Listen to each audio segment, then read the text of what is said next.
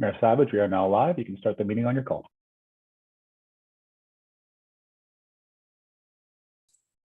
You're muted. Good morning, folks. It's January 25th. We got a full day here, so we're going to start off with Committee of the Whole. And following that, we'll go into Council. We have a couple of public hearings tonight as well. Good morning to all of my colleagues on Council and to staff, and to those who may be following along. I want to start off by acknowledging that the Halifax Regional Municipality is located in Mi'kma'ki, the ancestral and traditional lands of the Mi'kmaq people. The municipality and all of us on council acknowledge the peace and friendship treaties signed in this territory, and we recognize that we are all treaty people. Good morning, folks. Let's go around and see who's on this ride with us, beginning with Councillor Daigle-Gammon in District 1. Good morning, Mr. Mayor, colleagues and staff. Happy Robbie Burns Day. Right on. Councillor Hensby. Top of the morning, everyone. Councillor Kent in District 3.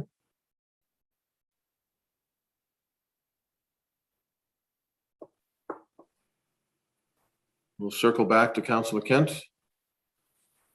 Councillor Purdy. Good morning. Good morning. Councillor Austin, District 5.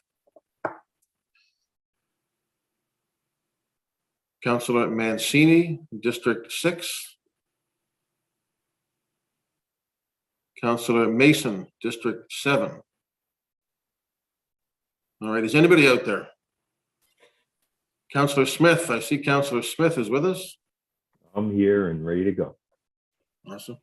Councillor Cleary, good morning.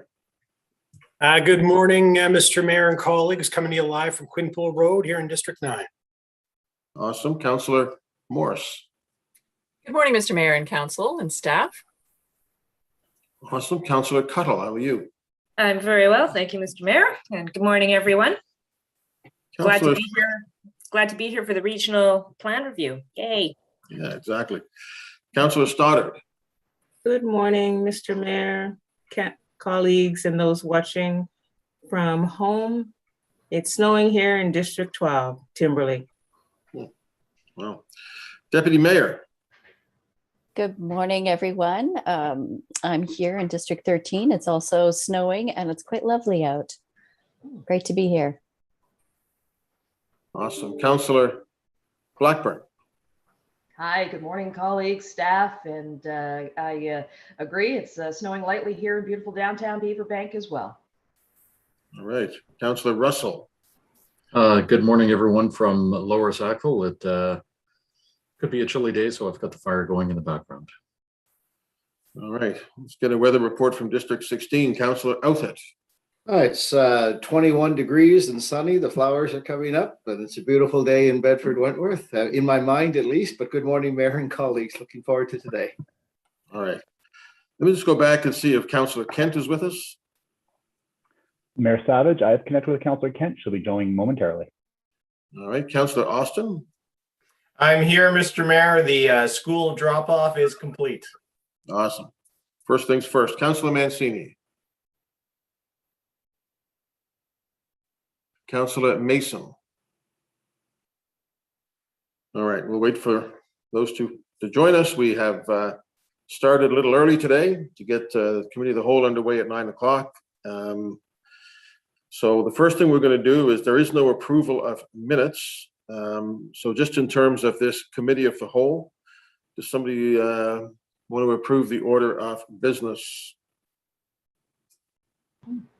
I so move. Lisa? Moved by Councillor Blackburn, seconded by Councillor Cuttle. All in favor? Aye. Opposed? That is the order of business. I'll call for declarations of conflict of interest.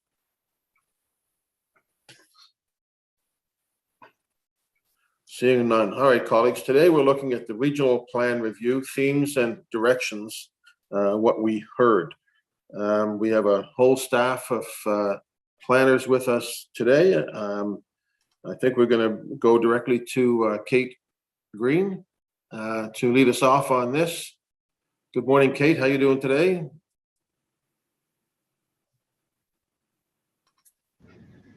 Good morning, Mayor Savage. Nice to see you today. Thanks for having us here. Are you able to see my PowerPoint and hear me okay?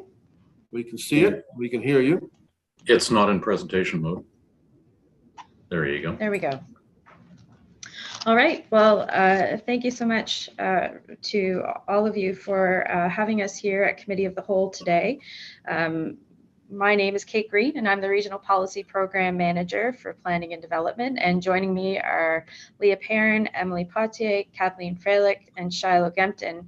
All of these people have been instrumental in pulling together the report in front of you today. So just to back up a little bit, the regional plan is a strategic document. It provides a region-wide vision for how growth and development should take place between the years 2006 and 2031. And it especially sets out a vision for how we should grow in our urban, suburban, and rural areas, as you can see here on the slide. And we're here today because we're in the process of reviewing that document. Here's a slide showing our timeline. Up to now, the project has been broken down into 3 major phases. And the last time we were here at Committee of the Whole, we were kicking off phase 2. So we were releasing our theme and direction report and beginning widespread engagement. This work outlined what we expected to accomplish during the review and key policy ideas and actions. We're now finished this work and we're presenting to you what we heard over the course of our engagement. And we also want to suggest how the work plan might need to be adjusted in order to respond to what we heard. So just to talk about the motions that are in the report, we're asking Regional Council to adopt amendments to our engagement plan. That includes a revised public participation program that outlines how we'll engage on some site-specific requests we've received. This is in attachment A and F of your report. And we are also asking you to support the direction contained in our work plan. We're suggesting, again, some revisions to how we move forward based on the feedback, and we'll get into that further on in the presentation. And that's been provided to you in attachment B and C of the report. So for a little bit more background for the public and just as a refresher to Regional Council, the regional plan really allows us to think about how we organize at a regional scale and consider the entire municipality in evaluating how we locate housing and employment strategically, so we can grow in a way that furthers our most important goals. And some of those goals that are contained within the regional plan include managing development to make efficient use of and effective use of land, energy, infrastructure, public services, facilities, and fostering healthy lifestyles, to support development patterns that promote a rigorous regional economy, to ensure opportunities for the protection of heritage, open space, wilderness, natural beauty, and sensitive environmental areas, and developing an integrated transportation system in conjunction with those principles. So we really break this down into 2 key questions. How are we growing? So we need to evaluate the projected demand for housing and employment today and into the future. And to do this, we're relying on 2 pieces of information: our housing and population analysis and our industrial and employment land analysis. And then the second question we ask is, where should we grow? So once we know around how much we're going to grow, we begin to assess how this growth could be accommodated.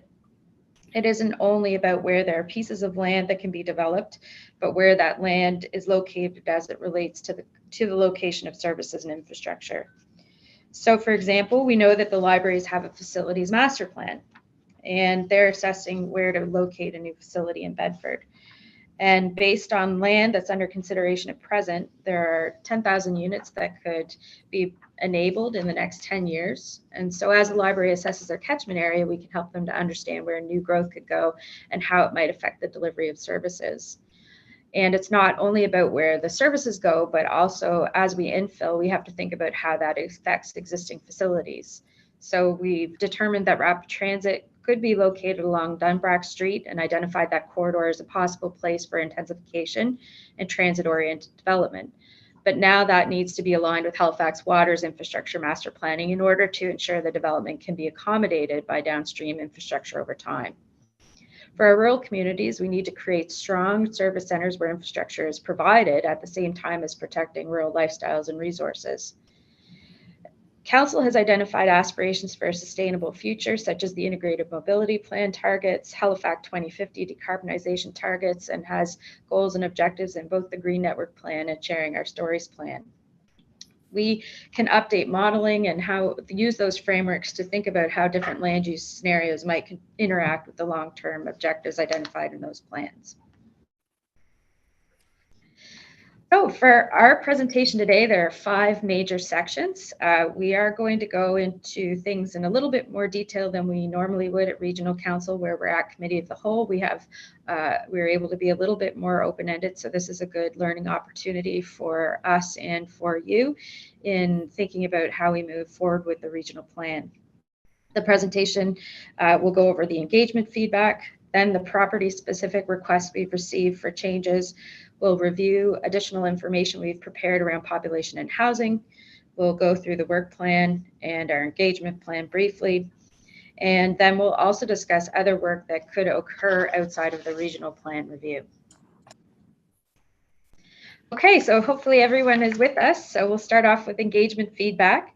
And our report, theme and direction report was engagement took place from the 20th till the 16th. And we also have hosted informal engagement outside that time frame, and we continue to meet with residents and organizations along with developers to discuss specific issues.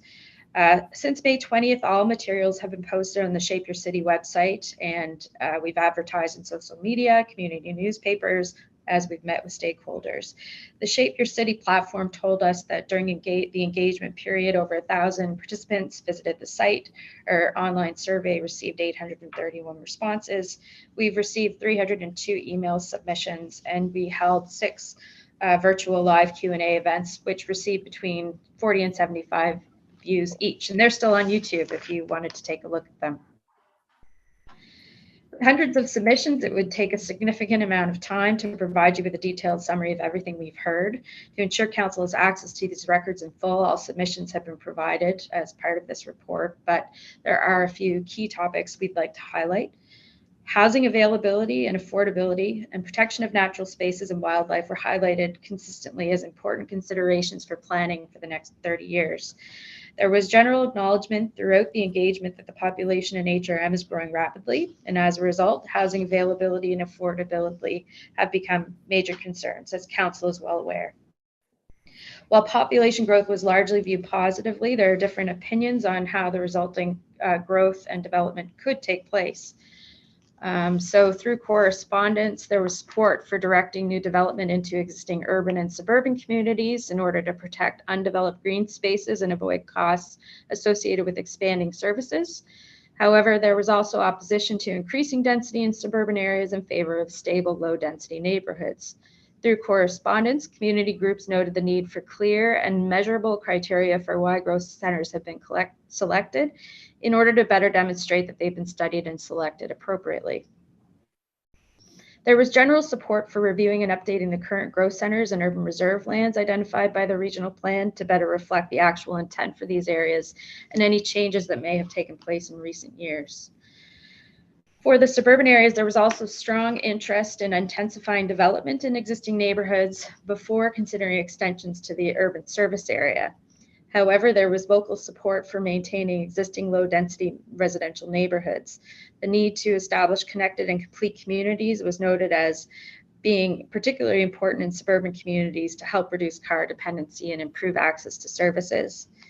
In our rural areas, there were concerns regarding different types of rural centers, how they're being planned for across the region, and the services that are required to better achieve our goals. In particular, residents and councillors from rural areas identified the need for careful consideration of rural communities, how their boundaries are defined, and again, what their goals and needs are. Concerns were raised about the growth pressures facing communities close to the edge of the service boundary as well.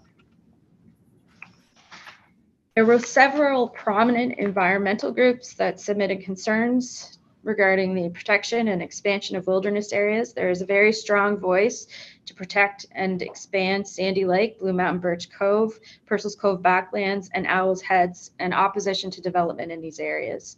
These submissions encourage the idea to develop up, not out, and intensify density in urban and suburban areas rather than encroach on wilderness areas. There was strong support for environmental protection in coastal areas and concerns over the impacts of climate change, with loss of electricity and extreme weather events being the top concerns. And those concerns spanned a long list of sub-themes.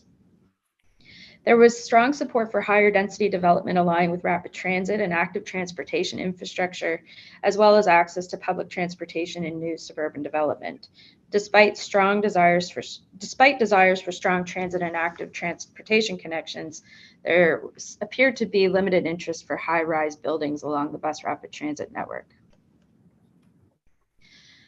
That's a high-level overview of our engagement, and next we'll move into the site-specific requests for changes.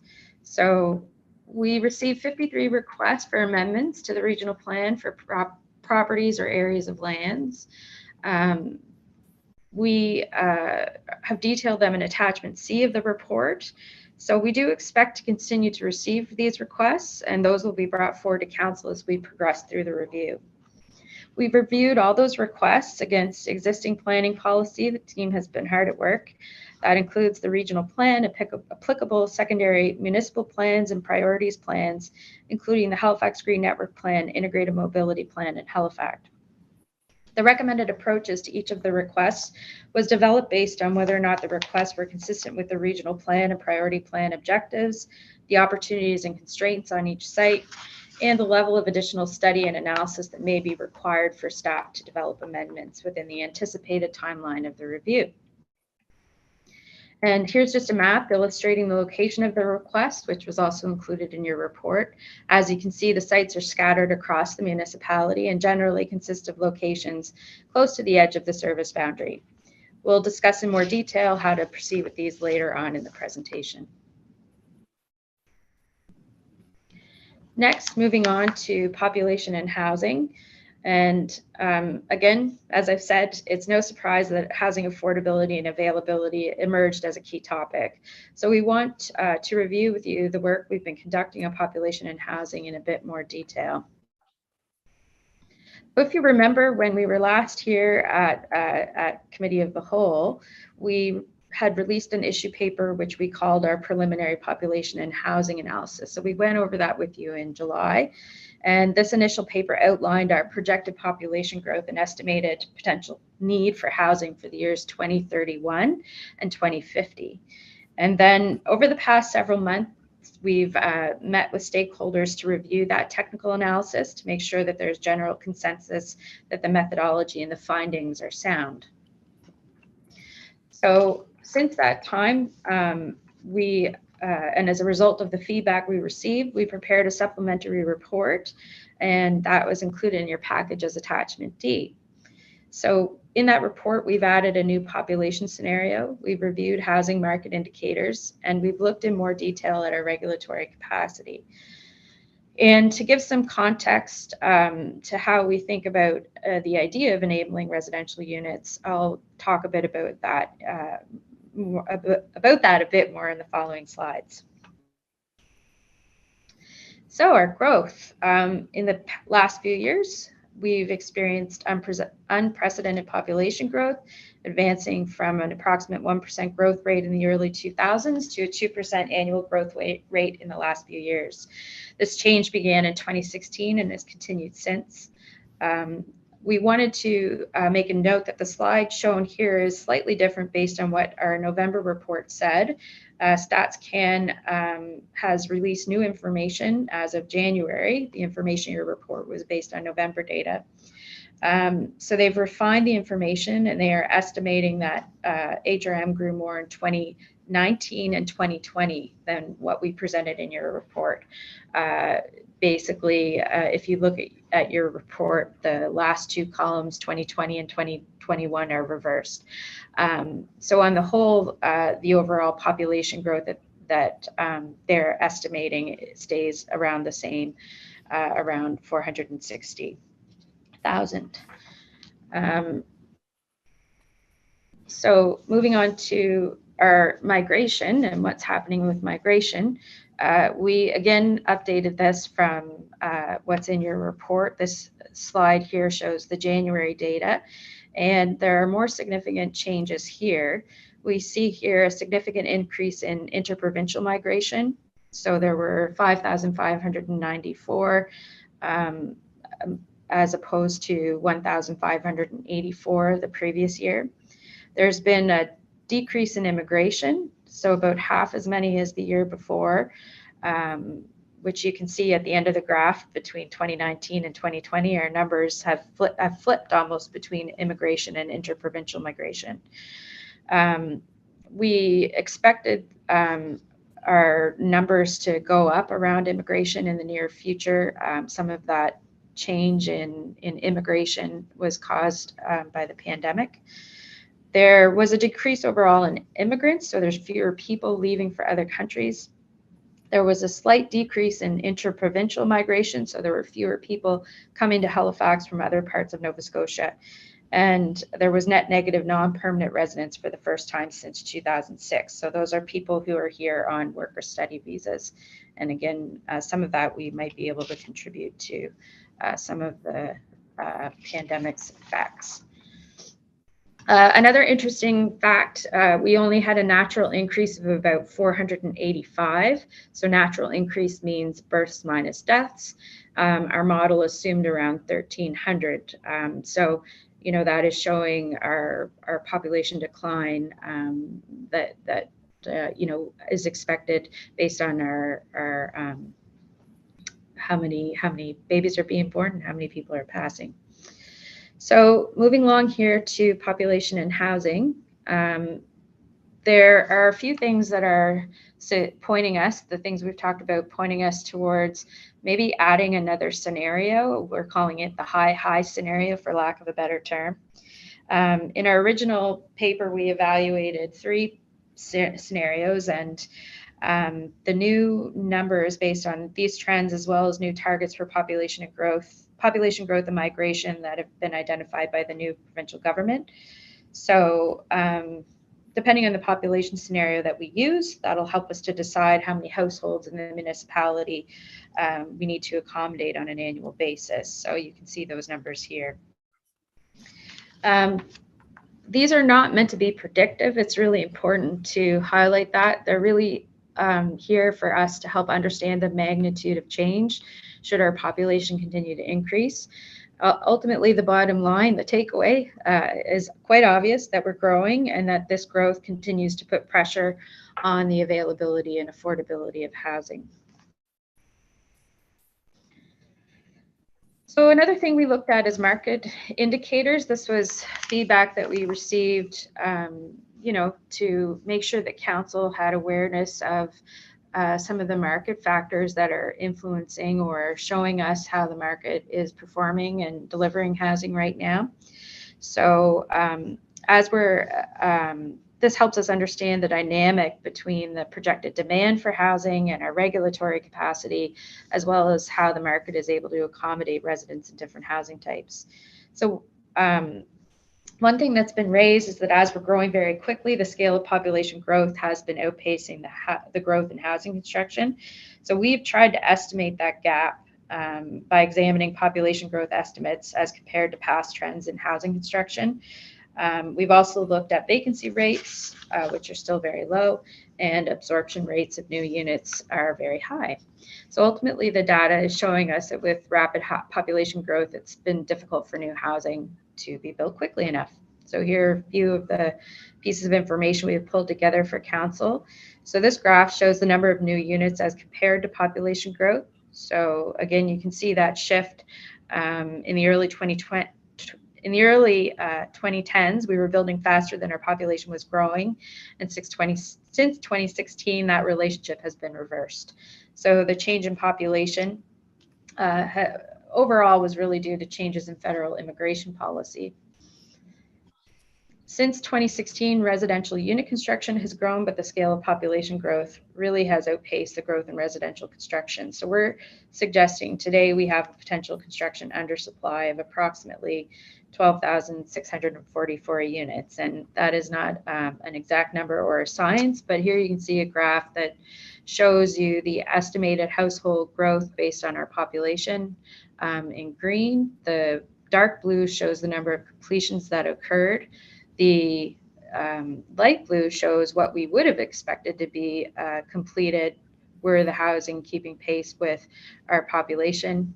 And therefore, we have there in yellow the possible construction under supply. We've been talking a lot about vacancy rates over the past number of years. So our CMHC's January 2021 rental market report showed that a 2.9 increase in the rental universe, a 2.9 increase in the rental universe in 2020, and more newly completed units were added than in 2019. The data basically shows that despite growth in new apartment unit completions, the vacancy rate remains low. And we also looked at absorption rates using CMHC data, which show how quickly new housing is built and occupied. So this helps us to understand how quickly housing is being constructed in relation to demand and indicates how much new housing inventory is available. Analysis shows increasing pressure in the housing market as observed through increasing rates of absorption.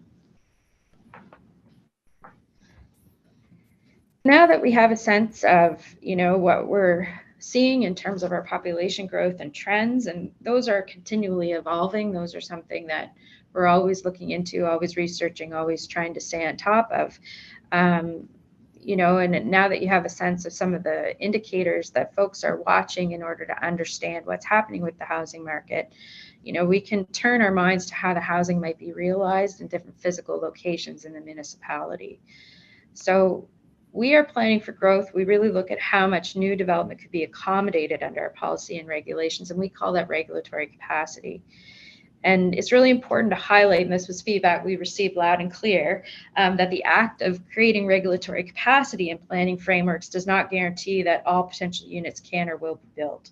So planning policy and zoning regulations permit housing to be built at certain densities, certain types, certain locations, but private market factors heavily influence whether land is viable for development. So when looking at HRM's regulatory capacity, we just need to recognize that many factors influence how quickly land or housing might be built. So ultimately, we use this as a guide to understand how potential growth might be accommodated physically. We want to ensure that there's greater regulatory capacity than population need to create enough flexibility to allow the market to respond to changing conditions. And the regional plan is focused on organizing growth in two main ways, through expansion and infill. So going over expansion, places we're going to expand the service boundary are usually greenfield areas without a significant amount of existing development. And as we build these brand new communities, we need to consider how the development can be organized to protect ecological and cultural resources, as well as how regional infrastructure should be upgraded to accommodate the growth. And we refer to this as master planning. So here are examples of locations that have been identified for expansion. So they're what we call the future serviced communities, which you're probably familiar with. So these are planned areas that were identified quite some time ago or very early on in the regional plan, and in many studies before that. These were identified as good places for development closest to existing services. We continue to work on these projects today. Port Wallace and Bedford West are future service communities, and Council has also identified areas that are other candidates for this type of planning, such as Sandy Lake, Highway 102, and Dartmouth East. So a rough estimate, we think that approximately 18,506 units could be accommodated in those areas. And again, that number is subject to change based on site conditions, but this is a rough estimate of the type of capacity that we think could be possible, just to give us a sense of what the potential yield could be. The regional plan review, this process also lets us consider adjustments from developers for changes to the boundary. So the regional plan is set up to handle those during this review process, so we can make those decisions, looking at the whole. And those are the 53 sort of requests we're looking at, and we've analyzed there are about 41,000 units that are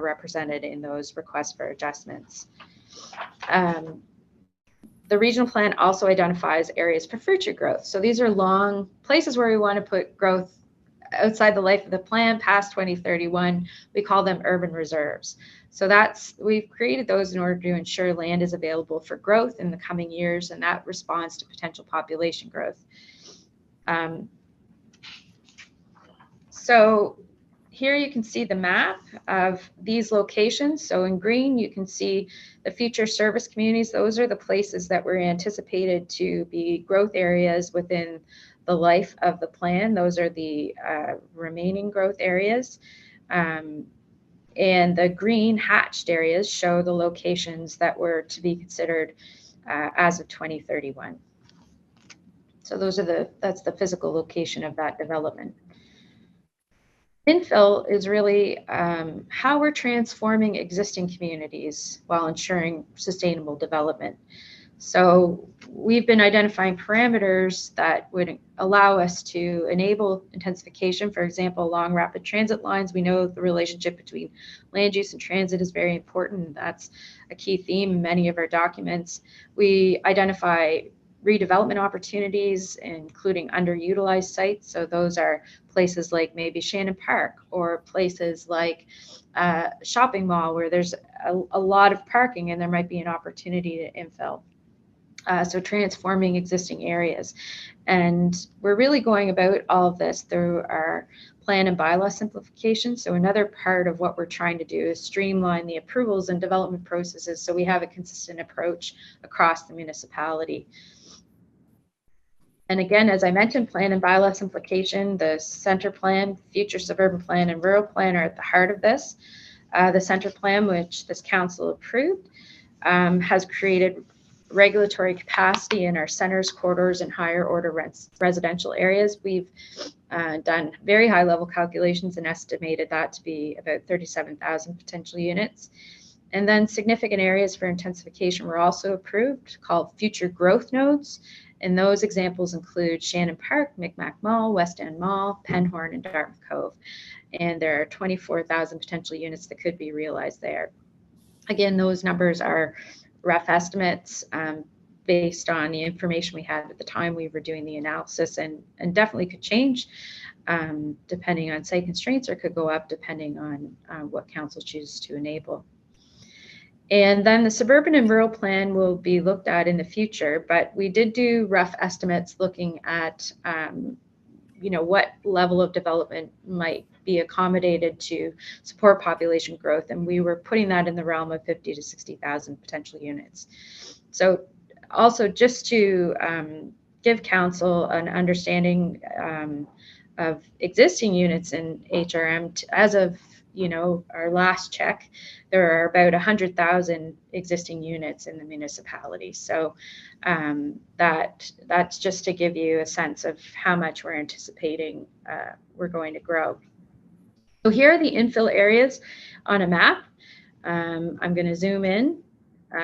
So you can see here that we've got the regional center, and you have the downtowns in purple, and our future growth nodes in blue, and some of our centers and corridors and higher order residential areas denoted as well. We took that topology when we were working on the bus rapid transit strategy, and did a very high level estimate looking at those corridors and how much additional population could be accommodated, which is what you see here in the areas that extend more into the suburbs outside of the regional plan. So those are places we're thinking are good candidates for intensification, but all that would be looked at in further detail through this work in the regional plan, and then subsequently through the suburban plan. And we don't have rural nodes on the slide here. There are already rural nodes identified in the regional plan, and we haven't started to delve into that in detail yet, but that's an important part of the rural plan, to identify where key service nodes are and start to differentiate between the types of centers, and really create some strong service nodes to help support strong, healthy rural areas. So we don't have that mapped out just because we haven't actually done that work yet, but that would be something else that would need to be done. That's a bit of the detail on housing and population and what we've been thinking of. So now we're going to delve into our revised work plan and engagement plan. And as I presented at the very beginning, earlier we have been aiming to bring forward one package of work on the regional plan in 2022. And we're now suggesting that we break that down into two packages over 2022 and add another phase to look at the long-term development of the municipality immediately following this. So this is really to respond to the growth pressures and the concerns that are being raised around housing availability. So here's a look at what our work plan could look like. So as you see, we've completed phase 1 and phase 2. And we are now wanting to move into phase 3. And you can see we're taking the original phase 3 and breaking it down into two sections, phase 3 and phase 4. And I'll get into that in more detail, what would be covered. But really phase 3, we're looking at coming back with some quick adjustments and policy work that could help us make some amendments that would be easy to do, help enable some housing supply, and also help us in quickly adding some policy changes that would support some of the priorities plans. We would still be aiming to bring back a draft regional plan, which is an aggressive goal by the end of 2022, but we'll still be focused on doing that. And then we're suggesting we move right into reviewing the future growth areas rather than taking any time to wait to do that, like rather than waiting until the next review, just because our population pressures are such that we think we need to sort of work on everything right now. So phase 3, quick adjustments. I've talked about this a bit. So these are site-specific requests for individual pieces of property that align with existing policy, and simple text amendments that support priorities plans. We'll also update our population and housing analysis with 2021 census data, and we'll continue our modeling for employment, transportation, and growth scenarios. We're working on that also as part of some study work happening around the 102. And there's constantly work happening around modeling in the background. So we'll continue updating that with our new population scenarios. And we'll also conduct public engagement, particularly around the site-specific requests. So our target back to council would be for May 2022. And just to give you a sense of the approximate regulatory capacity, it would be around 8,411 units. So here are some of those specific requests, and we are recommending proposals that are consistent with existing policy. So in some cases, the amendment will allow for future development to proceed as of right. So those would be minor adjustments to the service boundary, where development will then be able to proceed under existing zoning that we could apply to the lands. Other requests would establish policy to allow for a future development application that would require additional approval, such as a development agreement. So in this situation, further engagement and community council approval would be required before the development could proceed.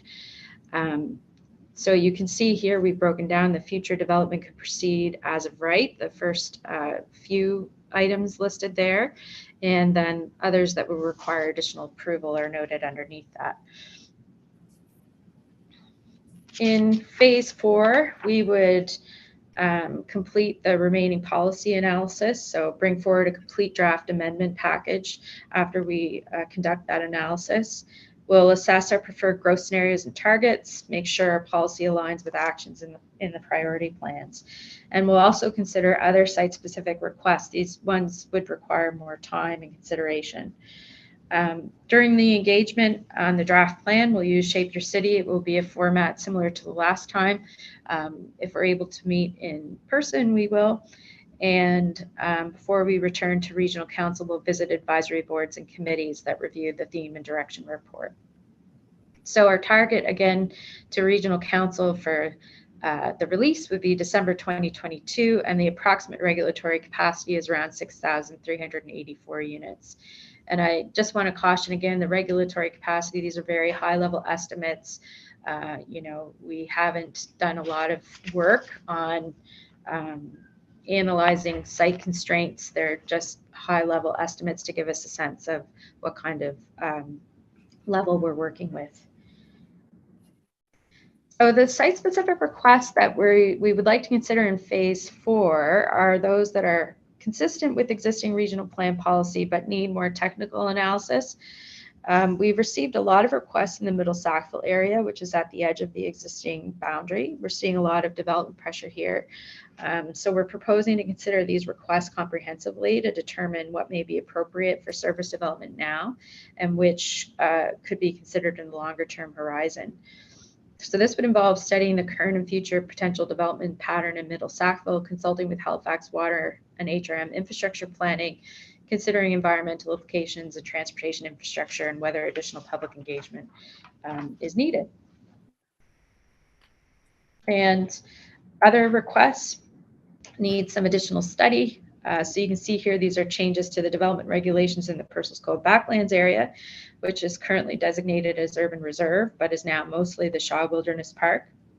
A request to allow residential development in the Bayers Lake Business Park area, and a request to include lands between Bedford West and Sandy Lake within the urban service area boundary.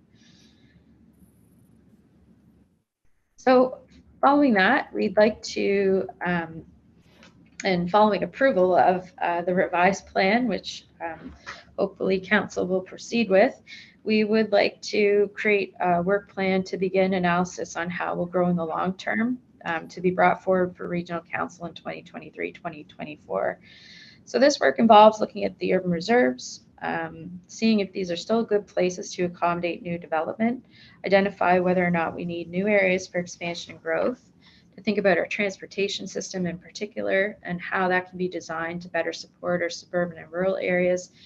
And we also hope to work closely with other municipalities in the province to think more about how we're growing as a region and provincially, and where growth nodes might be focused in the hour outside of Halifax.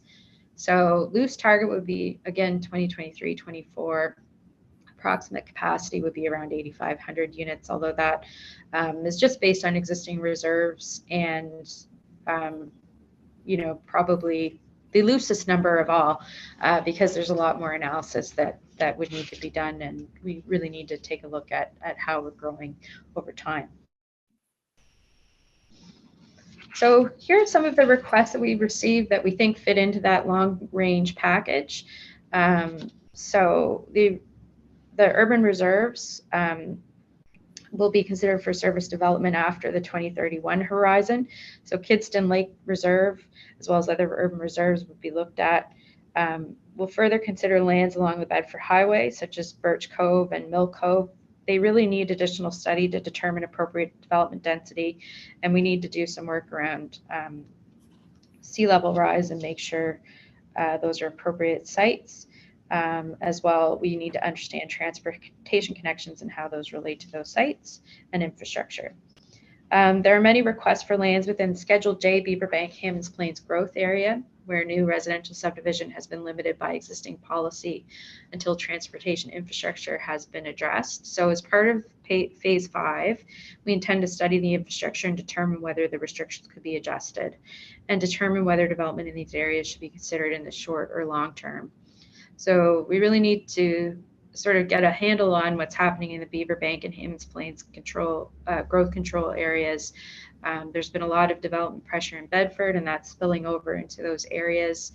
We need to understand the connection through to Sackville and what's happening in Middle Sackville. So there's probably regional level work that needs to happen there in order to understand how to best plan for growth in those areas.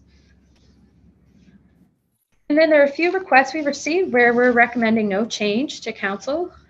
So there is a request for lands at the eastern end of Shore Road and Eastern Passage. Then an extension of the urban service area is not recommended at this time. There's significant environmental constraints in the property. There's a request on Ketch Harbor Road that is significantly higher density than what the regional plan policy intends for rural areas outside of rural growth centers. And there's existing secondary plan policy and as of right zoning regulations that would allow some development to go ahead here without a change to the regional plan. For the lands on Canal Keys Road in Wellington, these are 10-hectare lots that were subdivided outside of the municipal process. Regional Council previously gave direction on this issue in 2017, and staff do not recommend opening that debate at this time. Staff will continue to work with the property owners to determine what other options might be possible under existing policy. So hopefully you're still with us here. We're starting to get to the end of the presentation. So that is an overview of the work that we think needs to happen within the review. So the most significant change is we're breaking down the 2022 work into two packages. We're trying to prioritize some of the requests for housing that we think align with policy to help support the pressures that we're experiencing within the housing system. And we're recommending a process for engagement around that. So that's really the bulk of the change to the overall package.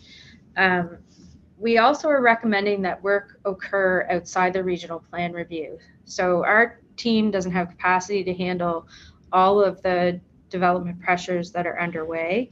And council's been aware of this and has supporting creation of new teams, and I expect more will come forward as part of our budget and business planning process. But we wanted to give you a sense of how the rest of the work is shaping up as it relates to the regional plan and as it has been raised as we've been working with council and the public and our staff teams. So one of the big pieces of work that will result in residential capacity are the future service communities, or the master planning. So those are Sandy Lake, Dartmouth East, Highway 102, Kuma, Burnside, Sub-Area 14, and Ragged Lake. And just as a reminder, Kuma, we're recommending transitioning that from an urban reserve into actually going ahead with master planning for that area and beginning the study to see if that makes sense. So council has approved a planned growth, a new team be created to help with that work. So the next steps are really to hire and assign a team, develop a work plan. I'm suggesting that the manager for that group return to council with a work program in early 2022. It's likely there will be additional funds for strategic studies required to advance the work, and those can be brought forward at that time and as part of budget and business planning. We're estimating 1.5 million to conduct the infrastructure study and environmental assessments that are still required for those pieces of land. Again, that needs to be more fine-tuned. We did some digging into past studies and made some estimates. I do want to note that we have advanced the Sandy Lake Environmental Park boundary as a result of the November 9th, 2021 motion of regional council. So that work is underway, and we are just about to hire, if we have not hired, we have hired, getting a nod, the consultant to work on that. So that work is underway. So we have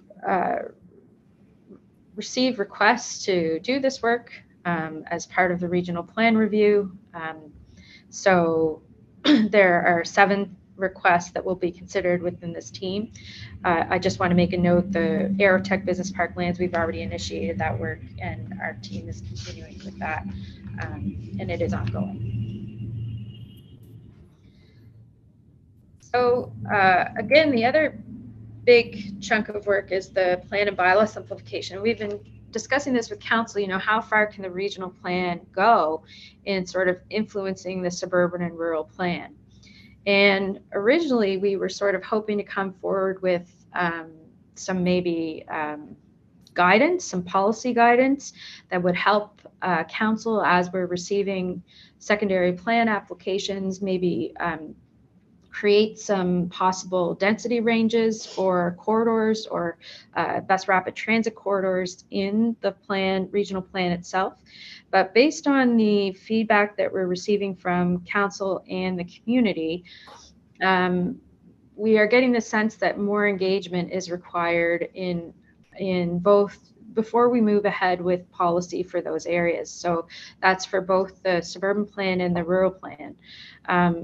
You know, I think there are questions around what level of density should occur in corridors, and there's probably a lot of engagement work we need to do around that for the suburban plan.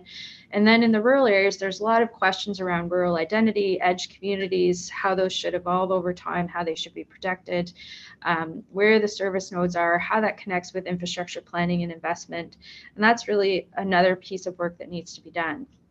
So at this point, the center plan team is focused on implementation and upkeep of the center plan, and they may be redeployed.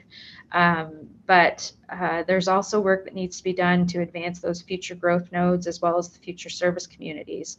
So it's our expectation that we'll need some additional staff and budget resources in order to move ahead on the suburban and rural plan. So that's sort of a question for council upcoming in the budget and business planning process, is whether or not you want to make that type of investment. And then there would also be, we'd also need to hire consultants to help us with that engagement and policy framework. So, you know, we can do a lot within the future growth nodes. We're already working on, you know, you've seen some of the work on the West End Mall, you've seen the work on Southdale, you've seen some of the work on Shannon Park. So, you know, we're doing work on different growth nodes, but we need more resources in order to continue to advance the suburban plan and the rural plan. I think I've covered that. So the other piece of work that I guess is happening outside of the regional plan is our work on affordable housing. So council's been generous, and we have a team, our regional housing policy team, and you've generated some motions that have pulled some of the work that we were intending to do under the regional plan out of the regional plan. So we're working on an interim density bonusing framework right now that's expected in the spring. We are working on inclusionary zoning. We are just about to hire consultants for that. And we're expecting to come back to you in the summer for further direction. We've received funding from CMHC, our partners, and ourselves to do further work on community land trusts to try and advance that governance structure and see how that might work as a way of helping support communities in HRM with different ownership models. And any requirements for budget will be brought forward as part of budget and business planning, and some of it can be accommodated under our existing budget today. And again, this is really sits on top of the housing framework. So there's no residential capacity noted here. And the other piece of work that's out there that, you know, doesn't quite have a slot yet is the Mill Cove planning and infrastructure design. So given the pressure on the Bedford area and the housing growth that's occurred there, as well as the goals in the bus rapid transit strategy, I keep calling it the bus rapid transit strategy, the rapid transit strategy, you know, where we wanted to have a ferry in the Mill Cove area. We've identified the need to have a study and advance work as part of the budget process. So potential funding could be around 200,000, and that will come forward again in the future. So we are hopeful that that will help us in looking a little bit more at Hammond's Plains and the connection between sort of Bedford up above the Highway 102 and below it, and also the specifics of the site and what sort of infrastructure capacity is required in order to bring development in that area online to support the ferry service. So that's it. Thank you for staying with us, hopefully. I know it's hard to pay attention online, but we wanted to make sure you had the detail, and appreciate your time this morning. And we're all here and ready to answer questions. Kate, thank you very much to you and to the team as well for the work. You know, we've all got this package. I said yesterday at agenda review, it's about 12 pounds of paper, I think, that we've all been working through. You synthesized it into a very good presentation and identified some of the real issues that we're facing. With growth comes good things, but also challenges, and we need to face those head on. So thank you, Kate, for the work that you've done in this. I'm going to go to Councillor Blackburn to start us off on the discussion and perhaps to put the motion on the floor. Sure thing, I can do that. I move that Committee of the Whole recommend that Halifax Regional Council 1 suspend Schedule 3 Community Planning and Economic Development Standing Committee Terms of Reference of Administrative Order 1, the Procedures of Council Administrative Order. 2, adopt the amendments in Attachment F of the staff report dated December 7th, 2021, and direct the Chief Administrative Officer to follow the revised public participation program for the regional plan review as generally set out in Attachment A of the staff report dated December 7th, 2021, and as outlined in the community engagement section of the staff report dated December 7th, 2021 report. And 3, direct the Chief Administrative Officer to follow the revised work plan schedule as generally outlined in Attachment B, Regional Plan Work Plan of the staff report dated December 7th, 2021, and Attachment C, site-specific requests of the staff report dated December 7th, 2021. I so move. Second, Councillor Mason. Seconded by Councillor Mason. Councillor Blackburn. All right, thank you very much. Wow. Anybody remember the Ivany report? Remember that? That report told us we were old and gray, and if we didn't fix things, we were just going to basically crumble into the ocean. Whoa, what a turnaround. I have a few questions. It looks like Middle Sackville and Beaverbank, the two areas that I represent, are about to become Truro in the next 10 years or so. But a couple of things that caught my attention. You mentioned the long-term vision for Beaverbank in Attachment C, page 18. And just wondering, are you talking about a community visioning process? And is that something that perhaps I could work on with staff to get rolling in that community? You mentioned the Schedule J, and just wondering, I guess at this point you can't really say what's happening with Schedule J, but anyone, if you're looking to get a handle on the situation, I invite anybody to stand at the corner of Beaverbank Road and Wingate Drive at 7:30 on a Monday morning and see the traffic. That's going to be a big concern for the community out this way. Population increase due to interprovincial migration. Do you see those numbers continuing to climb? And note that there's certainly going to be added pressure to provide services that those folks enjoyed in other provinces.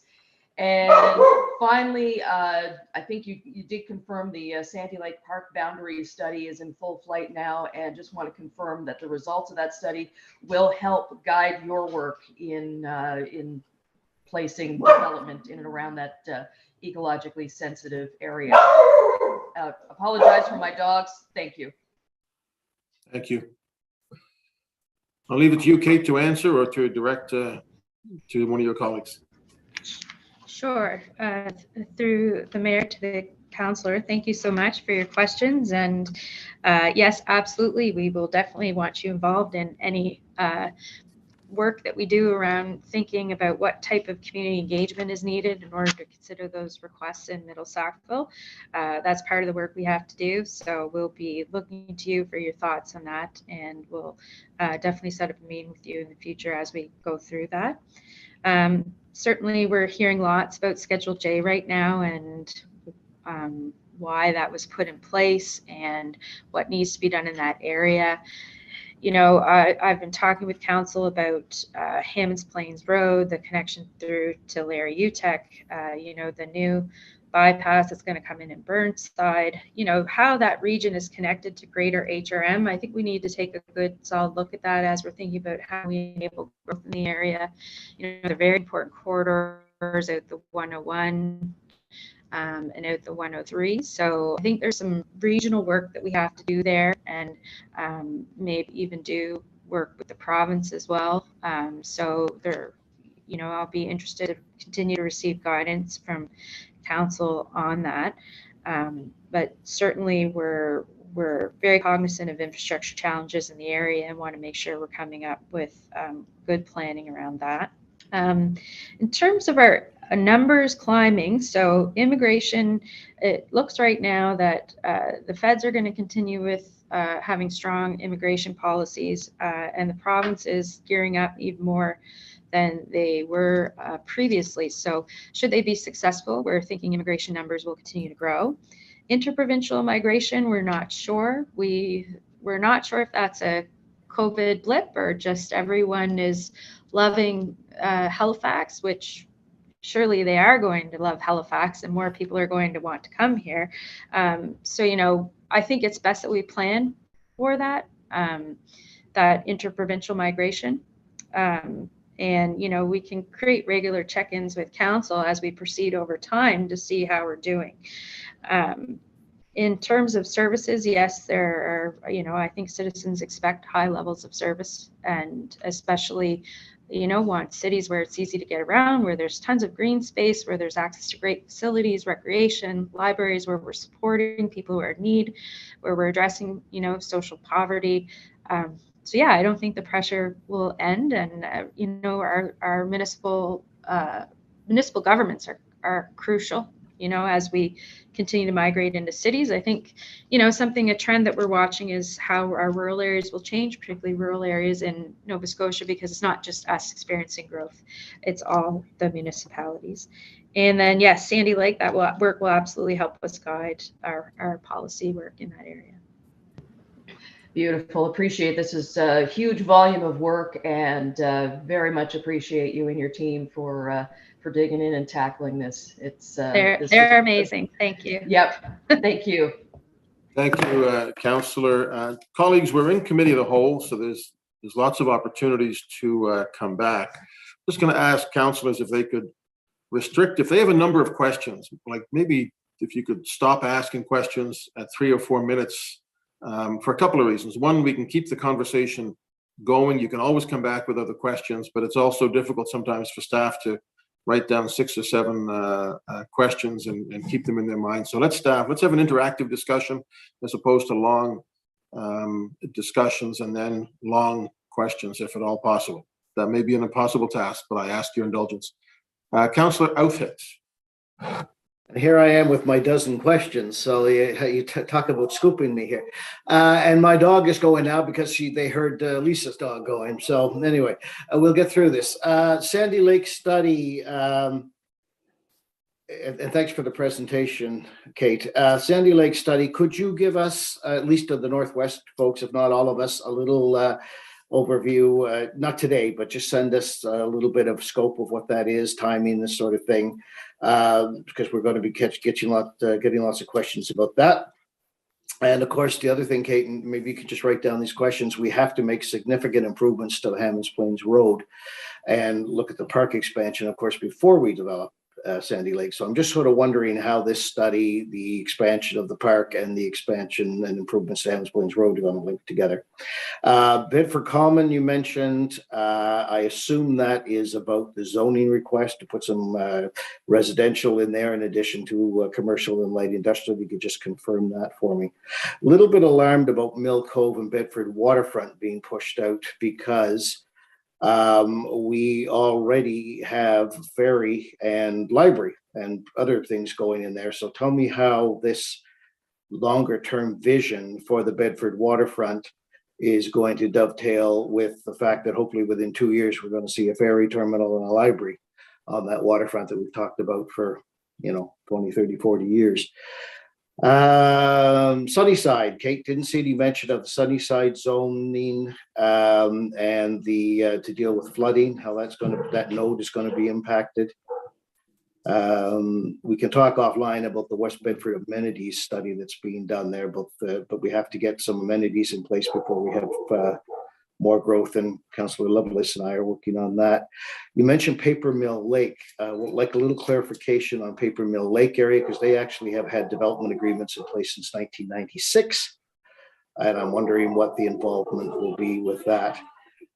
And I think that is it, other than the last question, the overarching, and maybe, Kate, this isn't as much for you as much as maybe for Jacques or Kelly or Peter, is how does the timing of this and pushing things out into phases are you worried at all about the impact that the new provincial task force is going to have on this? So, for example, we want to take the time to do this right and to learn, I hope, from what went well and didn't go so well in West Bedford. Get the roads in there sooner, get the transit in there sooner, get the amenities in there sooner. But are we going to be under pressure from the task force or from developers going to the task force to say, we're not going to wait 2 or 3 years for your various phases of the regional plan? We want to get going, and because they want to solve housing in 2 years. We're talking about still planning for 2 years. So how's that going to shift out? And Kate, if you're not comfortable with that, I'd be happy hearing from others than that. Thank you very much. I know there's a bit of a list there, Mr. Mayor, but I did ask them quickly. So thanks. Yep. Thank you through the chair to the councillors. So significant improvements to Hammonds Plains Road. There are certainly improvements that will be considered as part of the infrastructure study work that has happened in that area and that will continue to happen as we consider new developments. So that is very much part of the planning, and we're also in regular conversations with our team at Transit to talk about how to service growth in that area and what makes sense. So I think that is part of the work that will be done. And I'm also suggesting there's regional work that needs to be done to help support that, to look at the bigger picture of how traffic flows in the area. Bedford Common, yes, that is residential. So that request has been out there for a long time, and based on what we're seeing with the overall pattern, we think that can go ahead. Mill Cove and Bedford waterfront. So essentially there are lands around, there's the site itself where we're thinking of placing the ferry terminal, potential library. We think that's a good spot for public facilities, public open space that's been promised to the public. Whether or not development can go on there, we're not sure. We need to study the overall capacity. There are a few other sites in the area like the Sobeys lot, the 2 corners on either side of Hammonds Plains, where maybe more intensification could go to help support that ferry terminal. That needs to be both a conversation with the public as well as, we need to look at the infrastructure capacity. And further to that connection of Hammonds Plains Road, how people, if we infill in Sandy Lake in those areas, that Hammonds Plains Road spine becomes really, really important. So a bit of a look at that as well. Sunnyside zoning flooding, that will be handled under the Sackville floodplain study we have underway.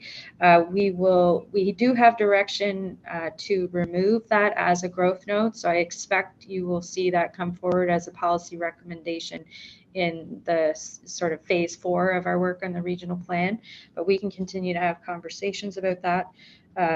I'm going to answer what I can about the task force. My understanding from conversations with the executive director is that the task force very much wants to work with us, that we can look at regional issues. We can, we're really trying to work together with them to solve policy issues, not create more of them. So I think there's a definite willingness to work together and to make sure that they're respecting the policy that's in place. So our policy says, we need to look at the infrastructure. We need to look at the environmental considerations before council makes a decision. I'm going to push it over to Leah for an answer on Paper Mill Lake. And then if Kelly has anything to add on the back end, I'll welcome that as well. If that's okay, Mr. Chair. Go ahead, Leah. Thank you, Kate. Thanks, Kate. Thank you, Mr. Mayor. Yes, so through you to the councillor on Paper Mill Lake, that is an application that was considered by Northwest Community Council probably back in 2010, 2011. There was, or there is an active development agreement for the residential development district portion of the Paper Mill Lake lands. The request that has been sort of held up for many years pending different studies is for lands that were designated as a comprehensive commercial development district, where the Bedford plan envisioned sort of major commercial kind of on the corner of the highway and Hammonds Plains Road. And as I say, that was held up in the past due to various studies. We did the integrated mobility plan and then the Bedford highway functional plan. And ultimately the Bedford highway functional plan said, okay, it's probably time we can take a look at this. So what we're envisioning through this process is that we would make just a tweak to that existing comprehensive commercial development district policy so that, a more up-to-date planning process could come forward, something that would consider both the remaining lands that are residential development district designated, basically all the lands comprehensively together. So we would expect that would probably need an additional development agreement process. The regional plan process would just set up sort of a first, get us over the first policy hurdle. All right, Mr. Mayor, I think that is my list. And unless anyone wants to say anything more for the task force, that's fabulous. Thank you, Kate. Thank you, Mr. Mayor. Thank you, Councillor. Councillor Cuttle. Thank you, Mr. Mayor. And I just want to say to all the staff that worked on this, wow, I asked for it to be printed off, and I wasn't quite prepared for going and picking up all these. I think it is 12 pounds of paper, Mr. Mayor. There's a tremendous amount of information in this, a tremendous amount of work, doing a really deep dive into the public engagement, which is appreciated, though I also realize that, when we look at the entire, regional plan review, our numbers for engagement, they really aren't that great. And, that's, obviously in part to, COVID and the circumstances under which we've been working the past couple of years.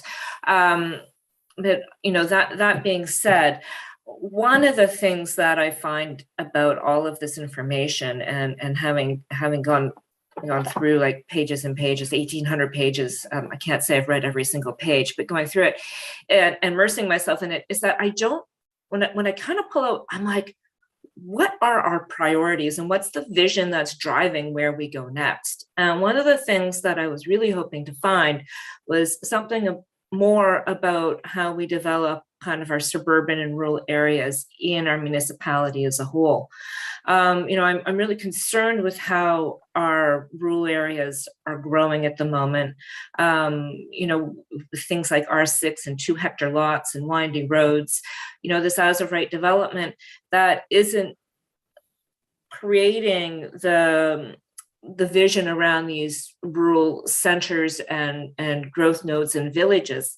And I'm just wondering, like, when are we going to get that? I mean, even in the map on the kind of the scenario C's, looking at the infill areas, we don't really see the municipality as a whole to get that overall vision. And to the priority piece, I see we have, looking at a regional transit system in phase 5. And I'm wondering if that's kind of putting, if that shouldn't be moved up a bit. So if we can understand where our regional transit opportunities are to help lead where our rural village and town and growth nodes are, kind of starting to create a hierarchy in terms of creating a real timeline and priority on that too, because I'm not clear what the priority is there. And I know we have limited resources. So, I think identifying the priorities becomes incredibly important. Thank you. Thank you. Okay. Great. Through the mayor to the councillor, thank you. So the vision for the different areas would be different. So the rural areas, and I think you're articulating what we need to do quite well. So for our rural areas, we're hearing that there's a need to focus on infrastructure, exactly, figure out the hierarchy, support rural communities. We know that development will go there. What areas are we going to prioritize for intensification? There is a sense of that in the regional plan today, but we think we need to look at that further. So one of the first studies we think needs to be done is that look at both wastewater, water, and transit to understand where, from an infrastructure perspective, the sort of key service areas are. We also have to overlay that with the Green Network Plan and what that's told us. So that base level kind of planning needs to happen for the rural areas with the new information we have as a result of those planning processes. And then we also need to go out and speak with community about that. We have an interesting potential connection through to Dal, a professor who might want to help us do some work on rural typology and classification. So I think there are opportunities for interesting engagement around how we think about rural communities. So, you know, there's lots of work to do there. In terms of timing, I think that what we're saying to council is, you know, we don't have the resources right now to do that, but if council wants to make that investment as part of budget and business planning, you know, we can start that process. So I don't want to speak too much for Kelly and Eric here, but, you know, we would need to dedicate some new positions to that, as well as put some funds and strategic studies to initiate the kind of work I'm talking about. In the suburban areas, the conversation is, you know, there's still that basic planning conversation around, okay, well, where are the good spots for intensification based on where services are, based on, you know, where there are important wilderness areas, what level of service are we expecting people to have? Similar thing. There's been a bit more work done because of the transit system and our desires to put, you know, intensification where major transit routes are. So we have that to go on, but we still have to have the conversation with community around those nodes, what they might look like, what the scale of development would be, whether or not we're going to, you know, have moderate development all along the corridor, some nodes with high, you know, more intensification and lower development along the rest of the way. Very, very similar conversation to that which we held in the center plan, as well as, you know, how can we get creative about how we're redeveloping sites and how we're thinking about our existing stock. So again, it's similar to the conversation around the rural team, where we can start getting at that and using the regional plan to advance that, but we'll need more staff to do that engagement work and host that conversation, and some consultants. So. Right. Thank you, Kate. And I guess what I'm taking away from that is, you know, there's a lot of analysis and work to be done. And I guess in that regard, I was hoping to see more of that in the plan, because I think it is a priority, and I'd like to, you know, find a way to talk about this with council and with staff about how we can make those things happen, because, you know, we're missing opportunities right now to be directing growth, and I think that needs to be more of a priority. So I'll come back a second time. Thank you. If I just may add something to that, certainly, you know, the suburban, you know, we're doing the analysis. So we're sort of, we're doing analysis around infrastructure and where infrastructure is, where services are, and where good spots for intensification are. But then, you know, to take them to the level of changing all the plans at the bylaws, which is sort of the level you're chatting with, we need to do more engagement. Sort of, you know, we can create the vision and the structure in the regional plan, and that's important to do, and we will do that. But then to realize that in the ground with community, which is what I hear this council saying they really want to do, you know, we'll need more people to do that engagement work. Particularly because we don't feel that we're not hearing a consensus from council as to what that development should look like yet. So we need to do that work both with the community and with you. Thank you very much, Council Deputy Mayor. Thank you so much. Kudos to the team. Wow, what a great report. Thanks for the presentation, Kate. You know, this this was like, it was awesome bedtime reading. Like I really enjoyed diving into this. You know, we're talking about layers of planning decisions over the years, right? And thinking about, you know, how did we actually get here with all these different bylaws? You know, that bylaw simplification process that we need to go through. Obviously, we need more engagement. Definitely, we need to do this right, because we have to get it right, so that when we jump into this next big regional plan, which takes us into 2050, like, we have to make sure that we get it right. So all hands on deck. We need everyone, you know, to do this work, because you don't get to protect a rural identity by just saying, here, this is what this community is, right? You have to do that really hard work, going through the archives, which I love to do. So, you know, this is awesome. And in fact, I did go into the Halifax County Archives. I looked at that rural task force and where it came from, right, from the 1970s, and how we got into this place to begin with. But I got to say, back in 1980, they were saying, okay, so let's plan the rural now, then we'll get to the suburban, and then we'll get to the rural, and we haven't done that yet, right? We haven't got there because we've been dealing with all of these other pressures and trying to meet the needs of growth and service expansion and everything else that comes with, building a little town of Truro inside of West Bedford. So I totally get where staff are coming from. And to that point, there's a couple of things I want to raise about Schedule J. So when I look at this future growth potential with Sandy Lake and the former Pin High Golf Course and the Lucasville lands, I'm trying to understand what Schedule J has to do with that, because it's outside of Schedule J, right? Sandy Lake is not in that boundary. But yet, as Councillor Cuddle just pointed out, it's the as of right that's creating all of this congestion and all of this traffic on the corridor of Hammonds Plains. So we have to stop the approach of just looking at each development on its own. We've got to have a comprehensive functional plan for Hammonds Plains Road, from Bedford Highway to St. Margaret's Bay Road. That has to be done. And in addition to that, I've been talking to staff about looking at the historic boundaries of some of these communities. When Kearney Lake Road became Larry Utah, I guess shortly before that, Hammonds Plains shrunk, right? And so the historic boundaries of those communities are shifting. So we want to make sure that we're cognizant of that, and also thinking about Schedule J and how we can appropriately, understand, are we going to pick losers and winners through this process of choosing which developers want to, remove Schedule J. And so I think it's important for us to be really careful, again, to get that functional plan, to get the community plan, to really figure out where that service expansion is going to be and how we're going to grow.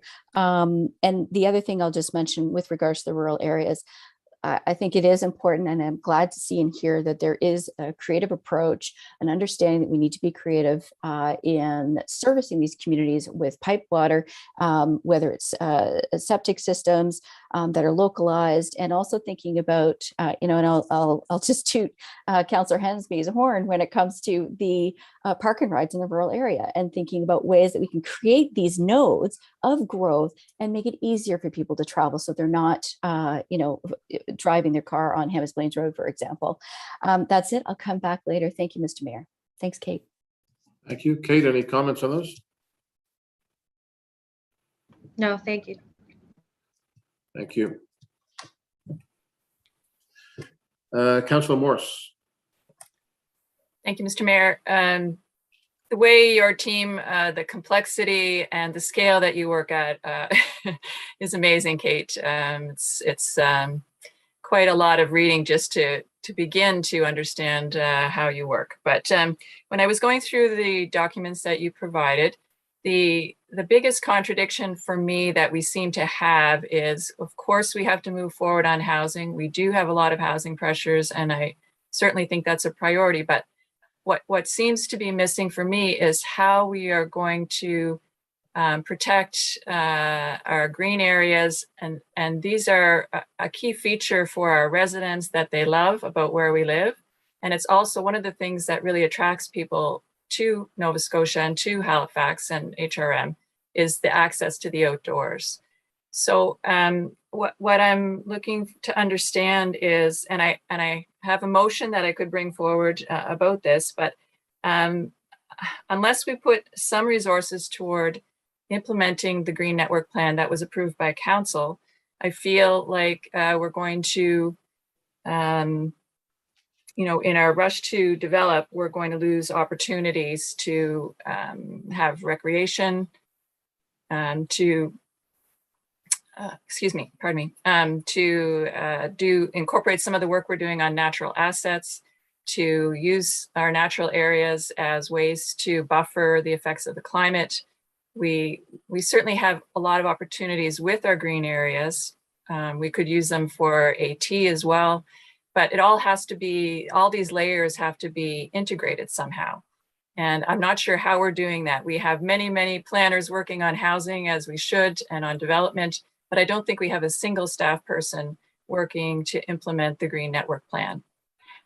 So that's my question, how we could move forward on that. And it's very time sensitive to me. I mean, I saw the proposal for the Susie's Lake area. We're talking about potentially having housing at Susie's Lake on top of a wetland.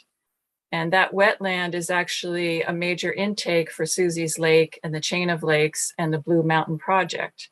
So here we have, all this housing pressure. At the same time, we're considering an area for a national park. And so how do we balance that sort of thing, and how do we get the right resources in place to start doing that work is my question. Thank you. Great. Thank you through the mayor to the councillor. Yes, we agree with you in that those are key priorities coming out of the Green Network Plan, how to protect wilderness areas, how to think about green areas, and especially to consider them before we advance development. So that's a key tenet of the regional plan today as we're considering these new growth areas, is to do watershed studies and study opportunities and constraints as we assess development and where development should go. We're hearing even more from community and from council that we need to go a bit further in that, thinking about wilderness areas. I think there's a desire to look at those holistically, maybe from the inside out rather than from development in. So we need to determine what that looks like. And I think Sandy Lake will be the beginning of that and creating a standard and a procedure for that. So we have some ideas there. Certainly, I've been working with Shannon Miedema and Richard Harvey and others, and chatting with Kelly and Eric about the Green Network Plan and how do we get more resources on this and how do we share staff. And we've done some brainstorming around what the key priorities are. And I'd have to defer to Kelly to what would be coming forward as part of budget and business planning. Kathleen Freilich is the lead on the Green Network Plan. We do have a staff who is working on it, but she's also working on the regional plan. So she's not full-time dedicated to just that. Yeah. So we are flagging that we do need more resources to implement that plan in more detail and to also do that work across the organization, which is needed. So I think the other thing that was interesting in the engagement is when we were sort of thinking about the wildlife corridors and the green areas, and my background is environmental planning, so I was thinking, gosh, how on earth are we going to do this for such a huge area? So we reached out to Dal and we reached out to Karen Beasley and some professors and said, can you help us? What's a good process? So they've done some work, and it's in our engagement work. They held some workshops. We were present there. So our next step will be to really take that and get into that and think about how that relates to the zoning underneath those lands, where those key connections are, and start to try to advance that now within the regional plan. So we still have to get into that work to know exactly how it's going to come, how it's going to evolve, and what's needed to get at it. But that will be work we'll be doing in phase 3, I guess. So we'll be getting at that quickly. And in the interim, for those new growth areas, there is study that will be done before development advances in the area that we'll have to consider the Green Network Plan. We've already set that in. Okay. So I hope that helps. Yes. Yeah, very good. Thanks very much. Thank you. Councillor Kent.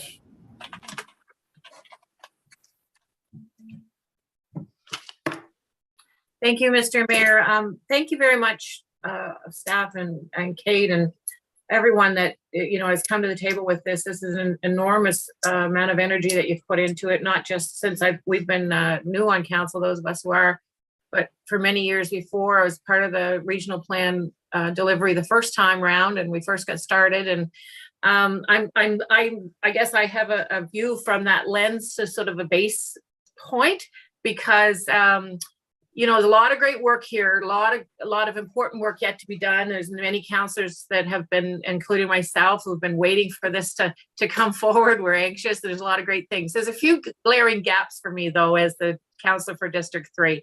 And I want to speak to a couple of them. I'll just dive into one right away.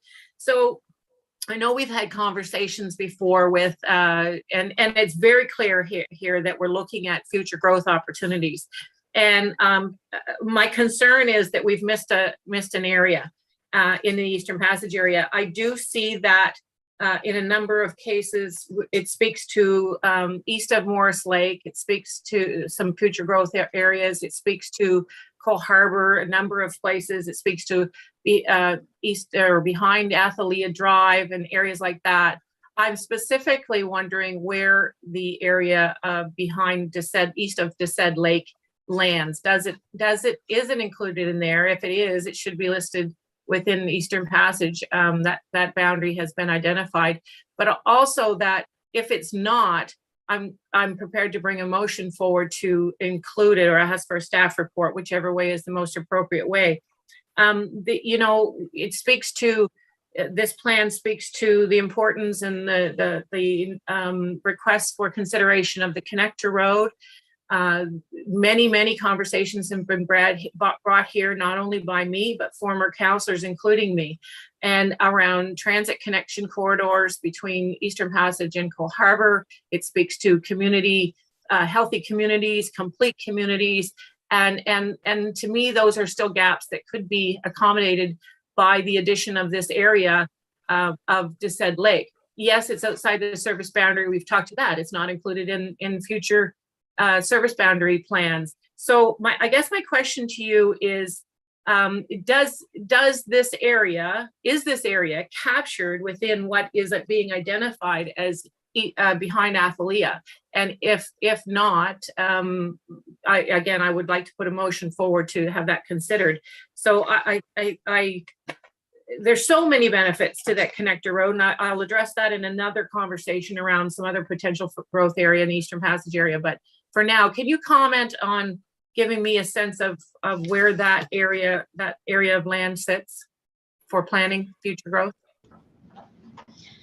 Thank you. Through the chair to the councillor, I'm not sure we know exactly what area you're speaking about. Lee and I are sort of looking at each other right now. If you mean the lands to the north of Morris East that run maybe that's it. Yeah. Go ahead. Towards Cow Bay, is that what you're speaking to? North, not necessarily. Desed Lake is on the other side of Caldwell Road at the end of Morris Lake towards Eastern Passage. It's behind. Okay, the little tiny lake there. Yeah, there's a tiny lake, but there's a large parcel of land. Yeah. Is also, it would be south of actually Athalia, and it wouldn't be considered to be, and that's an area where I know Clayton has some interest. It is an area that is just barely outside the waste and stormwater and water service boundary, so it's achievable. It's kind of discouraging again that you weren't sure where it was, because I know we've had conversations on that. Councillor, I think that's I think the lands you're talking about are we're describing them as the lands to the east of CFB Shearwater, southeast of Morris Lake. We're in the report as the Morris Lake expansion lands, and they're one of the future serviced communities. So they'd be one of the things that would be advanced outside the regional plan by a dedicated team similar to Sandy Lake.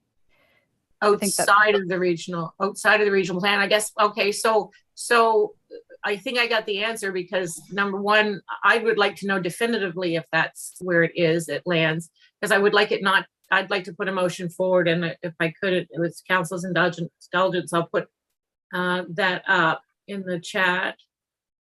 Councillor, I'm going to ask, let's go through the discussion and then come back to amendments on the second round. If you could. Yeah, that's fair. That's fair. Do I have any time left, Mr. No, you don't. You owe me 28 seconds. Okay, I'm good for it. Good. Thank you. Councillor Purdy. Thank you, Mr. Mayor. Thank you, Kate and Leah and team. Oh, my dear. The biggest surprise of getting into this position is how much I enjoy reading development reports. Go figure. But anyway, I have lots of questions because there's lots of exciting things planned for District 4, but I'll just keep it on one topic for this first time through, which would be the Akuma lands and the lands in behind the Akuma lands. So see designated urban reserve. This plan kind of pushes that out to 23, 24 to deal with that aspect of it, because you have phase 3 and phase 4 this year that you want to complete. Okay, so just wanting to follow up on conversations we have had before, and I know Councillor Hensby is a big proponent for this as well, but how do we get guarantees that the service boundary is going to be for sure extended to the Akuma lands and beyond? There's a real concern about the footprint of the buildings being severely restricted if we don't have city services, if they have to do septic. It's going to really limit the amount of units that are going to be able to be built. And this is considered a high need development project, especially due to their housing needs surveys that they have done even just recently, a few years ago. It just shows that this is very needed, especially for the African Nova Scotian community. So we're looking for guarantees that this is actually going to happen, even if it's going to take a time, that's fine. And wondering if you can explain to me, because outside of the regional plan review, there is the Westfall secondary planning that has to happen, I guess, for a comprehensive planning design for these lands in behind Akuma and how it can fit together comprehensively to make sense. So is that a part of the 23-24 the budgetary ask for a team to kind of take these developments and kind of run with them? Is that part of that? Is that going to be done as a part of the service expansion decision? So just looking for a timeline on that, how that fits in with the regional plan, and can we get a guarantee, and when can that guarantee be given? Thanks. Kate. Through the mayor to the councillor. So thanks for your question. Akuma originally, those lands and lands surrounding them originally were slated as urban reserve, and we weren't going to look at it till 2031. What we're suggesting now is that as a result of the Road to Economic Prosperity, the African Nova Scotian Road to Economic Prosperity Council's direction there, that we advance that today. So rather than waiting, that we actually start the work to study the lands and how they might be serviced for development. So as I've been saying, for these master plan areas, we do look at them comprehensively as you're suggesting, and we do a series of studies. So we do a baseline infrastructure study, we do watershed planning, we do an environmental assessment, baseline assessment. So all that comes together, and we bring that back to council to give you a sense of what's possible on the land, and what the cost will be related to development, how we might share in infrastructure, what costs there might be. So we are suggesting that be done for Akuma. And that future decision of council is sort of when you'll decide how to proceed with services in the area based on, after you have more information, looking at the costs and understanding what the development potential is. We work really closely with the landowners when we do that work. So we sort of work hand in hand with them to figure out what can be done in the site. Now, we're suggesting that work be done in that planned growth team. That's a new team you've created because we want to focus on that and get at that right away. We don't want the regional plan to hold it up. We want to start that now. So what I'm suggesting in this is that actually the team that's going to be working on that come back to you this year with a plan. So we'll start to see what the budget pressures are. We're suggesting right now to do sort of all those projects, it's about $1.5 million. The council would need to start to allocate as part of reserve funds probably. So we're suggesting that come forward as part of the budget and business planning process. That team get right on that and come back to you with some suggestions around how we're going to handle all those different pieces of land, what's easy to do, what's hard to do, how we're going to handle consultant teams. It's a big chunk of work, and Akuma will be part of that. And Akuma is special because of how important it is to the Nova Scotian community. So we're going to have to do even more thinking for that piece of land. And hopefully Stephanie Sloan will be back, and we'll be able to get her in on that as well, because she's been, key to moving that along up to now. All right, thank you. Councillor Hensby. Thank you very much, Mr. Mayor. And yes, it's quite a bit of paperwork there in regards to that. But let me bring you some historical perspectives. I'm the only one around this council has been around before amalgamation. I could tell you right now, the battles between Cole Harbor and Eastern Passage over sewer capacity was enormous. And now we still have the situation today in regards to trying to get sewer extension down Main Street. Is where's the capacity going to come from? The Dartmouth plant, Eastern Passage plant, but both have had expansions done. We have the harbor cleanup. We've seen all the growth happen in the downtown core area. Now we have to look at the suburban areas and rural areas. We've been waiting for more than 2 decades. And this plan needs to give some light and some hope to the rural and suburban areas.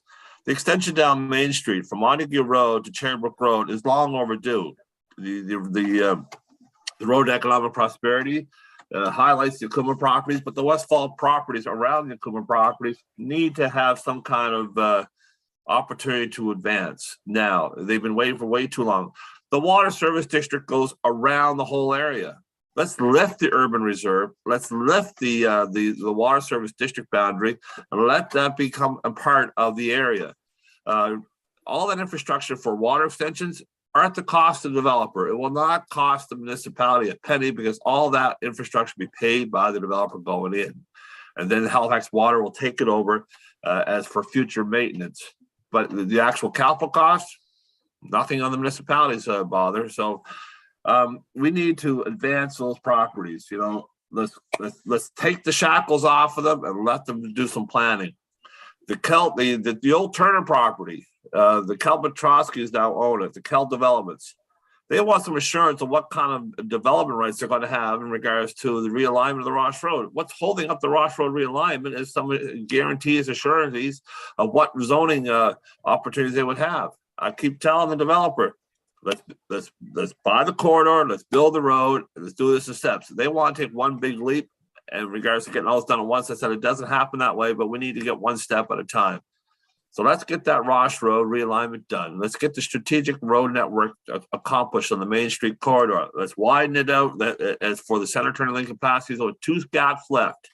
The Cooper property is one of them, and the other one's in front of the Memorial Gardens.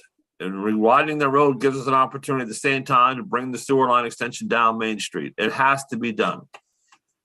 So I'll leave it there for now. I want to know in regards to when can we accelerate this Westfall planning, secondary planning process?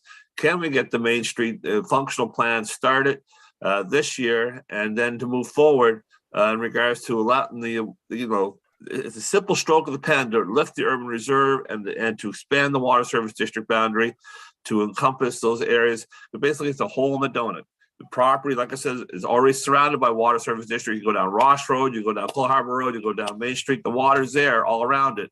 Just have to let the infill occur. So I'd like to have some comments on that. And then I have some other questions come back on rural issues. All right, Kate, did you get that? I did.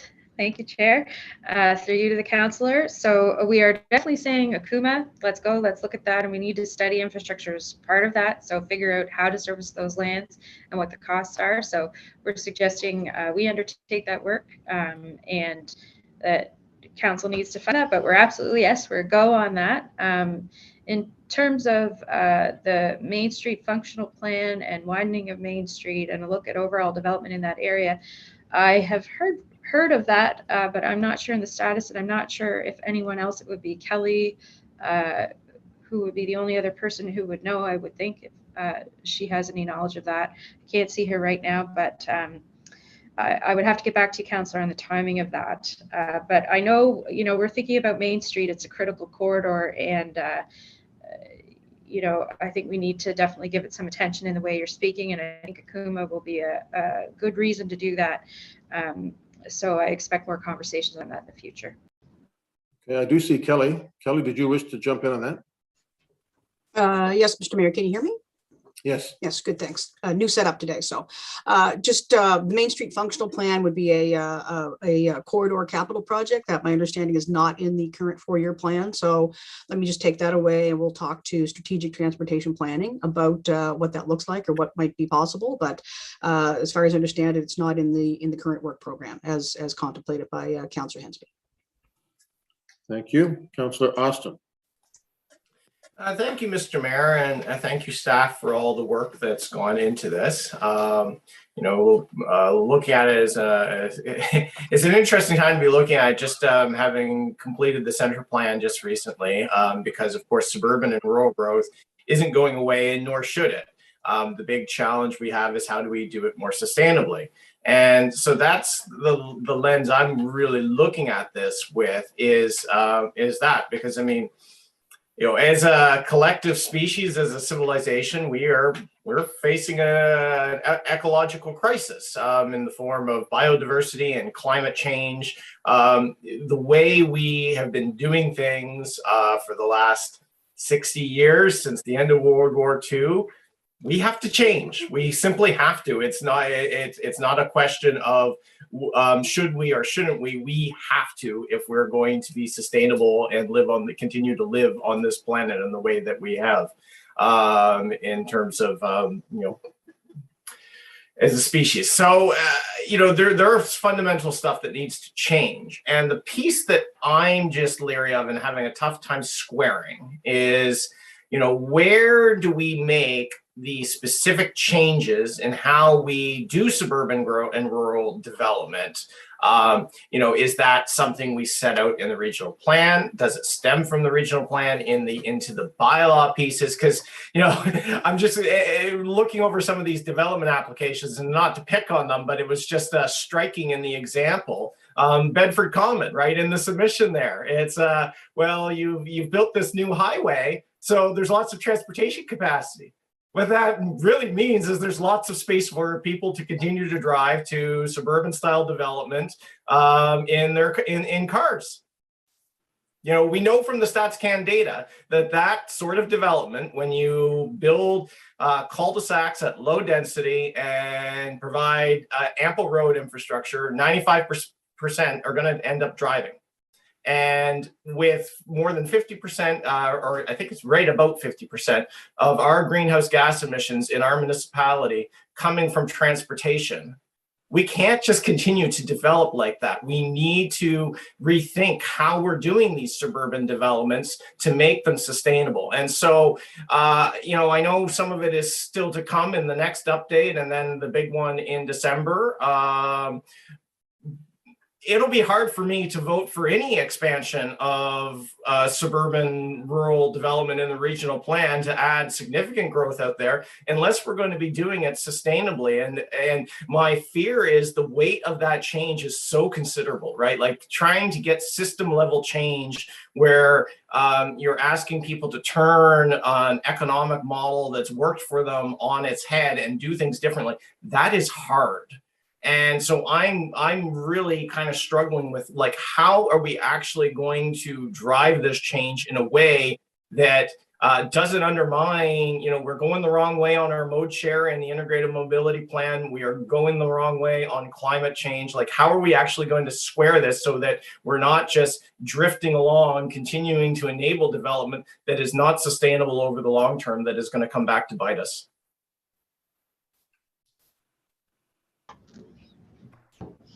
That's an easy one, Kate. Yeah. Yes, fix our whole society for us in less than 5 minutes. 2 minutes. Okay, no, I mean, certainly, the words we're using are transform. So you notice when we use the word infill, we're saying transform. How do we transform our communities? So part of that is realizing our new vision and studying, not just, okay, here's the development pattern, but studying also, how does that relate to our climate modeling and our transportation modeling? So, that looking at the science of what does this result in? How does this help us towards those other targets? So I think part of what we're going to do in this next round of work is do that analysis based on the growth patterns, and that will give council and us information on what is the best way to proceed. To speak to Bedford Commons, that's some of it is how do we transform what we have into something that's better. So we struggle a little bit with some of these retail areas that are car driven, and we're trying to think about how do we improve those and create nodes. So, Dartmouth Crossing is one, Bedford Common is one where they were originally designated for industrial, then a whole bunch of commercial came in, and now their request to turn that over into residential. Well, does that help us build community? And then when we're designing it, how are we taking that into account in the overall network? So not everything will be perfect, but some of it is also thinking about the city as it expands over time and thinking, as the city grows and as more infill occurs, how close are these? Are they reasonable? Do people have services within that node within walking distance? I mean, some of it is not about the larger trips, it's about those shorter trips people are making every day and making those tighter to where they live, right? It's not just about that one work trip, it's about all the other little trips in between and helping people have good, strong neighborhoods. So those are the things that we're thinking about. We're going to have to stay on top of it. I don't think any of this is easy, and there are things like autonomous vehicles, and the society is always going to be changing. So this conversation is going to evolve over time. So there's no clear-cut answer. I think right now, we still see there's a need for some low-density development, and that can be done well. And we still think our growth management is pretty tight to the core. When we're looking at where our development is happening, we're still pretty close to the center of the city where we're allowing some single family. We're putting in place new rules that will be coming forward to you soon on shared housing that will allow for us to we're calling it democratize, single family housing to make it more accessible to more people. So you see some changes in just how we think about land use generally and how we sort of have segregated society, based on economic status that we're trying to change. So there are all sorts of pieces to it, but, we're all thinking about it together. And we look for advice from community and from you in that as well. The only other thing that comes to mind that we're talking about with respect to climate change, solar orientation and energy, and how we're thinking about that with respect to designs, and actually coming out with some guidance documents to help with that. So certainly we're having conversations with Shannon and her team about, how can we create work that helps developers make decisions today that changes the norm. But yeah, it's not easy for sure. Thank you. I'm assuming I'm out of time, Mr. Mayor. Long time ago. Thank you. Thank you. Councillor Mason, I believe. Thank you, Mr. Mayor. This is great work. It's great to see you, Kate. Great to see you, Leanne. Great to see Leah, and then great to see the team working so hard on this. I guess to my council colleagues is who I'm going to speak to. I do have some questions at the end if I get to them this round. We're all being asked, how do we want our district to double or more in population by 2050? That's what this conversation is. And every district has to do it. And rural might be a little less, and it'll be far from nothing's allowed in rural. It'll be, are we going to be able to preserve the rural character of these communities and all the stuff that we've been hearing in this consultation for the 10 years that I've been here. And it'll be a little more the closer you get to the core, which is what the regional plan has said all along. And that's what the market trends seem to be saying. But when you're talking about across the board doubling, there's more than enough development to go around for everybody. Like, we're talking about a lot of change, more change than we've ever seen, more change than we're seeing now. One analyst said 4 or 5 years ago, when people started to complain about how fast the municipality was changing, that we were still growing about 30% less than we needed to keep the units to keep pace with population, and we're seeing the results of that now with the housing crisis. So we want to see rural development where we have strong town and village centers with appropriate infill. We want to see villages and hamlets that have some degree of walkability. We don't want to see rural swamp by tract housing that turns it into suburban. We want to strengthen that character from one end of HRM to the other. And in the suburbs, we want to see some new suburbs. I actually disagree with Councillor Austin. If we do it properly, we can have intense subdivisions, new greenfield that can be meet all of our goals with density on corridors and is designed from the beginning to be walkable and transit serviceable. And we're going to see in the existing suburbs what we see at the West End Mall site and the Penhorn Mall site. We're going to see that in anywhere there's a strip mall in the existing suburbs, someone's going to come in with a plan to turn that into a village.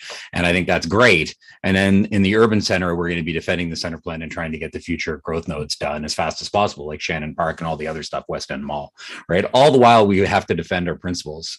We have to defend drivable, walkable, complete communities. We have to talk about wetland protection, as Councillor Morse said. We've got to talk about the Green Network Plan, and that's something that I haven't heard a lot about yet that I have concerns on. But I want to focus in on density for a minute. When we at Halifax and West were debating behind Hobson Court Phase 10 of Bedford West, we were concerned about 28 to 53 people or units per acre density. If you look at a transit on demand plan like the one they have in Winnipeg, an urban neighborhood is 40 to 100 units per acre. Town center is 35 to 100 units per acre. A high frequency corridor is 25 to 60 units per acre. So then the other piece for us is we have to accept that we're going to have higher densities if we're going to do this right. If we want bus rapid transit and fast ferries, if we want to extend BRT eventually all the way to Sackville, we're talking about a significant increase in density along those corridors, higher than we've been comfortable doing. We're going to have to really look at how we do that, though. We're going to have to make sure that we have high design standards for these walkable communities, something that looks more like False Creek and less like Young and Steeles in Toronto from the 1970s, right? So my questions for staff are, this one's for Kate, because it's been a bugaboo of mine for 10 years. Are we going to change the names of the growth centers, especially in rural, to something that humans understand, like villages and hamlets and town centers and that kind of stuff? Because rural local growth node means nothing to nobody, including most councillors, including me. And I've been here for 10 years on this. And then my second question and this could be Kate or it could be broader, is, to build on what Councillor Morris said, if we don't identify places where, I'm saying we should be allowing 100 units per acre on corridors at key nodes where the bus rapid transit nodes are. But at the same time, the big thing the Green Network Plan was connectivity between green areas, especially along between Blue Mountain Birch Cove and Aspetogan Peninsula and out to Sambro, and from Sandy Lake to Blue Mountain Birch Cove. So we're going to have to identify corridors where we're not going to upzone anything. And in fact, there may be places where we need to work with the province to buy property to widen and strengthen that connectivity. So where is that in this process? Because we certainly can't upzone things now on those key connective areas that were identified in the Green Network Plan. So those are my two questions. I'll come back for others later. Thank you, Mr. Mayor. Thank you. Through the mayor to the councillor, will we change the names? Yes. Okay. I'm very happy. Meeting adjourned. I cannot promise consensus, but we will try. And to build on the Green Network, so connectivity. So what we want to do is look at those corridors and then assess the zoning underneath. So understand how much development opportunity there is, how much pressure there is in each of those corridors, and then sort of set out a plan of attack on how we're going to protect them.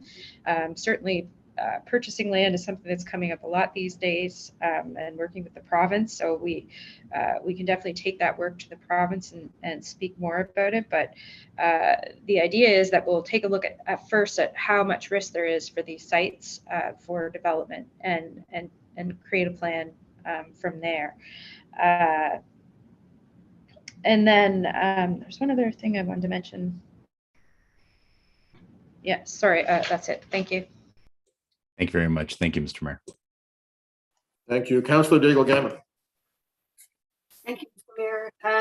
Thank you, Kate and the team. Oh my, it was a great report to read. Thank you very much. And this discussion just adds another layer onto how we can see the impacts of some of the decisions and some of the plans that are in the report. So, I thank my colleagues very much for that. At the very beginning, and I think it may have been Councillor Cuddle, talked about, a bit of concern around the lack of engagement from the public when you think about what is the population of HRM. And, that's a really scary thought for me, because these decisions are going to be made. They're made based on public engagement, what this excellent, staff team knows, bringing everything forward. Having sat through quite a few now development agreements and applications, it's so interesting that when the general public finds, but this is the rule, and so they meet the rule, even if you don't like it. So there's that big disconnect.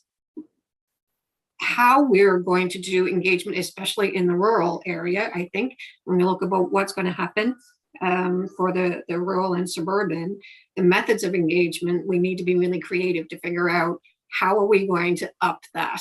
And even within what we do have, how do we know what percentage was coming from urban, suburban, or rural? Like, was there any suburban and rural? Was there a way to categorize those kinds of responses that came? So that's a quick question. The canal Ks, when we look at the 53 site-specific requests, 2 that say no change do come from the rural community. So the Ketch Harbor and the Canal Ks. Canal Ks group didn't know about these changes in 2016 that affected their property, that literally property owners now found out homes that they thought they were going to build retirement cottages or homes on, now they can't build anything. And kudos to your team, because Leah's been talking with the group, and we're going to come up with a plan, we hope, that their properties will still have some value to them, other than just woodland. So that's kind of interesting. And I did find the report a little light on the suburban rural. I would have liked to have seen, are we talking about, is rural unserviced? And does unserviced mean no water, no sewer, septic, no transit? Like, what's the infrastructure? When I look at the potential growth in Fall River, there are over 2,000 units between lots sold, pending applications, that kind of stuff. But there's no talk there about that helicopter view about what happens to our lakes, because there's no septic. So is treated effluent going to go into our lakes? So the environmental concern, what's going to happen around transit, the lack of transit, and around roads and traffic. So when I read this, sometimes I'm trying to figure out where is the connect between what the province does as well, where the province approves the septic or sewer plant treatment, wastewater treatment plants, and they're approved by the province, but the public doesn't get to see those. They don't get to actually understand what they are and how they're monitored and how safe they are for the community and for our environment. I'm not sure exactly where my question is laid. I guess one was engagement, how we're going to be more creative in rural engagement, and just the concern about when we've got these growth nodes and looking at the infrastructure. We have Schedule J, which looks at the Hammonds Plains Beaver Bank. Is there going to be something like that for these other growth nodes as well? Thank you. Thank you, through the mayor to the councillor. So your first question on engagement. So I do just want to raise, that the plans that are feeding into this have been based on a lot of prior engagement, and we've included that information in your report. So, the rapid transit strategy received 6,000 responses. The Green Network Plan, received 9,000 comments. The Integrated Mobility Plan had 16 workshops, 6 public open houses, 2,000 responses to online surveys. So I just want to remind council that there's a lot of engagement that's been done over time, and you can struggle from engagement fatigue when you go out without doing more with the information you've already received. So this regional plan is really a step to do more with a lot of information we've received over time. So I just want to make sure everyone is aware of that. And really the engagement we're doing is sort of a check and balance. We've heard all these things. This is how we're pulling them all together. Is it right? So the engagement is a little different than what we do. Say we were creating this plan from scratch. it's different. So it's a bit more managed, and that's been part of our plan all along. Now, that said, your point around engagement needs to be creative and needs to be different in rural areas versus suburban areas versus center is absolutely bang on, and we agree with that.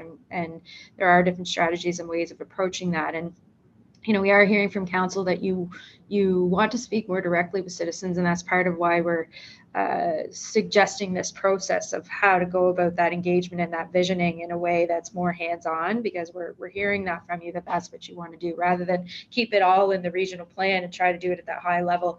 What we're hearing is you want to get into community, and we're happy to do that with you. Just will take a few more resources. So on the wastewater side, it's interesting because having, when the regional plan came out, I was a baby planner just out of school. And so that conversation around wastewater and water and rural areas and intensification and where is development going, that was so present at that time. And what I'm hearing is that that conversation has got lost over time. So we sort of take it for granted in our planner brain that all those questions have been asked and answered over time. And that's sort of one of the reasons why we're suggesting, as a foundation to that rural work, is that we pull together all the work that's done on wastewater, water, and transit, because there's actually been a lot of work done over time. Bring that together for this council, and then also update it with more current thinking on infrastructure management. So I think we need to do that for you, because it's a really common thing, again, we're hearing from you, that you want to know more about that background, that history of decision making. So I think it would be wise to bring that into this conversation, especially as we go forward with more work in rural areas. Okay. Thank you, Kate. I'm just going to say a couple of words here, folks, on this. First thing that occurs to me is how, I guess it's a lesson in how long Councillor Mason and I have been on council, let alone Councillors Hensby and Outfit. When we were running for mayor, we used to hear that there was 30 years or maybe 50 years, according to some, of building lots approved in the city, and that no one's going to live in these places. We would have public hearings, and people would say, "There's nobody living in these places. Why are you approving all of these lots?" And if you look at the chart on page 22 that Kate shared with us, from 2012, 13, 14, 15, we were approving way more lots than the population was demanding. Obviously, that has changed significantly. To Councillor Blackburn's earlier question about, will the growth continue? You bet your life it will continue. For a number of years, up until last year, the growth in the city was driven by immigration. Obviously, with COVID, people were less mobile, and that went down, and it was more than replaced by interprovincial. The going down the road has changed, folks. We're the end of the road now. People are coming from other parts of Canada because they like this city, because it's a safe city, because we have a lot of the amenities people want. We have a quality of life that's enviable. I don't think that the interprovincial will go down. I do think that the international will once again go up. So we are going to see growth. I guess on a positive, Kelly or Kate, I think last year we approved something in the range of almost 5,000 pending construction permits, building permits. Is that the right number? 4,900? It was 4,800 new units, many more permits. Yes, Mr. Mayor. Yes, 4,800 new units, which would equate to over 10,000 people accommodated. So for the first time in a few years, it looks like we have approved more building, more housing than we actually needed for that 1 year, but it still leaves us with a backlog, and going forward, it's going to be pretty dramatic going forward. I'm tempted to ask how many can we approve in 2022, but that's not a fair question, because I've asked you that privately, Kelly, and it's hard to give a direct answer. But as well as the 4,800 that were approved, we're something in the range of 3,000 that were nearly approved at the end of last year, or coming to the end of their process, which is helpful. But we do need to approve a lot of units. And then, of course, we have the issue of the supply chain, of the shortage of labor that's available for people to actually complete the work that they've set out to do. But our job, of course, is to do our job. And as it was outlined in the presentation, it's to make sure we have the staff and the regulatory regime to do those things. So there is some positive, but lots of challenges. Inclusionary zoning was briefly mentioned. We've worked on this for some time. We've asked for permission on the inclusionary zoning. It appears we have the permission. How quickly will we see something on that? Kate or Kelly? Kate, perhaps? Through the mayor, to the mayor, sorry, to the mayor. We will are working on that now. We're hiring a consultant, and we're going to come back to you with with a structure in the spring, early summer is our goal. So we're doing best practices review. There's different ways that you can create that kind of structure for inclusionary zoning, and we want to be careful where we already have density bonusing in place. We're sort of using it judiciously. So we'll be coming back with that very soon. Yeah, there are different ways. Montreal's is very different than some other cities. So, but it's important having asked for that and seeing that as a real issue, and the province saying, okay, we do need to move on that very quickly. I want to thank you for that. Anyway, I've got a few other things, but I'm going to leave it at that. Colleagues, I think everybody who so far has asked to speak for the first time has spoken. On the second time list, we have Councillors Cuddle, the Deputy, Blackburn, Morse, Kent, Purdy, Hensby, Mason. I'm sure others will join the list. And but what I want to do is take 5 minutes, just 5 minutes. It's not a break. It's just get up, stretch your legs, get yourself a cup of coffee, or get yourself a green tea. So it is 11:12. We're going to come back right at 11:17 and take this through to lunch. Get up and stretch your legs and make yourself healthy. 5 minutes.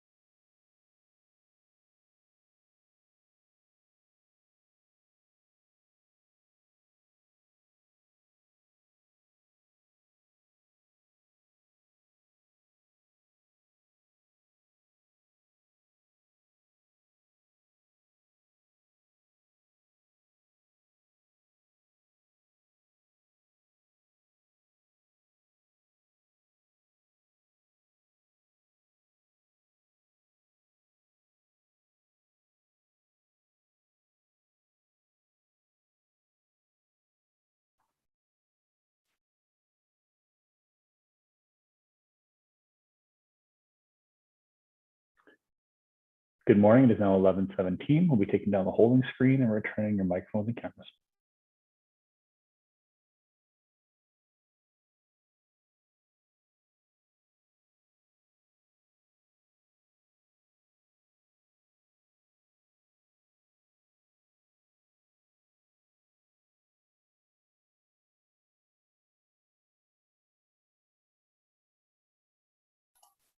Okay, Ian, are we good? I believe so, Mayor Savage. The meeting can start on your call. We'll see if Councillor Stoddard is with us. Yeah, okay. Okay, whenever you're ready, just ready to go, or what do we need to do? You are good to go, Mayor Savage. We can reconvene the meeting on your call. Thank you. Okay, colleagues, we'll begin, and we're going to hear from Councillor Stoddard, first of all. Thank you, Mr. Mayor, and thank you to Kate and her team. This is an extensive report, and I appreciate it. As said already, I have big concerns about Ragged Lake and the Bears Lake extension and its effect in the environment. I'm wondering about that. And also, as said by Councillor Morris and Mason, Susie's Lake, which is part of Blue Mountain Birch Cove Lakes. I see that the Stevens Group is very interested in proceeding with development in this area. And I'm just wondering if there's anything that we're looking at to make sure that they don't encroach on the wetlands and the area for the national park. I see online they have a buffer, but it's only 70, oh my, I'm sorry. I wrote it down. But it's 17, sorry about that, 70 mil. And I'm just wondering how we ensure that that will be done. Is somebody from environment going to be there, or a developer? Because that's a very important portion of Bears Lake, Blue Mountain Birch Cove Lakes. And my other question is, in connection with Blue Mountain Birch Cove Lakes, are you working with parks on this development of that area, especially where it's possibly a national park in the future? And I thank you.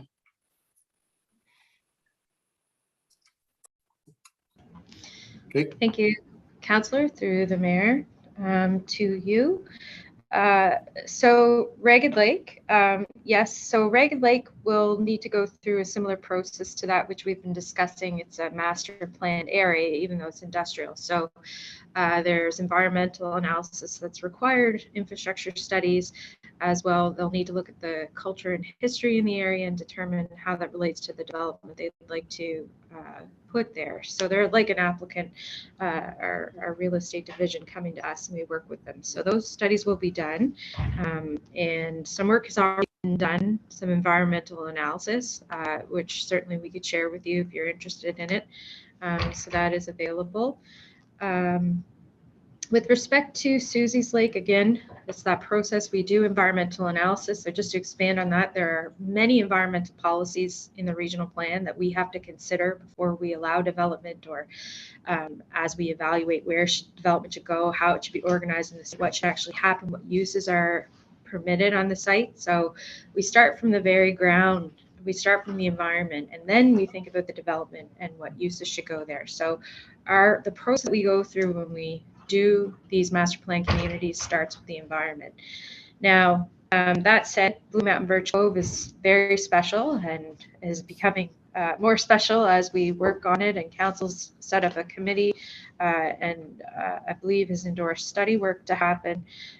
So we've been working with parks on that, and that scope of work anticipates that the results of the work from Blue Mountain Birch Cove will be fed into a secondary planning process, or fed into the analysis that we would need to do in planning around Susie's Lake. So, or for the Highway 102 lands is what we call them. So those Highway 102 lands will need to consider the relationship to the park. There are also infrastructure requirements, it taps into There's Lake, there's significant traffic that comes in from Lacewood. There's another connection potentially down through to Kearney, a connection that was planned under the highway. So it's a fairly significant development. Council will get into that as we start to do those studies that identify what would even be needed to make this development happen.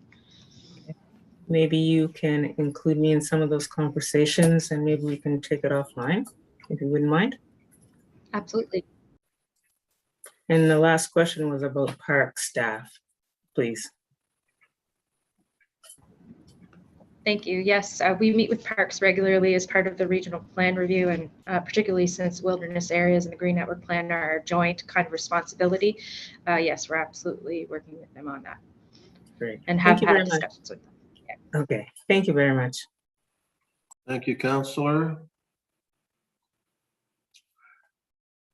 Councillor Cuddle, second time. Thank you, Mr. Mayor, and thanks to all my colleagues for all the great comments and discussion here today. And just a shout out to you, Kate, because I know we're all sitting here waiting in line to speak, and we're just firing the questions at you. So you're doing an awesome job catching and receiving. So thank you. So I just want to pick up on what Councillor Austin and Mason were saying. You know, that there is a need that we need to change. We've kind of recognized this in other initiatives that we've been doing around Halifax, and in particular that, you know, that we need to see how that's going to be implemented in planning, because we know that two of the biggest drivers to meeting our climate goal change are transportation and our development form. And so, you know, it's why I think we can't wait for the regional transit plan, and why we can't wait for a regional sustainable growth plan, as they are. We need to start making those changes now. And I was really hoping that this regional plan review would be the first step in doing that. But it's not clear that that is going to be the outcome at this point.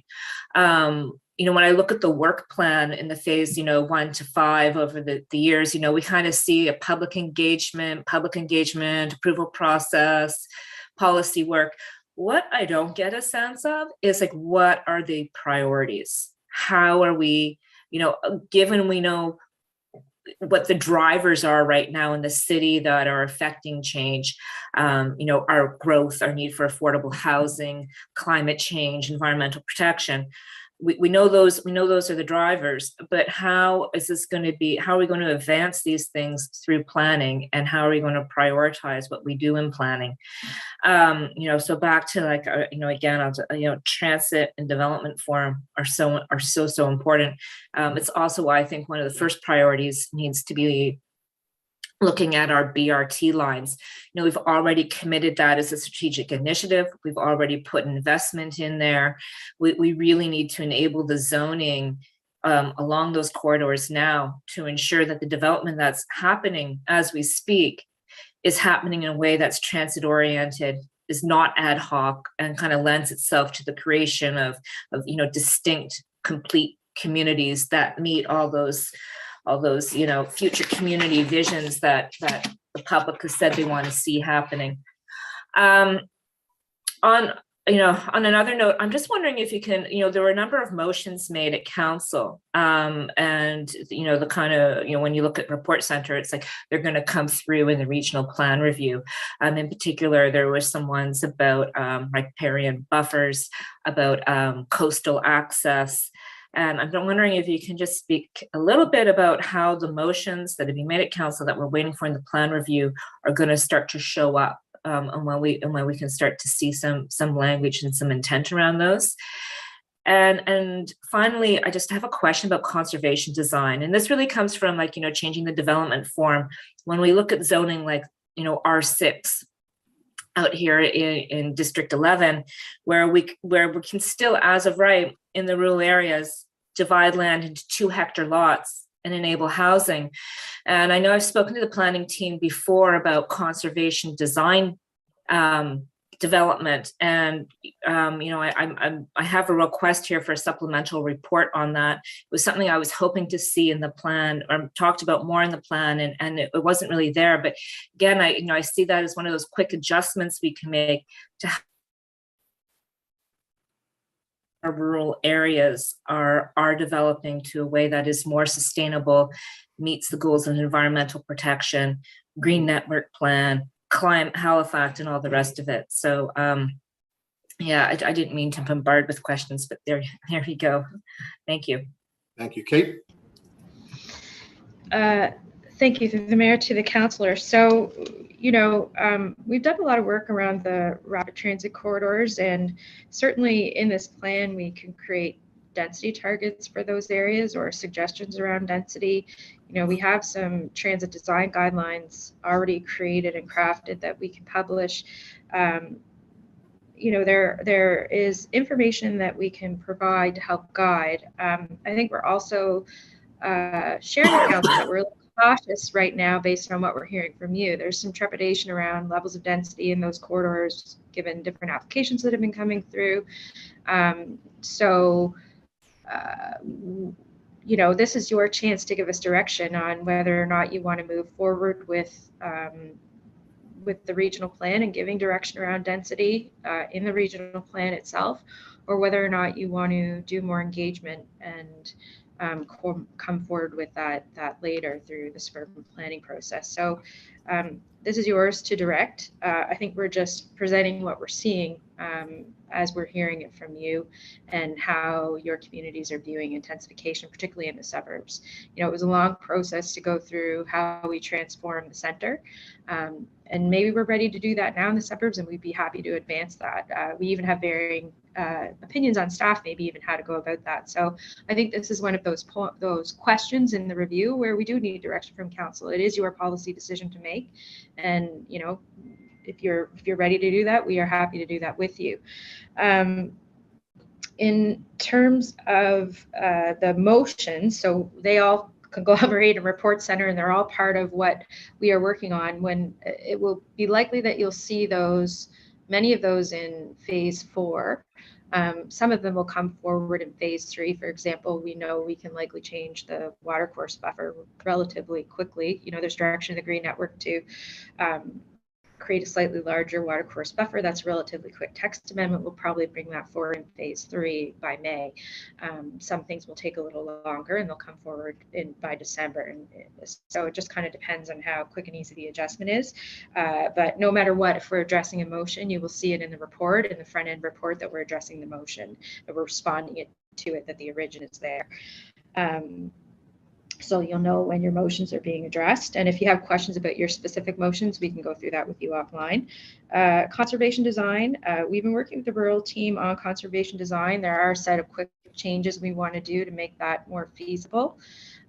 So I was just asking Leah if she thought we could do that for phase 3, and she thinks we can. So those can be done relatively quickly.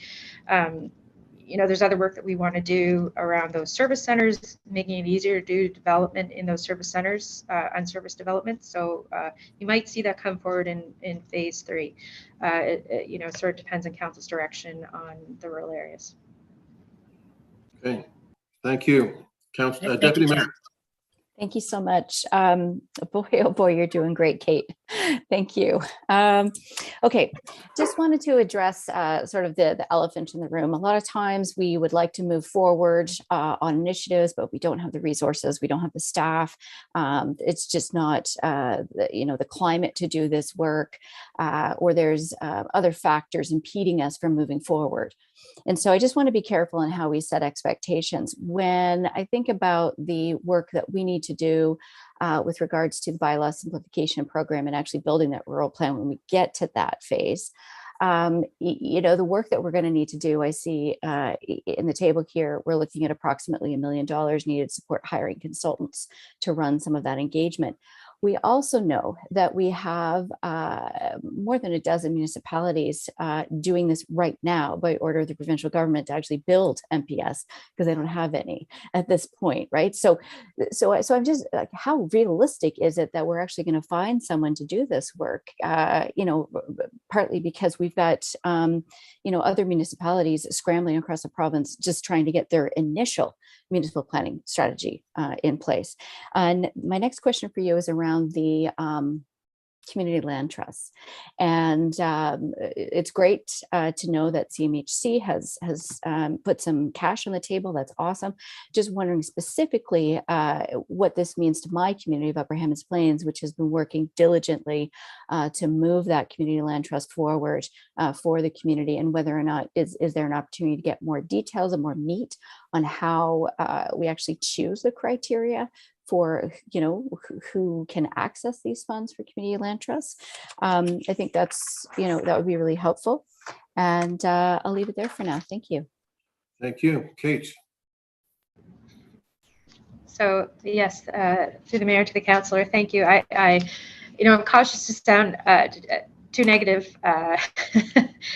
Consultants are very busy right now too. So you're definitely highlighting something. Some of our bids, people are saying, we're busy till March 2031, can't respond. Consultants are definitely saying we're turning away work right now. But that's an opportunity for business growth and for other business to come online. So, I think there will be people to do the work. And, we'll need to hire, if we create teams, we'll need to hire people. Where are they coming from? There's lots of questions, but that's part of being in a growth situation. And I do think that collectively we'll be able to respond and do it. But it's going to take a lot of work with community and for the land trust. So the Upper Hammonds Plains group is a partner to that work. So the CMHC project has a lot of tentacles into community. So we know that this is really important to the African Nova Scotian community as a potential model. So we're tapped into a few different groups and organizations who want to work on this kind of model. And obviously there's a land trust there. So that sharing is being identified as something that needs to be done as part of that project. And just one quick follow-up. Do we require provincial legislative changes in order to actually formalize the community land trust model? Possibly. I'm not sure on that answer to that question. That will be part of the review work we do. It's more of a governance structure, and it would depend on our ability to provide funding. And if it's to, we can create contributions agreements that can go to not-for-profits. So it depends on the model. But really, this is about a lot of what we're talking about. The community trust work is, would be more of our expertise. So do we have engineers or people who can help support design or analysis to, create kind of a group of consultants that might be able to help feed these organizations that don't have the experience. So I think that's the kind of model we're thinking of. Okay, thank you. This is not a criticism or apropos of anything in particular, but we came back at 11:17. It's now 11:35, and we've had 2 3-minute rounds, so you guys can do the math. Councillor Blackburn. Thank you very much, Mr. Mayor. Just one quick follow-up question. I'm just wondering, just what type of conversations are taking place with the province on their transportation plans? Just, a brief example is that I know that there are several new MLAs in the mix now. There's one particular MLA out my way that is interested in reopening a discussion about a major connector road or a bypass road. So I'm just wondering what types of conversations are taking place with the province to gauge where they're thinking about putting transportation projects in the near to medium term future. Thank you. Not sure who wants that one, Kate. Is that you, or would that be Kelly? Kelly would probably be appropriate. Kelly Denty. Yeah. Kelly, you've got them all. Sure. Thank you. Thank you, Mr. Mayor. So, obviously, we do have close conversations with the province about their strategic transportation projects, and with this new regional transportation agency that's being set up. that the idea is that we would have a unified transportation plan, right, between HRM and the province. So those conversations are continuing, and I know certainly at the staff level, as that agency gets built up, there's lots of work going back and forth between us and the province to make sure that we're not working at odds with each other's objectives. Perfect. Much appreciated. Thank you, ma'am. All right. Councillor Morris. Thank you. I have a draft motion I'd like to put on the floor. Maybe the clerk can help me with that, that for council to consider. In the meantime, I just want to echo Councillor Austin's comments about we really need to make suburbs more sustainable. And I think this is a key question in the years ahead, because this is where we're going to see a lot of our growth. And to me, that means denser suburbs, places where people can get a lot of what they need within a 15 or 20-minute walk. And I did note that the planners said that people don't relish high rises around bus rapid transit, but I think we need bus rapid transit to all suburbs. And one way to make all of this better for everyone and more attractive is if we emphasize our green spaces. So I don't know if Ian was able to get my motion in the chat.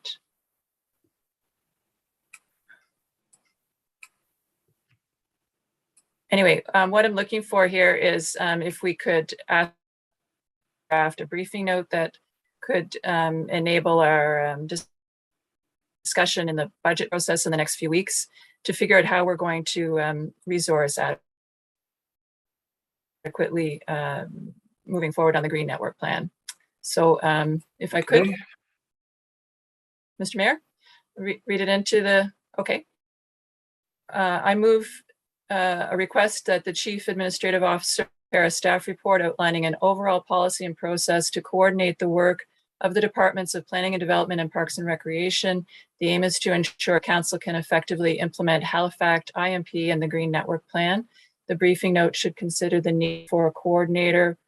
This is a full-time dedicated coordinator to lead the Green Network Plan and an updated park strategy in light of the current Parks Canada urban park planning process at Blue Mountain Birch Cove Lakes, the pending Sandy Lake study, recently identified key wildlife corridors, HRM's natural asset inventory, and housing development pressures.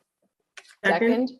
Mr. Mayor, on a point of order, I just want clarification of why I was suggested that I wouldn't put a motion on the floor and now this one is happening. I thought we were waiting till the end.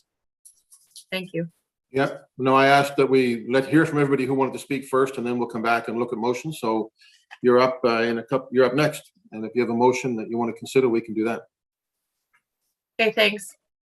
So just maybe we'll go to the CAO. He's being asked on this, if he has any thoughts on this before we go to the vote on it.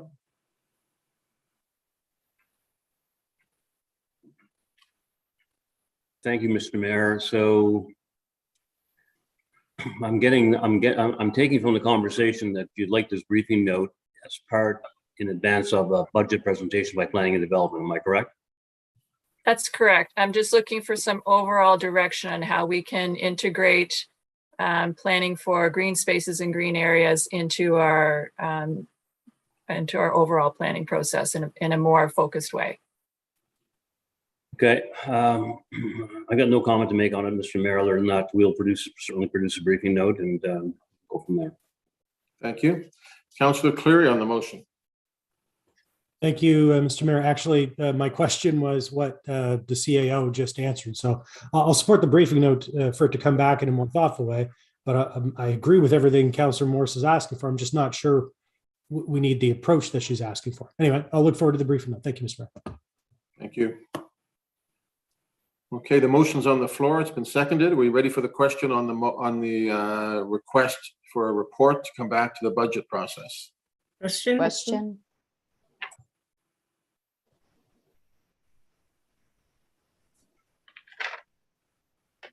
Beginning with District 1, Councillor Daigle Gammon.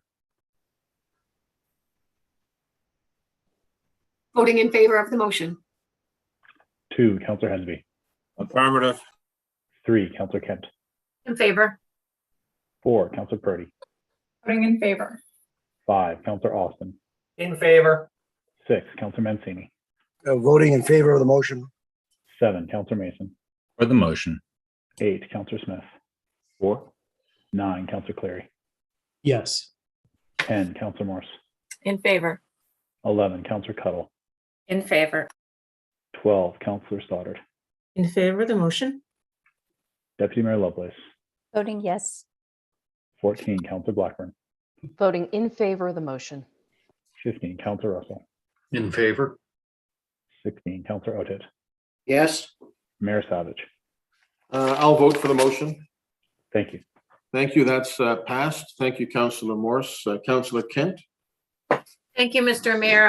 I know I only have 3 minutes, but I want to say that I did clarify. I was able to find the area that staff had been suggesting was in the report. And I think where the confusion came for me was the, and it's a comfort, by the way, so my apologies for being a little frustrated, but was that it's listed as southeast of Morris Lake, Cole Harbor, and then Eastern Passage. And that's I'm going to say 99% is Eastern Passage. And, you know, looking from a district perspective, it's going to be hard for residents to find Eastern Passage listed anywhere in this plan for this review in the draft. And if I could suggest that maybe we sort of look at that. I had a quick chat with Councillor Purdy as well, and she and I are in agreement. She can speak to that if she would like, but just something to consider.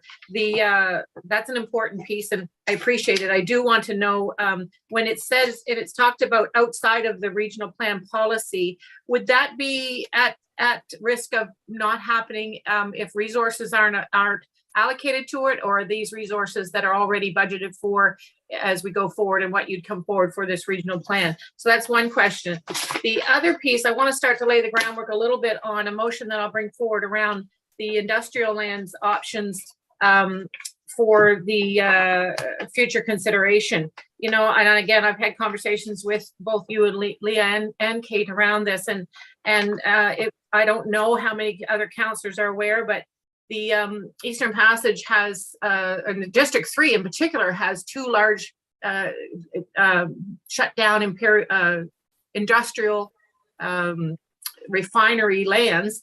The Texaco piece down on Main Road of Eastern Passages has been weighed in as a wasteland for almost 30 years. It's finally being remediated. It is now up for sale, and it's an area that has meets all the priorities as listed in this report. Prioritizing industrial lands, harbor access, other dependent uses, identifying already existing industrial areas, light general marine, etc., and industrial land available. This area is available, has rail, has ground transportation, has air, has access to marine. It has opportunities for green space, opportunities for municipal active transportation, connectivity to many of the trails and areas that are out there, connectivity to a community. We're really talking about complete communities. Here's an opportunity I think we're missing. And I would like to put a motion on the floor for consideration by council to, and I've just put it in the chat, and it's that Committee of the Whole recommend to Regional Council that the Chief Administrative Officer be directed to prepare a staff report on the process and implications of including industrial and waterfront lands in Eastern Passage, known as former Texaco Refinery Valero lands, for the future growth and municipal interest areas. If anyone would consider seconding that. I'll second. Thank you. And I'll just speak to it very quickly, get this finished, is that it's 443 acres of industrial lands and 33 acres of waterfront. It's a golden opportunity. It's a perfect storm from some great future planning. Thank you. Okay, so that's the motion on the floor.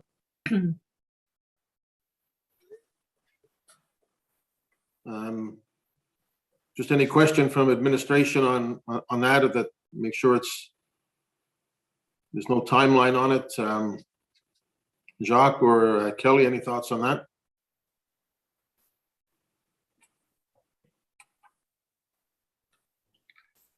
Sorry, Mr. Mayor, I didn't catch the motion. I was being distracted by something else here in my office. Sorry.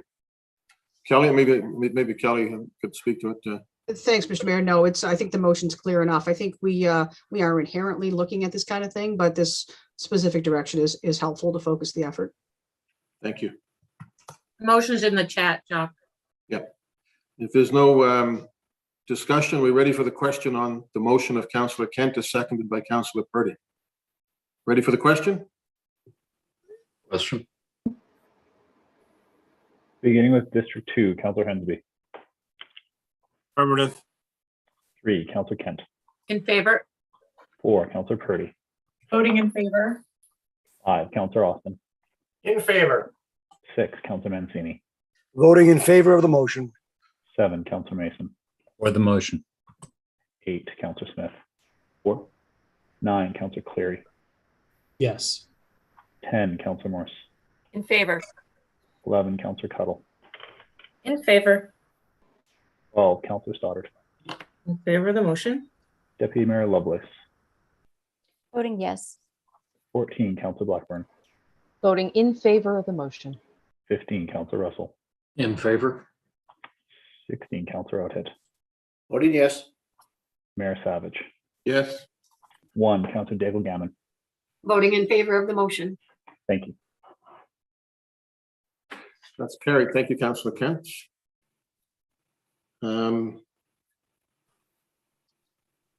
Councillor Purdy. Thank you, Mr. Mayor. And Kate, you're going to need a nap after this. This is high level. Okay, question about the lands near Athalia Drive.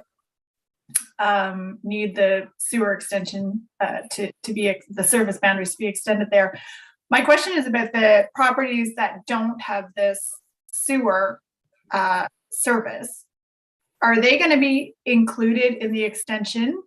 Will there be public consultation, or will they not be included? This will just be for a new development that is happening. So just wondering how that will work.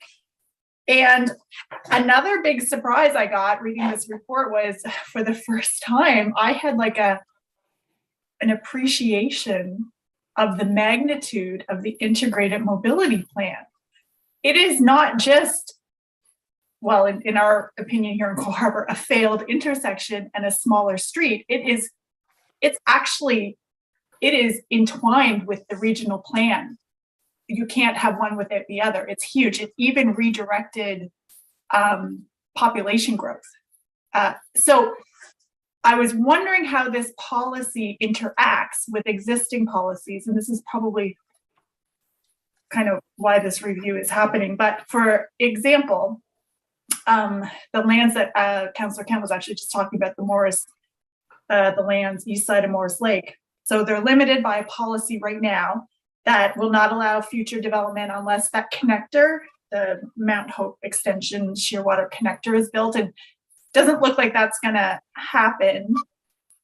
But I'm wondering how updating the transportation and mobility chapter of the regional plan to reflect the IMP will change this. So in what way will the IMP change where massive developments can go? And wondering also, what is the influence of the Portland Street Cole Harbour Road functional plan on this development? Because that's also very interconnected with this as well. So it's very interesting, and I find it complicated to understand. So just wondering if there's a couple lights that you can shine on this for me.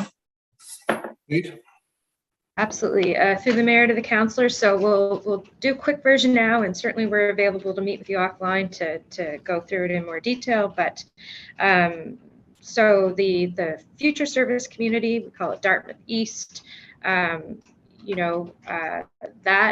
will need to go through that master planning process that I've been speaking to.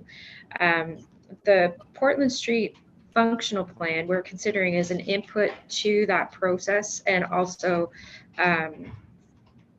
thinking about how development should proceed in the area. So the Portland Street functional plan is looking at how movement happens, particularly in the Portland Street corridor, what development is going to happen over time, and how we have to improve that corridor in order to help that area be move better in order to help people be more mobile in the area and maybe start to shift from that car dependency over towards transit. So that's, and also active transportation. So that's a focus of the Portland Street Functional Plan. So we've always known that would be an input to the work we need to do in the regional plan in this area. And some of the suggestions that are coming out of the integrated mobility plan.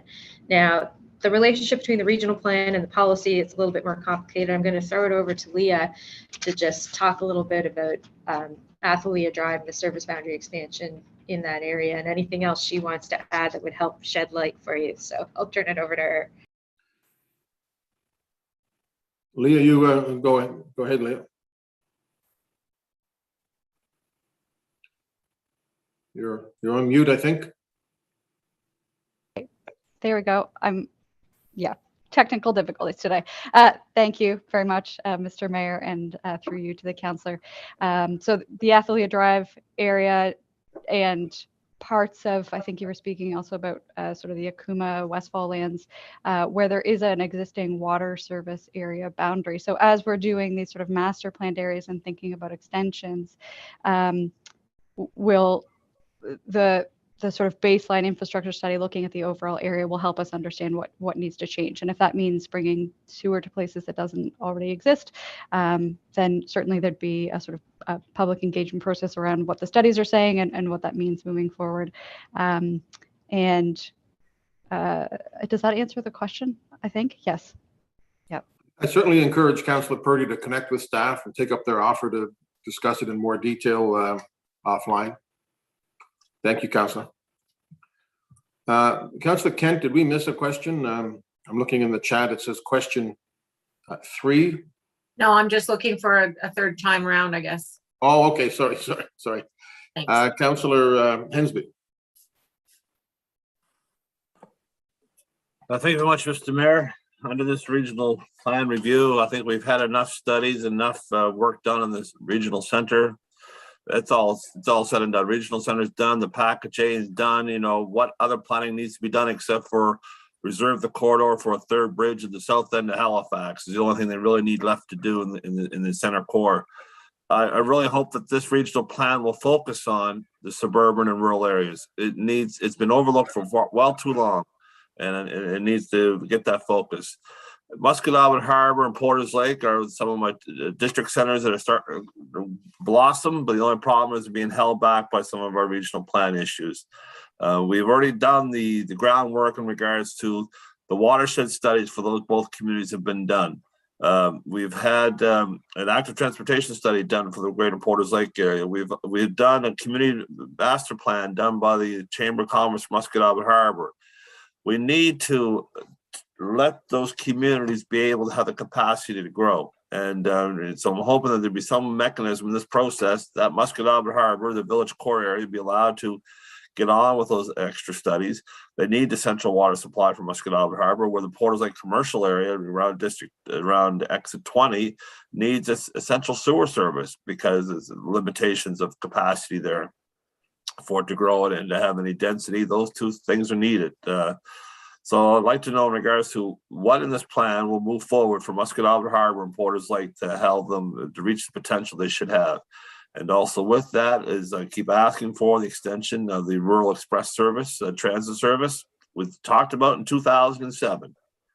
And it's that, we got part of it implemented, but not all of it. If you want to move forward and having a greener communities and stuff, we need to have those transit connections as Councillor Cuttle talked about.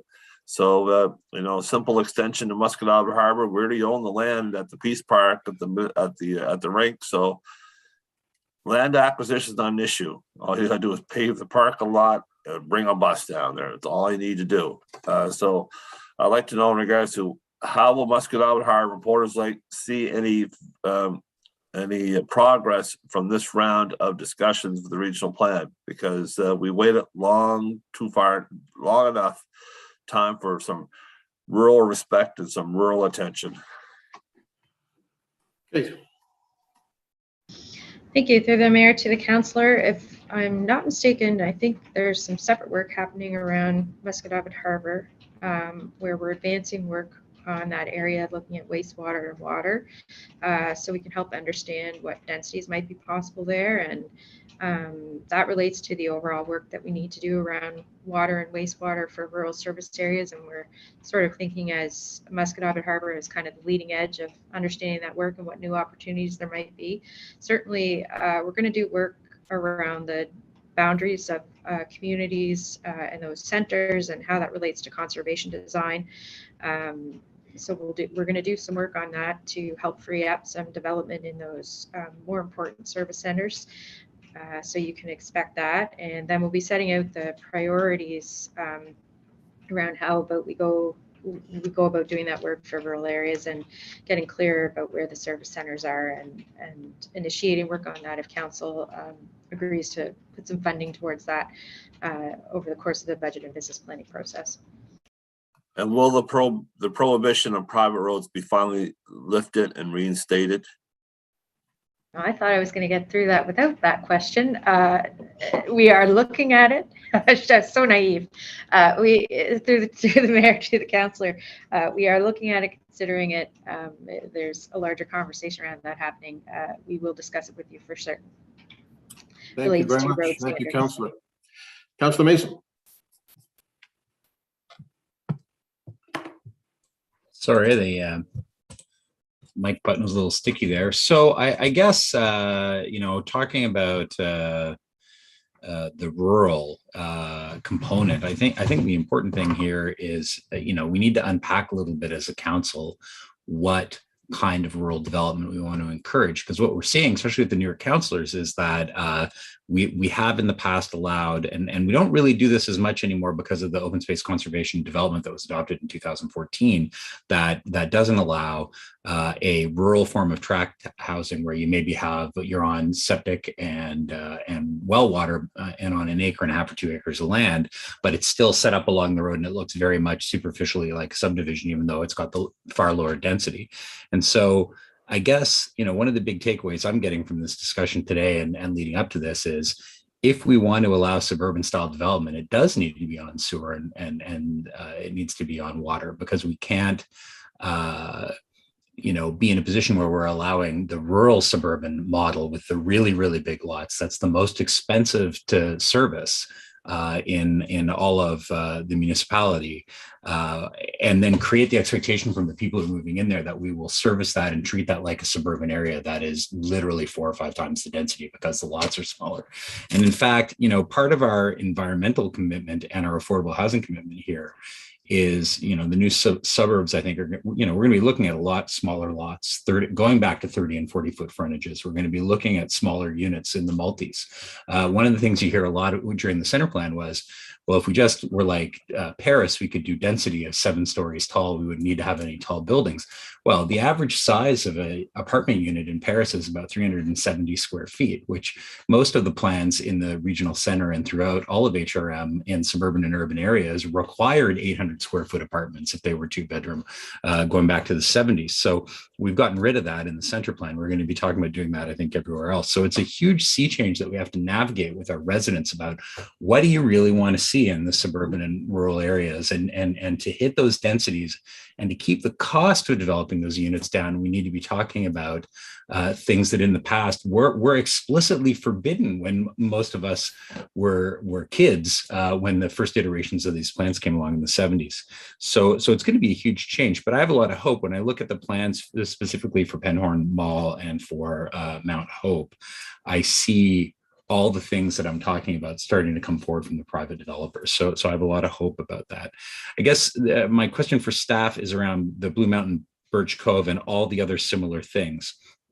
Just because we move something forward today, just to be very blunt to you, Kate, just because we move something forward today and say, yes, we're going to consider the proposal by developer X or developer Y, if they're showing that they want to potentially build inside of one of the notional park boundaries at Sandy Lake or Blue Mountain Birch Cove, us approving that today doesn't mean that we're saying, yes, that's a good idea, does it? Like we're saying, yes, staff are going to go through consideration, but how much weight does it have that we've said, at the end of the day, I don't want staff to waste their time. I will never vote to allow encroachment inside of the notional boundary going back to the 2006 plan.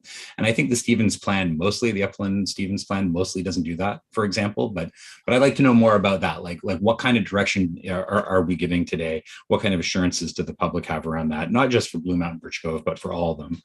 And I guess I'll just end there. I may come back. Thank you, Mr. Mayor. Thank you, Kate.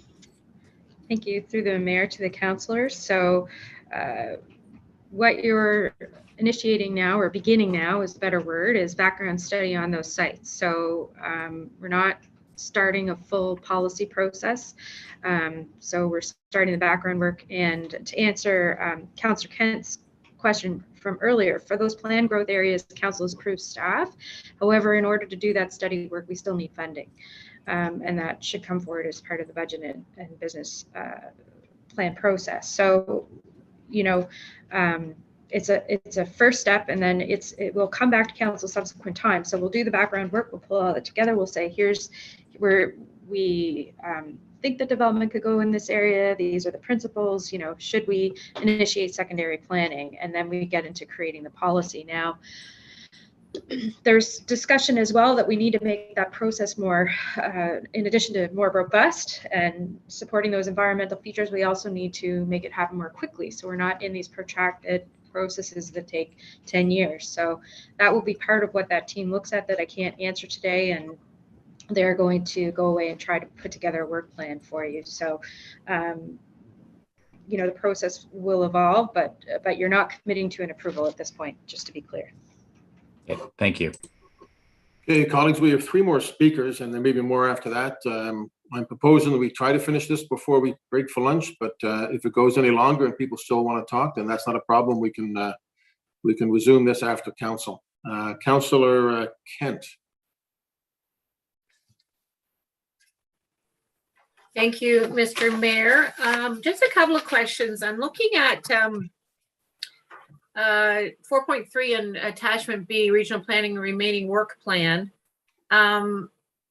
It speaks to study opportunities for land acquisition tools in addition to the transportation reserve zone to acquire or preserve right-of-way lands for investments in strategic multimodal, blah, blah, blah. So study opportunities for acquisition tools in addition. So can you just explain to me a little bit more about what that could look like? As well, I'm going to leave that one alone. We speak to in a couple of places. It speaks to the water course setbacks and such. And I come back to the difference between the working harbor front and the coastal ocean impacts. And I'm wondering, does the plan going forward recognize the difference?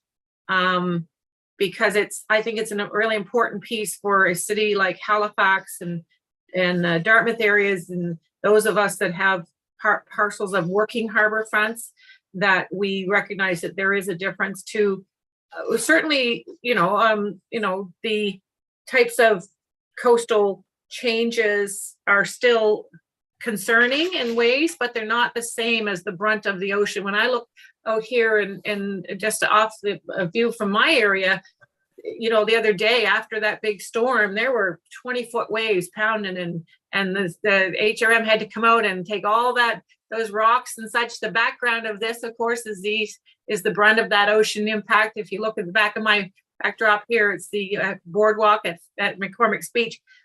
But on the inside of that, it was much calmer and different, and that's the harbor front. So can you just comment on where your thoughts are on approaches to those? Sure. Through the mayor to the councillor. So the first question around acquisition tools. So, in order to create these corridors for rapid transit in particular, but important mobility corridors, we need to do a lot of planning around acquiring lands to allow sufficient space for AT or transit and cars, shared space.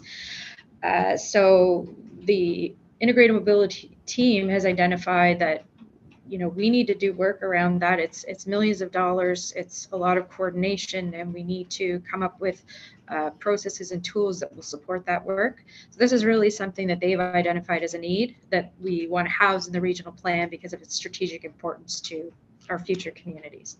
And I can get you more detail on that from the integrated mobility plan team if you would like it, and I can do that offline if you desire it. So but that's where that comes from. You know, I'm pleased to hear your comments on, you know, our working harbors. And, you know, that's a situation common across Nova Scotia. Certainly we're doing work with Shannon Miedema's team, the climate change team. They're doing work on advancing modeling around how vulnerable our coastlines are. We'll be taking that into our planning work. But foundationally, we do, you know, in our regional plan, we treat the working harbor fronts differently from the coastlines, and we expect we'll continue to do that. Thank you very much. Councillor Daigle-Gammon. Thank you, Mr. Mayor. Yeah, questions on the firing line, Kate. Or you get an A+. It's interesting when I look at the presentation and, you know, read the report, you know, that phrase that's on the slides that says work outside of the regional plan review kind of grabs my attention when it says outside. So the $1 million that would be required, I believe, for the consultant to look around the plan and bylaw simplification. If that funding doesn't come through, does that mean that that doesn't happen at all? Or does it mean that you have to go back to the drawing board to figure out how that's going to come? It's just, it's a little concerning to see that as outside of the regional plan review, where the regional plan review is supposed to be like all of HRM. So there's a little disconnect in the language for me. So if you could just clarify that, I'd appreciate it. Thank you. Through the mayor to the councillor, thank you. That's a great point around word choice. So I think you're right to highlight that. And certainly the regional plan will give direction to the plan and bylaw simplification program. The regional plan is the highest level, the strategic document that provides direction to those underlying plans, which are the center plan, the suburban plan, and rural plan. You know, there's supposed to be harmony between them and where we're directing growth and intensification. So you can expect to see vision statements, objectives, you know, maybe some ideas around engagement in the regional plan around how those processes would occur. I think what we're saying to council right now is that, you know, given the growth pressures we're facing, we don't think that you should wait till the regional plan is done to advance that work. It sounds like we need to work on the suburban plan and the rural plan now, but we just don't have the capacity to do that as a team. So that's why we're saying it's sort of outside of the regional plan review. If council does want to advance that work, we'll need to dedicate more resources and funds to it. So that's a question you'll need to discuss as part of budget and business planning process. So it's not that the regional plan won't address those items, it's just the level of depth that we go to in that work. You know, So- hearing one depth. So we could say work necessary for a full regional plan. Yeah, it's part, it will work in concert together, exactly. So the regional plan will provide that strategic direction, and, you know, we'll do analysis, like if you did, for example, fund a suburban planning team or that type of work, you know, we would work really closely with that team and we do the analysis together. We'd say, okay, well, here are all the service areas, here are all the services, here's where Halifax Water is saying there might be problem, here's where the library wants to move, where are the best places for growth? And then we sort of have that strategic lens. What the suburban planning team will do is they'll go in and they'll needle in on the specific properties, and they'll look at the rules for the individual properties and how that bigger vision can be realized at the property level. So they will look at the center plan rules. We're trying to harmonize our rules, the definitions that we've created, and they'll try to you know, update this existing plans to reflect that new structure and where we want to see intensification. So our hope is that we've learned from the center plan and can apply some of those lessons, but we're also cognizant that the suburban areas are totally different, have totally different rules because of how they came to be over time. And, you know, each community is special and different. So there's a whole kind of engagement process we need to go through that's a little bit different than what we did in the center. Mr. Mayor, one quick comment allowed? A quick comment, sure. Thank you very much. And I guess just to stay cognizant of the fact that, you know, one of the themes that came out significantly was a concern in the suburban area for, you know, protecting low density neighborhoods, you know, from impact of higher density developments. Like they're finding that really good balance of what communities want is a theme that I hope we remember. Thank you. Thank you. Councillor Cuttle? Thank you, Mr. Mayor. Right, I think, thank you, Kathy, for those comments about how do we prioritize the suburban and rural plans. I think that's a discussion that we do need to have. Just a question about the amendments, Kate. You know, Councillor Mason was asking, like, by, you know, approving the motion today, what does it mean for the proposed amendments and quick amendments in the document? And there's one there for the rural plan amendment, which says no change is recommended. And I'm just wondering if, you know, in kind of approving the motion that we have today to move forward, would that then, is that then a final decision, or is there another phase for that? And that's specifically related to 1246 Catch Harbor Road. I'm familiar with that development proposal. In particular, it's for a seniors community, so a series of you know, small single-story bungalows out of the Catch Harbor Road between Catch Harbor and Sambro.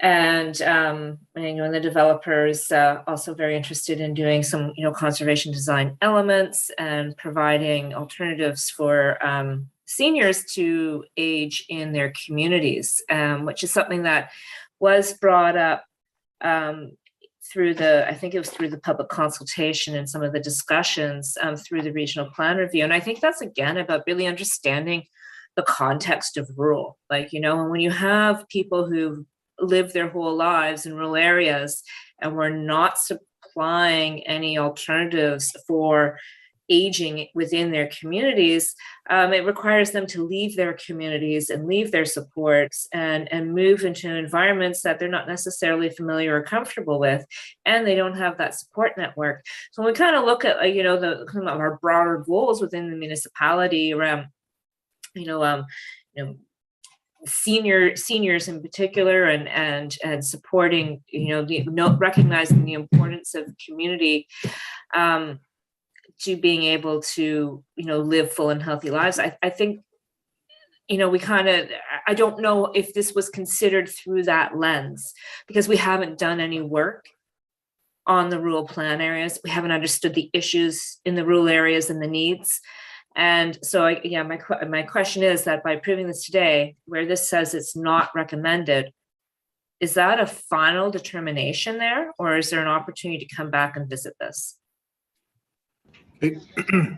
Through the mayor to the councillors. So we're asking for right now for those three where we're recommending no further consideration. We would treat this as sort of an endpoint. We wouldn't continue to do analysis on them or try to make amendments to the plan that would support them. It's not a final decision until we come forward for the hearing and council makes an actual decision on these set of amendments. But we're sort of suggesting, rather than give the applicants false hope, that these are ones we see pretty clearly as things that staff don't support. So if council wants us to pursue a different direction, this would be a good time to let us know for those three in particular. Now, in terms of this application, we've had a lot of discussions internally about this application and what's appropriate. We are working on seniors housing separately. Council's already identified that as a priority, and we're bringing a report on shared housing. That's really our report on seniors housing, how we're going to address that comprehensively in all areas of the municipality. And that's just about done. Jill McClellan told me yesterday she worked on it all weekend and she's got it done. So that should be coming to you soon. Because we see that as a real priority, and that creates new opportunities for living arrangements that help support seniors to age in place. So it's definitely something we're considering at the large scale. It's not that we don't support some redevelopment in that area. We just think there are existing policies that are sufficient, and we think the density that's being asked for, it requires a huge change in terms of how the plan is structured, and we think the existing policies can support some redevelopment there. So that's just where staff is landing. Well, so if I want that to be reconsidered, waiting for this paper on seniors housing, because I feel like, we're saying no without really without seeing this paper, being able to discuss it, seeing if it is meeting the needs of our rural citizens. I feel it's a bit premature to say no to this. So would I need to make a motion now to have that reconsidered? Okay, colleagues, we're going to take a break. This is going to go on a little longer. We'll come back with Councillor Cuddle and Kent and perhaps others. Maybe what we'll do is we'll come back. Ian, is there any reason we can't come back at 1:15 as opposed to 1 o'clock? No, there's no reason we can't do that.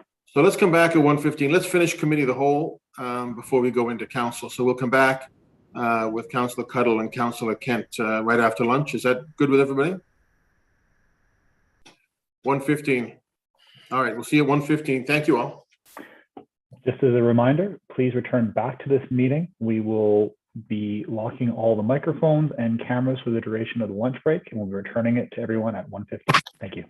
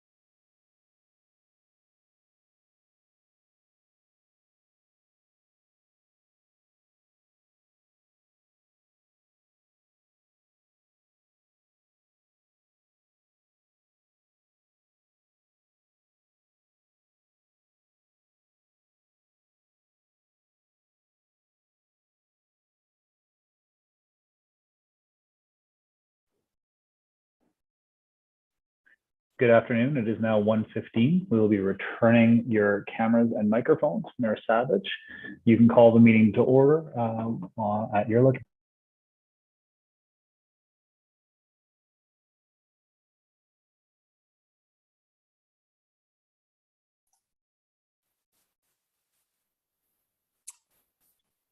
Okay, thank you. Thank you, Ian.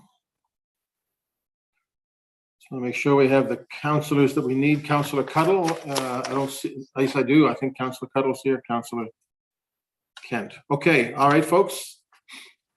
We're all set to resume. We are on the committee of the whole. We'll continue committee of the whole until we finish, and then we'll go into regional council. And one of the things we'll do is ratify any work that we did in the committee of the whole. So I have Councillor Cuddle on the floor at the moment.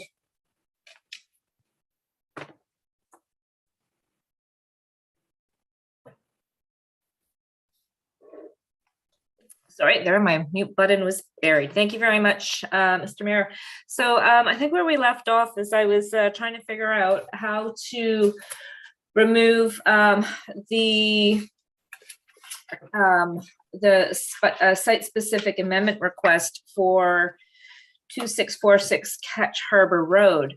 And I guess if staff or Ian is there to advise, I mean, I could either make an motion right now to remove the application for consideration through this process. And I think they have initiated a rezoning application or a different process. So remove it from the site-specific request.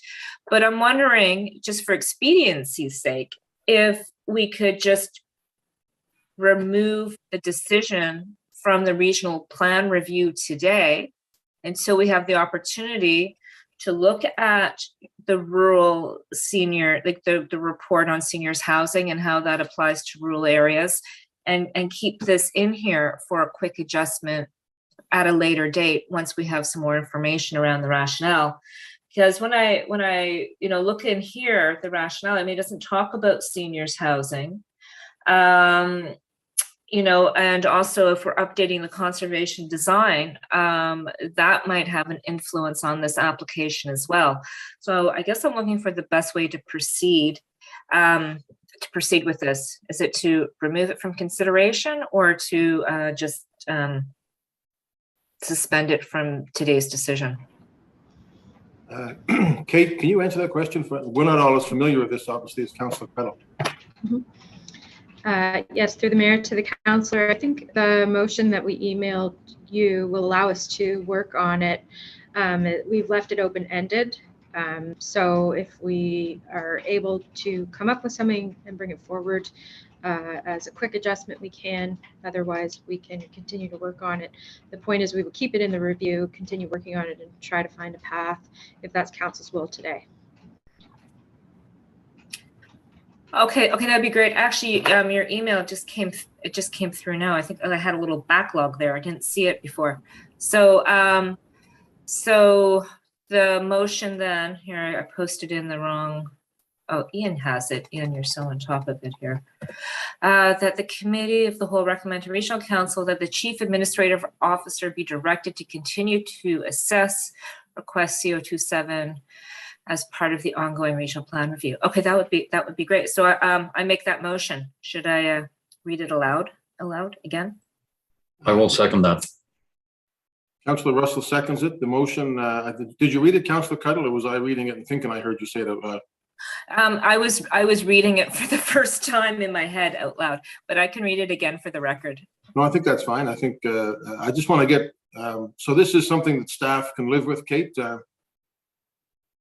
Okay. Okay. All right. That's moved and seconded. Is there discussion on it? Yeah, so, to continue the conversation we were having before break, the intent of this project is to redevelop a piece of land that is like half of a brownfield site, actually. It has an existing building on it. It's just outside of Ketch Harbor at the top of the hill. the intent is for it to be specifically for seniors housing, so it will all be accessible, smaller unit housings in a communal setting. And in talking to residents out around the Sambro Loop, seniors housing, aging in place, options to downsize are very limited out there. And this is, I believe, something that would be desired by the community, and would help enable people to stay in the community that they have grown up and lived in all their lives, around, in many cases, around their family and relatives who also live in those areas. So, while I think, we still need to go look at the development proposal and see how it fits with conservation design principles, as well as a strategy for seniors housing that looks at rural seniors housing. I think at this moment in time, kind of saying that this isn't an acceptable development is premature. And so I would ask for my council colleagues' support in this motion. Thank you. Thank you. Councillor Austin on the motion. Thank you, Mr. Mayor. And I'm feeling a little deja vu, as I recall, and this is a question for Kate. This particular property came through regional council in the last council, did it not? Where we were being requested to initiate a plan amendment for this property? Through the mayor to the councillor, yes, that is correct. And it was initiated, the request to look at it. It got moved into the regional plan review because it would require that level of amendment. So we've assessed it as part of that process. And now we're suggesting it's best left to the secondary plan level. So, and if memory serves, when this first came through, the staff recommendation was against. And then council, I think it was like a 9-7 or a 9-8 or something like that. We overruled the department to initiate. Correct. So, that's accurate. Yep. So it has the underlying advice, like it sounds like, the staff advice, given that decision previously of council, was to carry this forward as a regional, as a specific plan amendment under the existing rules. Like, I guess what I'm trying to suss out is, how does the staff recommendation differ from that original recommendation we were given, 2 years ago? Or is it basically staff's recommendation remains the same, but via another route, of which there's the conservation open design approach? Sure.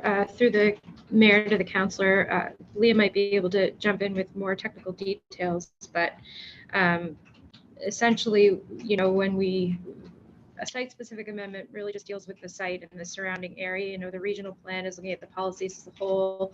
We wanted to move this into the regional plan review to sort of say, is there any policy, is there any way that we can sort of get at this application, come to make it, to enable it.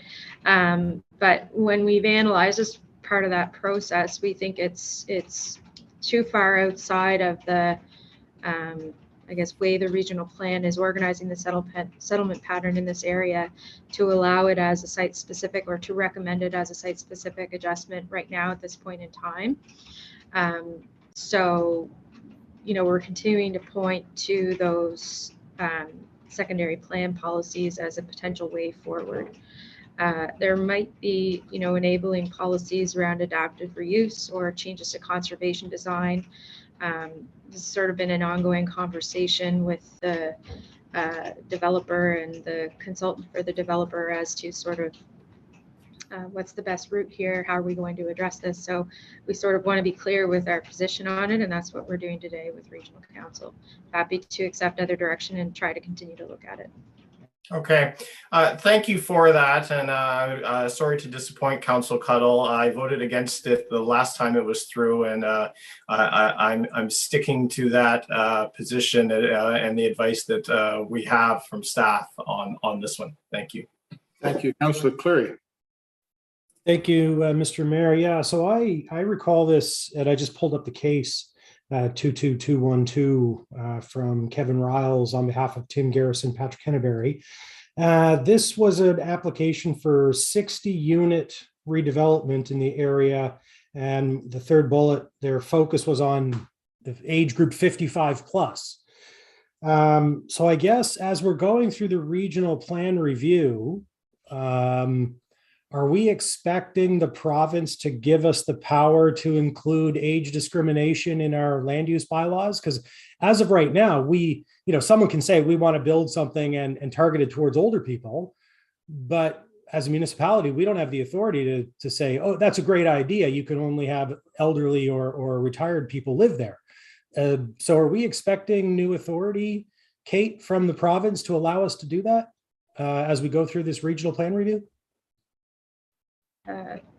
Through the mayor to the councillor, no. So I think that's why I'm pointing to the seniors housing, the shared housing report that we have coming forward. We're focusing more on form and how we can modify existing forms that are already present in sort of the recommended plan structure to accommodate seniors. So that will be coming forward, and I think pointing to the density, it's not as much that we don't think there's an opportunity for redevelopment here. It's just the scale is, more than what we would typically be looking for in this type of area. So it really is a question around form in terms of how we've been approaching the analysis.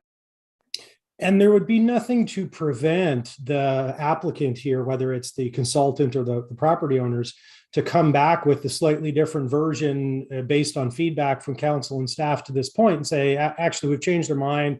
We're going to lower it down to 30 units, 40 units, whatever. And this is what our new thing. And I appreciate adaptive reuse of buildings. I think it was an old telecommunications building, if I recall. So that would be great.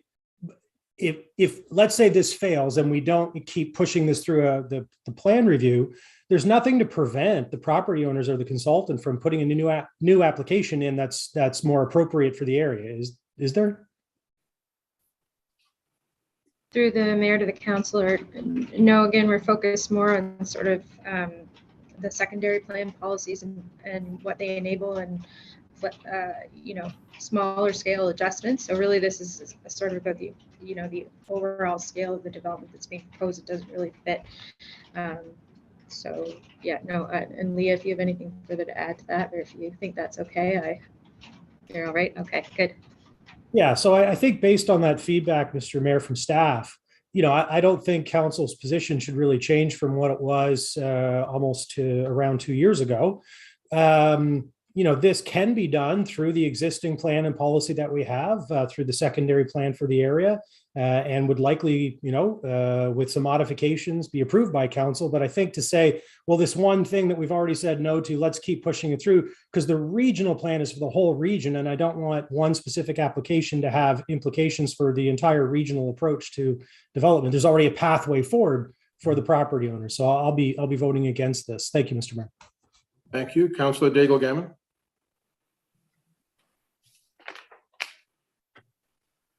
Thank you, Mr. Mayor. I was busy looking for a little bit of research, and it was on the question about the age discrimination. We have a application right now under appeal in Fall River, case 20110, but they went to the Human Rights Commission, and the Human Rights Act actually states that there can be exceptions to the age discrimination for a planning agreement. So just for information, I don't know how that fits in, but it is something that that they've said that they can have a development that is for 55 plus. Thank you, Councillor. Councillor Cuddle. Thank you, Mr. Mayor and colleagues. I think the age discrimination part, there's a bit of a straw man, because it's not that that somebody really wanted to move in there and they were 28 and they could, but that it's about the marketing and the design and the intent of the community. And really it's to provide an alternative for elderly and senior people looking to downsize but wanting to stay in their community. So I don't think that there's any discriminatory process here, except that we're creating a different type of housing option in an area where housing options are limited. So, I know they've been working on this development for a long time. I know it is something that is being looked for around the Sambro Loop. And I would, again, please ask my council colleagues to support this motion that staff has suggested so we can continue to look at this application. Thank you. Thank you. Ready for the question on the motion of Councillor Cuddle, the amendment? Ready for the question? Question. Beginning with District 3, Councillor Kent. In favor. 4, Councillor Purdy. Voting in favor. 5, Councillor Austin. Against. 6, Councillor Mancini. Voting against the motion. 7, Councillor Mason. Against the motion. 8, Councillor Smith. Please. 9, Councillor Cleary. No. 10, Councillor Morse. In favor. 11, Councillor Cuddle. In favor.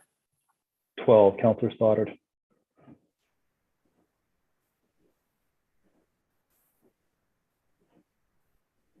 Deputy Mayor Lovelace. Voting yes. 14, Councillor Blackburn. Voting against the motion. 15, Councillor Russell. In favor. 16, Councillor Outhitt. Voting yes. Mayor Savage. Yes. 1, Councillor Daigle Gammon. Voting in favor of the motion. And 2, Councillor Hensby. Affirmative.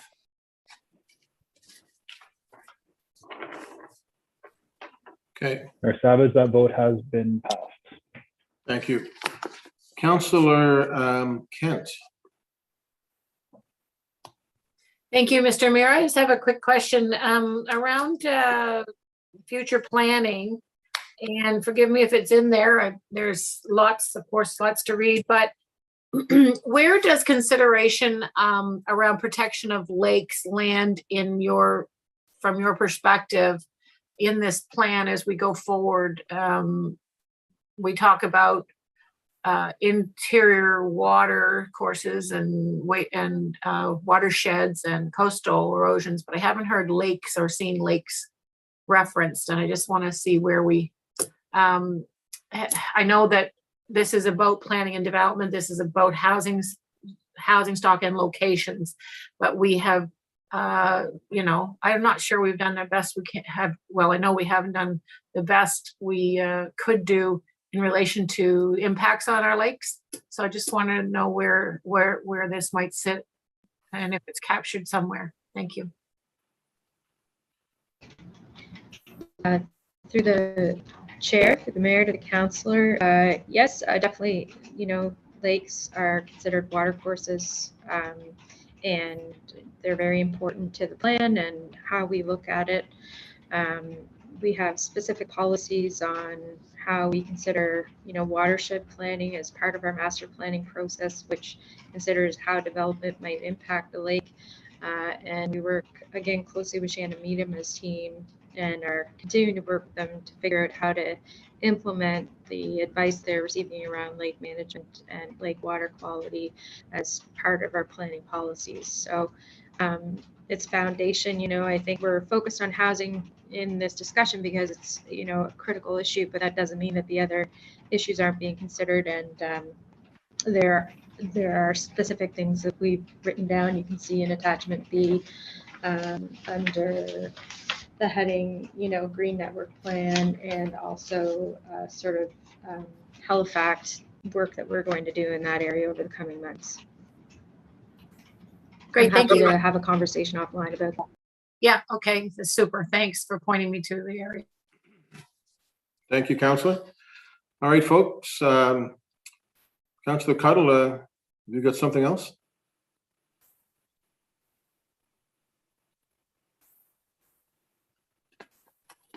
There we go. Sorry, problems with that button today. Yes, I do. I have a motion in I'm just trying to cut and paste it here. In relation to a discussion we were having earlier around the need to have updated secondary plans around the bus rapid transit corridors. Did that get posted? As I was saying earlier, I mean, what we've done is already identified, invested, and initiated plans for the BRT system, and including some, major investment. And we're doing this along corridors that don't have updated secondary plans. And staff said that, people, some residents around the corridors have some concerns about the density. What we're doing anyway is we're spot zoning density in these areas without cohesive plans around how this density is going to work, where there's going to be open space, where we're going to have commercial development, how this is going to work with the BRT system. And so in terms of back to this regional plan review and looking around priorities, I feel very strongly that we need to look at updating the secondary plans so that the development that occurs around these corridors is transit oriented, supports the complete community model, and helps us get the full value out of our investment in transit. So I'm looking for a briefing note, which I will read now my motion, that the Committee of the Whole recommend to Regional Council that the Chief Administrative Officer be directed to prepare a staff report outlining the process to initiate updated secondary plans for the areas identified as BRT walksheds in Scenario C infill areas map in the regional plan review, which should consider 1, prioritizing BRT corridors for rezoning that supports transit-oriented complete communities. 2, identifying boundaries for the secondary plan updates.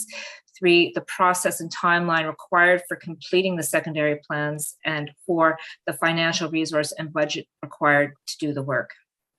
Second, Councillor Morse. I believe I just said what I had to say, so I'm open to hearing from my colleagues on this one, please. Thank you, Councillor Mason. Thank you, Mr. Mayor. I think Councillor Purdy was before me, though. She's on the main motion. Okay. So I guess I appreciate and I support in principle everything that I'm hearing about how we need to accelerate this, but it's leaping over several steps to move to talk about secondary the land use bylaws. We're talking about the regional plan on this grand scale, and then we would need to update the mainland, Halifax secondary municipal planning strategies and the Dartmouth suburban secondary municipal planning strategies to be in line with that. And at that same time, then we do the land use bylaw, similar to what happened with the center plan. We didn't start working on the center plan until the regional plan review was done in 2014. We actually ended up, they had originally planned to do both at the same time, and then they realized that that simply wasn't possible. So, I mean, I'm interested in finding out what staff have to say about the ability to do these things in parallel, but I feel like we had this discussion, and maybe staff can remind us 6 months ago when we decided to initiate this, and that there just weren't enough staff and horsepower to do both in parallel. I think what we heard from staff with the center plan is the same. We got to wait till the regional plan is done and then move forward on this. My second question for staff, though, is does the regional plan have enough policy direction in it that we would be able to consider an interim process on these corridors, similar to what happened with center plan, where we were entertaining significant density on future corridors and center sites in the center plan through the development agreement process, because that could allow some relief, like Councillor Cuttle was talking about, while we go through this process. But it's pretty hard to go ahead with the land use bylaw process when we don't have the regional plan done yet, is basically my feeling. So I'm not sure I can support this, but over to staff for some answers there. Kate? Through the mayor to the councillors, yes. I think we can accommodate what the councillor is looking for in the regional plan review process and create direction for the secondary plan level work. You know, part of why we're suggesting we need to start engagement now on the suburban plan and create a new staff team for that is that I don't know that we have clear direction from council that you have a vision for those rapid transit corridors. So we'd like to do some engagement work around that. But if you feel you are ready to do that now, certainly by way of this motion, this would give staff the direction to actually do that and put those targets in the regional plan, those density targets that really would prioritize those corridors as places for significant intensification. And then that conversation would be furthered through the secondary planning process, where you would actually go about putting in place the detailed rules that would manage the development at the site level. The benefit to council by putting in place those sort of high level density ranges, or what we sort of call a structure, a suburban structure plan, that will give you guidance as you consider one-off applications as to how it sort of fits with your overall vision. And that's sort of what we did as we worked through the center plan. So you weren't all of a sudden approving projects that were way off base from what the vision you were kind of communicating to citizens. On the regular through the center plan process, you could kind of take a look and see if something fit within that high level vision. So if I can have, I think, you know, we're recommending that. If I could just add one more thing, we're recommending that, but, you know, we're unclear about how ready you are. well, I'm ready to light it all up. So if what I'm hearing from you is that if we pass this stuff, would probably come back with a recommendation that this doesn't say that we would immediately move to updated secondary plans and LUBs for the area, but it would enable that further direction, put those targets in the plan, allow development agreements to be considered as we move toward doing the land use bylaw. So that's why it's always important to talk to staff before, during, and after. So I will support the motion, knowing that it's going to come back with a lot of nuance like that. So thank you very much, staff, and thank you, Councillor Cuttle. Thank you, Councillor Cleary. Thank you, Mr. Mayor. So I'm happy to support this. In fact, two things jumped out at me when Councillor Cuttle was speaking that I agreed with. One was to get away from spot zoning, which is why I actually voted against the spot zoning for 1246 Ketch Harbor Road. But in terms of this motion and this request for a staff report, absolutely. Anything that we can do, and similar to Councillor Mason, my comment to staff would be lighter up in terms of density. Anything we can do to speed up the rezoning around our bus rapid transit routes is super important when we're facing, you know, if we think about the committee of the whole we had on Halifax, when you look at the carbon budget that we have left for Halifax, if we don't do something serious and dramatic around transportation, given the predominance of greenhouse gas emissions in our region from transportation, then we're going to consume our carbon budget faster than we think we might. And if we can get the BRT corridors or just rapid transit corridors, including ferries, zoned and rezoned as quickly as possible, then we can start hitting our mode share targets in the integrated mobility plan and our carbon emission targets. So absolutely, if this speeds that process up, I absolutely 100% support that. Thank you, Mr. Mayor. Thank you. Councillor Cuttle to close. Thank you, Mr. Mayor. And, you know, this isn't just about density, it's also about complete communities, because these nodes aren't just going to work with density alone. And, you know, it's about right sizing the density for the communities along with the other amenities. I hope, you know, again, this is where as a city we've invested money and we need to make sure that these areas work right for everyone. So thank you. Thank you. We're ready for the question on the motion of amendment of Councillor Cuttle. Question. Ready for the question. Beginning with District 4, Councillor Purdy. Voting in favor. 5, Counselor Austin. In favor. 6, Counselor Mancini. Voting in favor of the motion. 7, Counselor Mason. For the motion. 8, Counselor Smith. 9, Counselor Cleary. Yes. 10, Counselor Morse. In favor. 11, Counselor Cuddle. In favor. Deputy Mayor Lovelace. Voting yes. 14, Counselor Blackburn. Voting in favor of the motion. 15, Counselor Russell. In favor? 16, Counselor Otis. Voting yes. Mayor Savage. In favor? 1, Counselor Daigle Gammon. Voting in favor of the motion. 2, Counselor Hensby. Affirmative. And 3, Counselor Kent. In favor. Thank you. Okay, that's carried. Thank you, Councillor Cuddle. I think Councillor Purdy. On a question you. of clarification. Thank you, Mr. Mayor. Yeah, just one last question, just a clarification concerning the Keel development properties in behind Akuma. They are under the urban reserve designation as well. Will the planning around Akuma include the Keel development properties as well? And if so, what's the estimated timeline? Through the mayor to the councillor, yes, we are suggesting looking at that entire urban reserve, which includes the Keel properties. Okay. So absolutely, and a timeline I don't have yet. So what I've suggested in the report is that the team that will be responsible for that work come back to council with a timeline, sort of taking into account where the different developers are at, how much work needs to be done, sort of whether there are consultants available, so that sort of be a next step back to council, so we can prioritize the work and give you a sense of how it will all sort of shape out.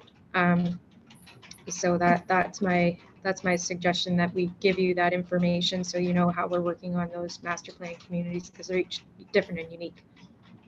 That's awesome. Thank you. Okay. Colleagues, that's it for speakers. Are we ready for the question on the motion as amended? Question. All right, Ian.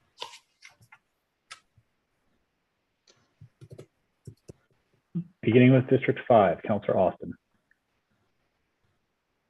In favor. 6, Counselor Mancini. And voting in favor of the motion. 7, Counselor Mason. For the motion. 8, Counselor Smith. 4. 9, Counselor Cleary. Yes. 10, Counselor Morse. In favor. 11, Counselor Cuddle. In favor. Deputy Mayor Lovelace. Voting yes. 14, Counselor Blackburn. Voting in favor of the motion. 15, Counselor Russell. In favor? 16, Counselor Otis. Voting yes. Mayor Savage. Yes. 1, Counselor Daigle Gammon. Voting in favor of the motion. 2, Counselor Hensby. Affirmative. 3, Counselor Kent. In favor. And 4, Counselor Purdy. Voting in favor. Thank you. Okay, colleagues, that carries. We'll just take a moment again to thank staff for the tremendous amount of work that was done. I don't know how you all look at it. I've got it online, but I also have it on this book, which is many hundreds of pages, all of which is informative. The presentation today was super good. Kate, to you and the team, thank you, very much. This is a really critical issue for the city, is this whole issue of development, and particularly how we meet the need for more housing, but also protecting those things that make people want to move here and love it here. So it's a bit of a balance, but we certainly appreciate the work that you and your team have done. So folks, let's show our appreciation to staff on this one. I think it's well worth it. Awesome work. All right. Okay. We will, I'll accept a motion to adjourn from committee of the whole. How long do we need, Ian, before we resume in council? Mayor Savage, we'd request at least 10 minutes to be able to send out the additional documents that we need for regional council. Okay, colleagues, it's 1:48. We will resume here at 2 o'clock, and we'll begin our our regional council meeting at 2 o'clock Atlantic Daylight Time, 12 minutes, 11 minutes. All right. Thank you all.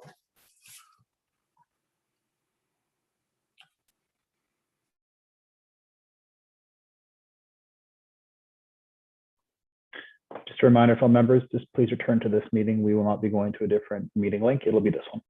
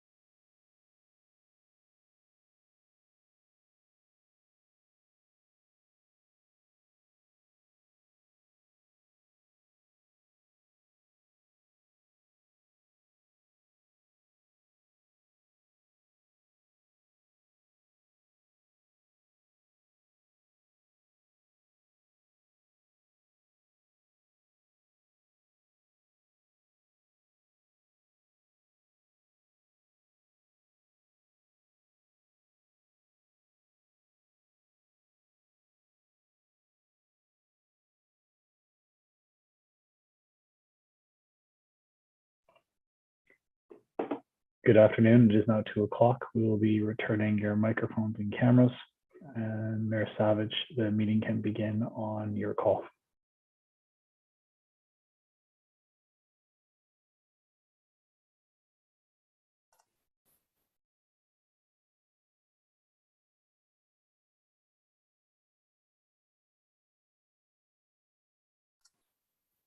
Okay, Ian, we'll begin. Good afternoon, everybody. It's January 25th. We are beginning our regional council meeting. I'll call the meeting to order.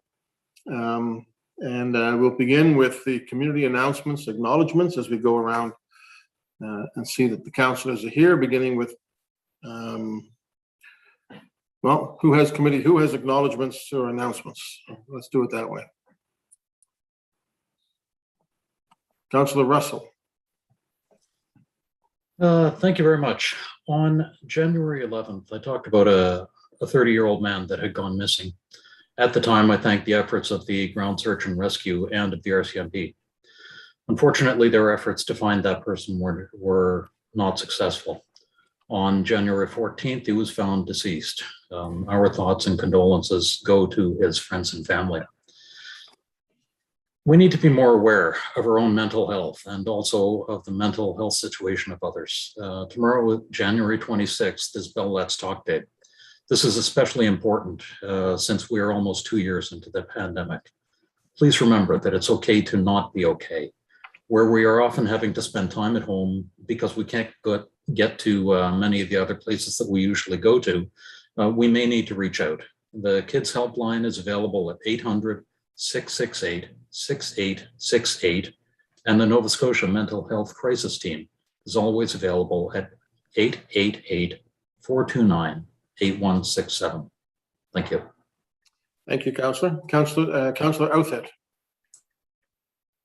Thank you, Mr. Mayor. And also some sad news out of Bedford Wentworth late last week. We lost a wonderful person by the name of Erica Proctor.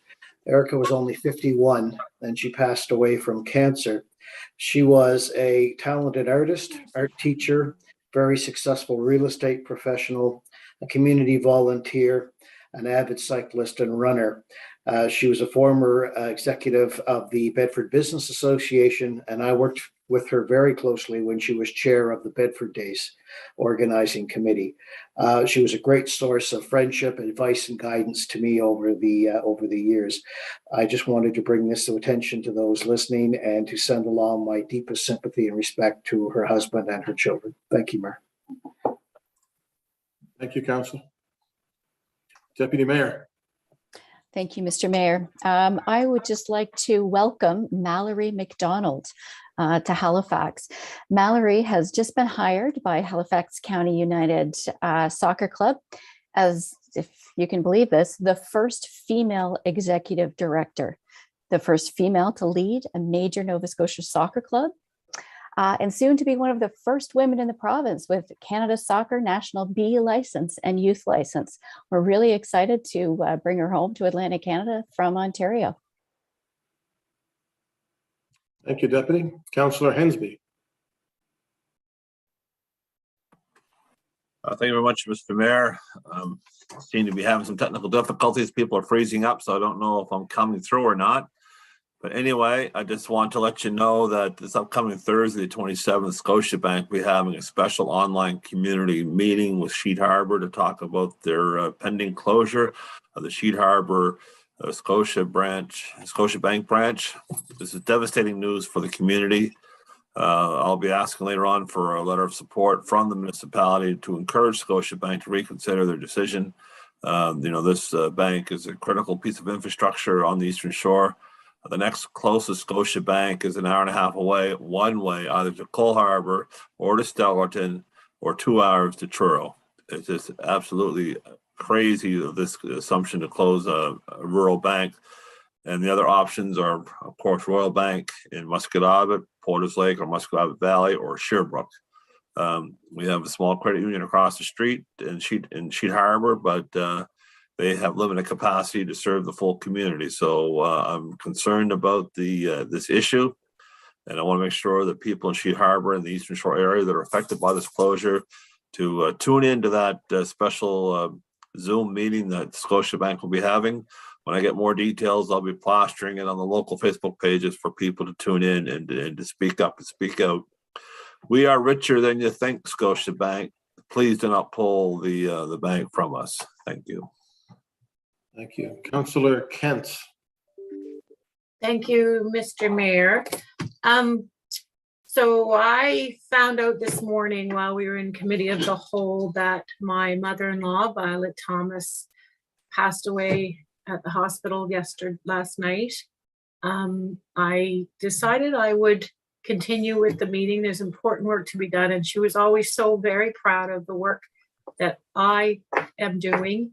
In particular, she lost her husband a few years back, but one of her favorite things to do was to watch me on these platforms and on television when I was in the legislature and such. So she and Lloyd are together now.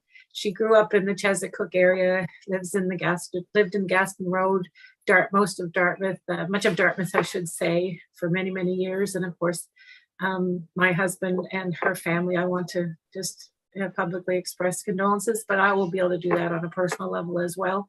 But I thought I would share that with you today and just honor her today as best I can by continuing down this path today and engaging with you folks. So thank you very much. Thank you, Councillor. I know we all wish you the very best to you and the family on the loss. Councillor Daigle Gammon.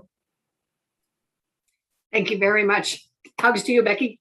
Mr. Mayor, sometimes the little things become big things. And last Friday in our district, the green bins were frozen and some of them didn't get picked up. And 2 weeks before that, they were suspended.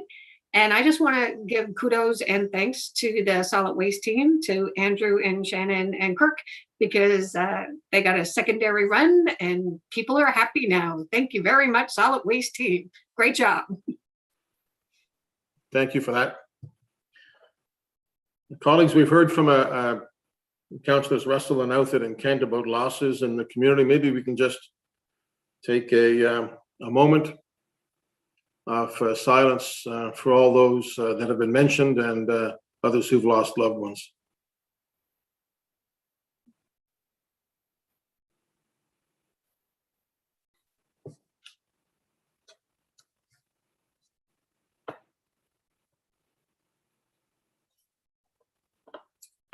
Thank you, colleagues. A couple of things I want to mention. As you will all know, February is African Heritage Month. Time to celebrate the legacy, achievements, and contributions of African Nova Scotians. I want to thank our CAO, Jacques Dubé, for sending out a note to staff about that and to all of us. The theme this year is Through Our Eyes, the Voices of African Nova Scotians. The great history of African Nova Scotians in our province, the contributions they make and will make. And there's a number of events coming up that people can take advantage of. It's an important month for us every year. And although we won't be able to do as much of it together in person, there are opportunities for people to commemorate that important occasion. I also want to acknowledge this Thursday, January 27th, as the International Day of Commemoration in memory of the victims of the Holocaust. This was first adopted by the United Nations in 2005. This is the day, Thursday, January 27th, that Soviet troops liberated the Nazi extermination camp in Auschwitz-Birkenau and exposed the atrocities and genocide that took place. So this day commemorates and honors all the victims of the Holocaust and the survivors who carry the trauma of the Holocaust throughout their lives. The Atlantic Jewish Council, in partnership with the Canadian Museum of Immigration at Pier 21, and the Italian-Canadian Cultural Association of Nova Scotia invite you to a special virtual film screening of the Italian film, A Starry Sky Above the Roman Ghetto, which is available for free viewing Thursday, January 27th and Friday, January 28th. And you can get a link by contacting the organizers or through Eventbrite. And Daigle Gammon, Councillor Daigle Gammon also recognizes Robbie Burns Day as well. So Haggis and whiskey to all. Does somebody want to consider moving the approval of the minutes of January the 11th? I so move. Lisa? Moved by Councillor Blackburn. I'll second that. Seconded by Councillor Russell. Thank you. All those in favor? Aye. Aye. Those opposed? That's carried. We'll look at the order of business. I'll go to the clerk first and then to the deputy mayor. Mr. Clerk. Mayor Savage, there are added items for this meeting today. There is ratification for Committee of the Whole January 21st, 2022 on Halifax. And the ratification motions coming from the Committee of Whole this morning that were just sent to Regional Council. Thank you. Deputy Mayor. Thank you, Mr. Savage. I wish to defer 14.1, the Public Safety Strategy Annual Update, as Amy Siciliano is unavailable today to present. So we'll put that forward at a future agenda. Second. Everybody's okay with that? I'll just look to see if anybody's opposed. If not, we'll consider that to be deferred. Any other changes? Yes, Mr. Mayor. Go ahead, Councillor Hensby. I'd like to have in-camera information item number 1 added to the next council meeting. I'm assuming we're going to have an in-camera session soon. This is a property matter that requires our attention. That'll be added to the agenda. Thank you.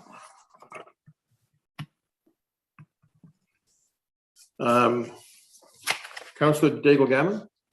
Yes, Mr. Mayor, if we could please remove 16.2 in light of the earlier conversations, Committee of the Whole. I don't believe that. I would just like to remove it for now. Is everybody okay with that? I don't see anybody weeping in disgust, so that will be removed. Anything else? Does somebody want to move the agenda as amended? I'll move the agenda as amended, Mr. Mayor. Thank you, Deputy. Seconded by Councillor I'll second. Purdy. Purdy. Thank you, Councillor Purdy. All those in favor? Aye. Aye. I opposed. So that's the order of business, with item 14.1 deferred to a future meeting, with item 16.2 removed from the agenda, and with Committee of the Whole added for ratification. Thank you. Consent agenda item number 5. There's items 15.12, 15.13, and 15.21. If somebody wants to move the consent agenda as it exists. Councillor Mr. Mayor. Councillor Kent, seconded by Councillor Mason, move the consent agenda. We'll go to a vote on that.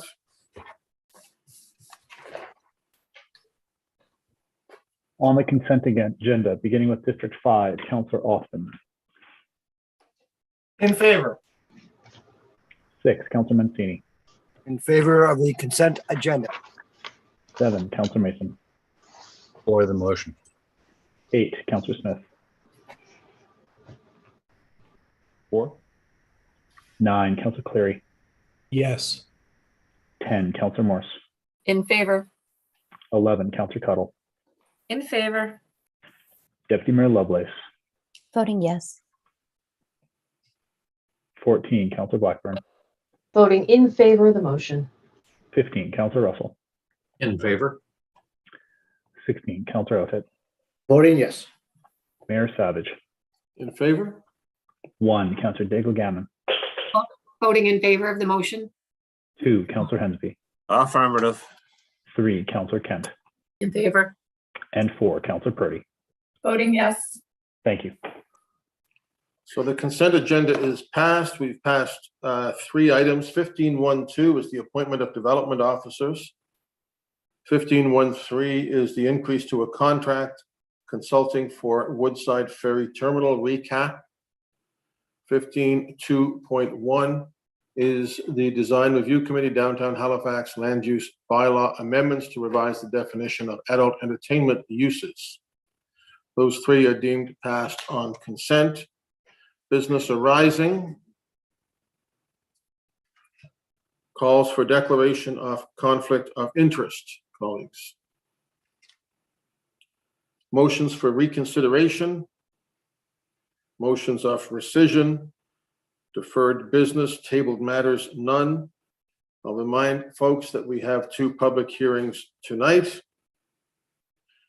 Correspondence, Mr. Clerk. Correspondence has been received for item 1514. This correspondence has been distributed to all members of Regional Council. Thank you. Petitions. Any petitions, colleagues? See no petitions, no presentation. The information item brought forward will be deferred. We'll move to reports. 15.1.1 Facility Operating Agreement, the North Woodside Community Center. Is this Councillor Austin? It is, Mr. Mayor. I move, sorry, just scrolling up to it.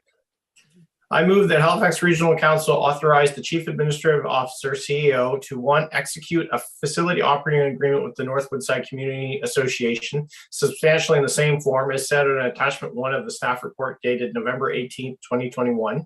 And 2, negotiate and execute an assignment and assumption agreement with the North Woodside Community Association for the existing sublease with the Growing Place Early Child Education Center Limited, consistent with the key terms and conditions outlined in Table 2 of the staff report dated November 18th, 2021.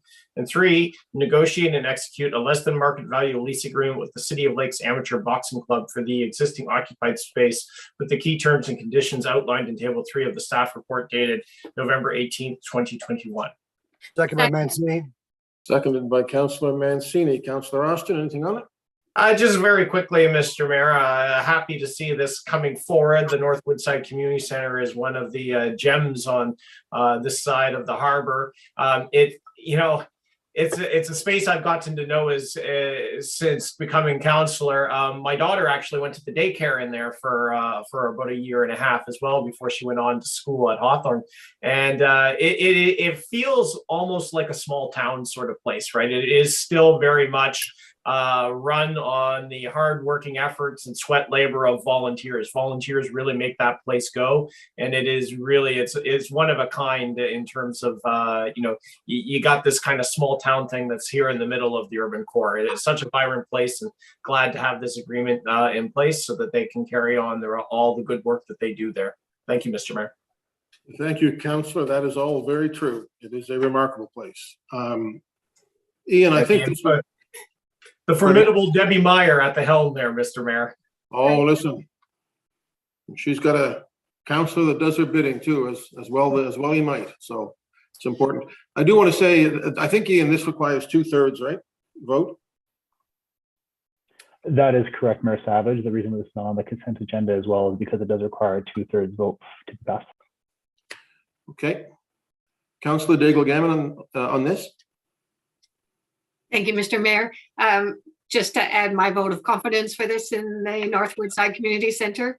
DASC has a program that runs there for persons with an intellectual disability that is one of the most innovative programs in the province and near and dear to my heart.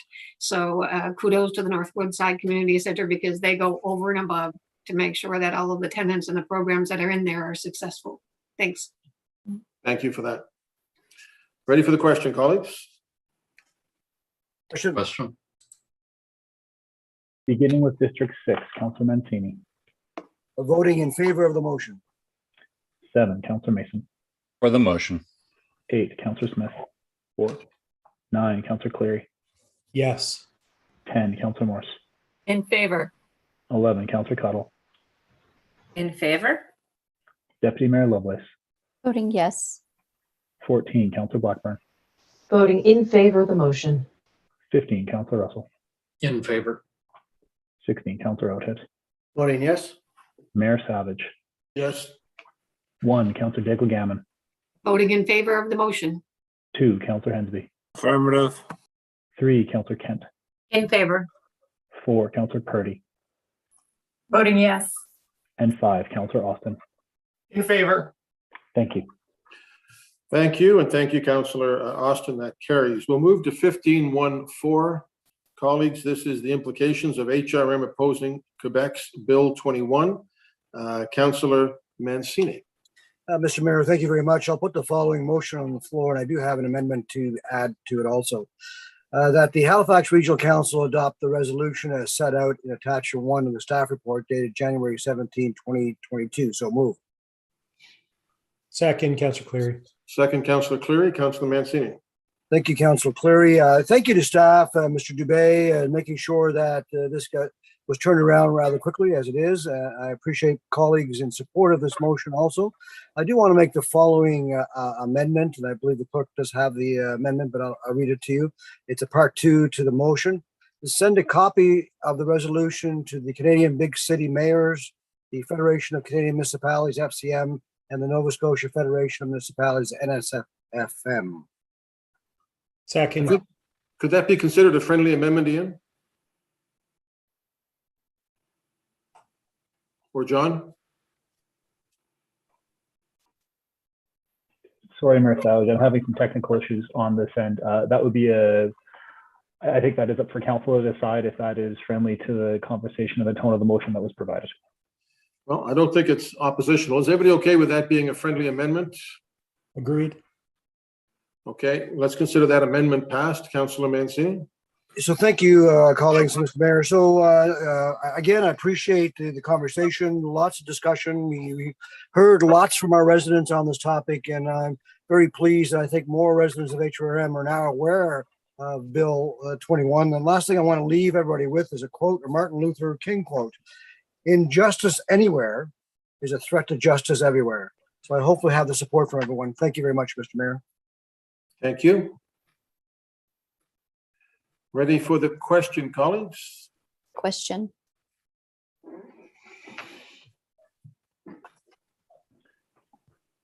Beginning with District 7, Councillor Mason. For the motion. 8, Councillor Smith. 4. 9, Councillor Cleary. Yes. 10, Councillor Morris. In favor. 11, Councillor Cuttle. In favor? Deputy Mayor Lovelace. Voting yes. 14, Councillor Blackburn. In favor of the motion. 15, Councillor Russell. Against. 16, Councillor Oathead. Voting yes. Mayor Savage. Yes. 1, Councillor Daigle Gammon. Voting in favor of the motion. 2, Councillor Hensby. Affirmative for a letter. 3, Councillor Kent. In favor. 4, Councillor Purdy. Voting yes. 5, Councillor Austin. In favor. And 6, Councillor Mancini. Voting in favor of the motion. Thank you. That motion is carried. Thank you. I also, we all know Tracy Jones Grant, who would have been here if necessary. I don't know if you all know Zion Yang, who is with us as well, who's very capable and whose other duties as required often include tutoring the mayor on French. So thank you guys for that. 15.1.5, which is a recommendation on level of service for the HRM street network. I think there may be a presentation on this, Ian and or Jacques. I see Brad Anguish has popped up. Maybe to introduce this? Yes, Mr. Mayor, I can certainly introduce it. To members of council, you would be aware through many business plan presentations that we have been promising this piece of work to come back and set the level of service for your pavement condition for quite some time now. I'm pleased that we're here. I didn't think, however, COVID would drive us to be cutting it this close to budget, but we've managed to do it, and all thanks to Ed and his team, who will present here in a second. Just one of the things, as we go through this presentation, obviously, for those who have seen the report and gone through it, you'll understand there's a sizable potential investment here. Very important for you to understand, we have worked closely with finance. This is tied to the work that you'll see on Friday in your fiscal framework. So that relationship is well established and overseen by the CAO. So that's a good handoff there. But what's really important today, because it's easy to get lost in the funding and the financing, is to really focus on that level of service. Once we get that level of service direction from you, as also stressed by the auditor, that will very much help us then define the funding levels required to support you and maintain the network at the right level. So with that quick introduction, I'd like to introduce our Manager of Transportation Infrastructure Management, Ed Surrett, who will give you a detailed presentation on how we have arrived at our recommendations on your proposed level of service. Turn it over to Ed. Thank you. Thank you. Good afternoon, Mr. Surrett. Welcome to Council. Good afternoon, Mr. Mayor and Council. Can you see my presentation? Not yet. I think it's coming up now. There we go.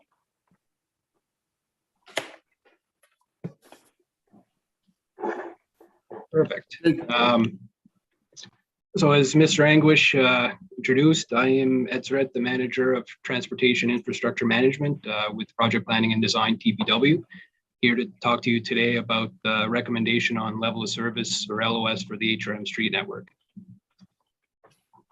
So where did this report originate? Originated from two documents, the Strategic Priorities Plan 21-25 and the Transportation and Public Works 21-22 Budget and Business Plan, where staff indicated that they will work with Regional Council to articulate what a well-maintained transportation network means for the municipality.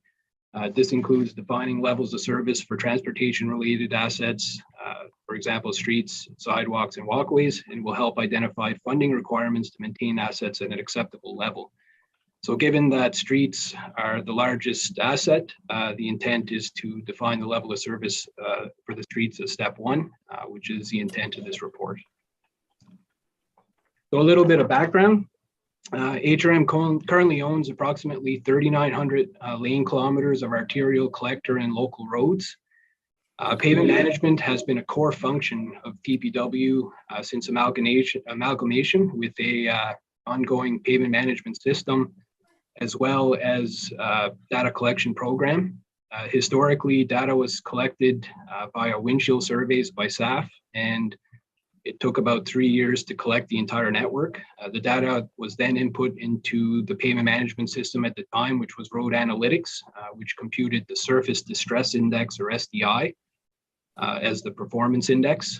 The SDI was based on a 0 to 10 scale, 0 being worst condition, 10 being best condition. Unfortunately, Road Analytics had very little analytical capabilities. In 2014, HRM engaged a third-party consultant to analyze the condition of the pavement network and to assess kind of the state of practice in terms of pavement management. As part of the 2014 report recommendation, the consultant recommended to maintain the current average or network average at the time, which was a 7.4 SDI, funding requirement of 31.5 million over the 10-year analysis period. However, as we see, we've developed a shortfall based on that recommendation. So at the time, the street recap account, which funds pavement rehabilitation funding levels, did increase. However, the street recap account, as we'll discuss later in the presentation, does not only fund pavement rehab, it funds other aspects. And so the pavement shortfall based on from 15 to 21 is estimated to be about 83.8 million. So this is significant, and we'll be discussing kind of the implications of this as we discuss condition and next steps.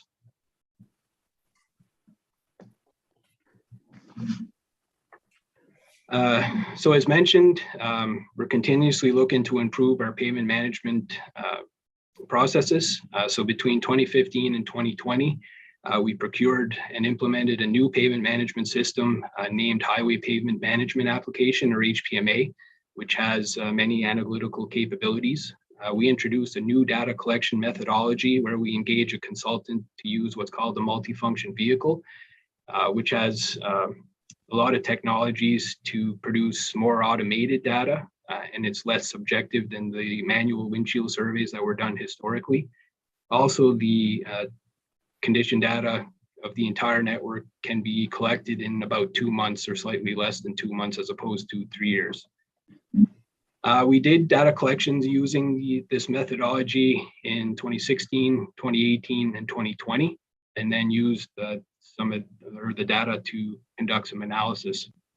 And then specifically in 2021, HRM with assistance from Stantec Consulting or Stantec updated a lot of the core parameters and data within HPMA. We transitioned to a new performance index named the Pavement Quality Index, or PQI.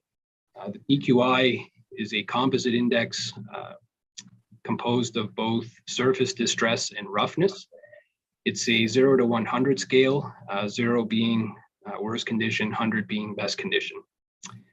We conducted some jurisdictional scans, or Stantec did. We developed some new PQI triggers and condition categories, and we recommended a level of service for the HRM roadway network, which is part of this report. So here we see a typical pavement deterioration curve. Typical pavements are designed for a 20-year service life.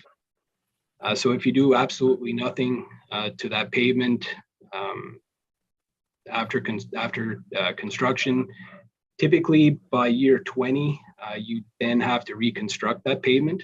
However, if you implement some intermediate strategies such as preventative maintenance initiatives, light rehabilitations, so preventative maintenance could be some microsurfacing, light rehabilitations could be some overlay or mill and overlay treatments.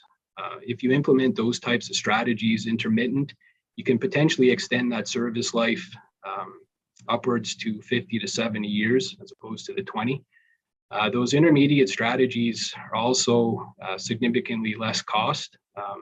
Preventative maintenance can be anywhere from $2 a linear meter for crack seal to $10 to $15 per square meter for micros. Mill and overlays or rehabilitations, I guess, depending on the strategy, can run from say $25 to $50 per square meter. However, reconstruction, we're upwards of $100 per square meter. So if we implement those preventative maintenance and rehabilitation strategies at the right times, we can extend the service life significantly at lower cost than what it would be to reconstruct the street multiple times. However, we need to select those strategies at the right time. If we try to implement a preventative maintenance strategy when the pavement's too far deteriorated, we won't get the service life out of the treatment, and then the cost benefit basically dissipates. So what HPMA, or Highway Pavement Application App, actually allows us to do is through condition data, deterioration models or prediction models within the software, and then history, construction history that has been uploaded into the software as well, we're able to forecast M&R, maintenance and rehab needs over time, and ultimately develop program budgets and priorities. And so the software can predict kind of the right rehabilitation strategy at the right time, so performing the right mix or the right fix at the right time, which provides a cost-effective solution. The one thing that HPMA does not allow us to do is assess some of the intangible factors as part of program selection. So it doesn't allow to look at issues like disruption or congestion or integration opportunities with both internal or external stakeholders, looking at complete streets elements. So it's focused on developing an optimized paving program, but not necessarily an optimized full encompassed rehabilitation program. And so, there is some engineering judgment that needs to be adopted through the process and after the fact.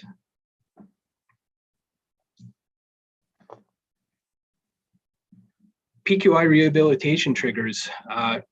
Ultimately, the triggers are used to determine the level that we would typically represent as poor condition, or the level that we would not want to see a particular street fall below. So it's the threshold that we don't want to see a street becomes. And so normally we would consider that the poor condition. The triggers are typically differ by road functional class. so arterial collector and locals, and also they're used in what's called rehabilitation needs analysis.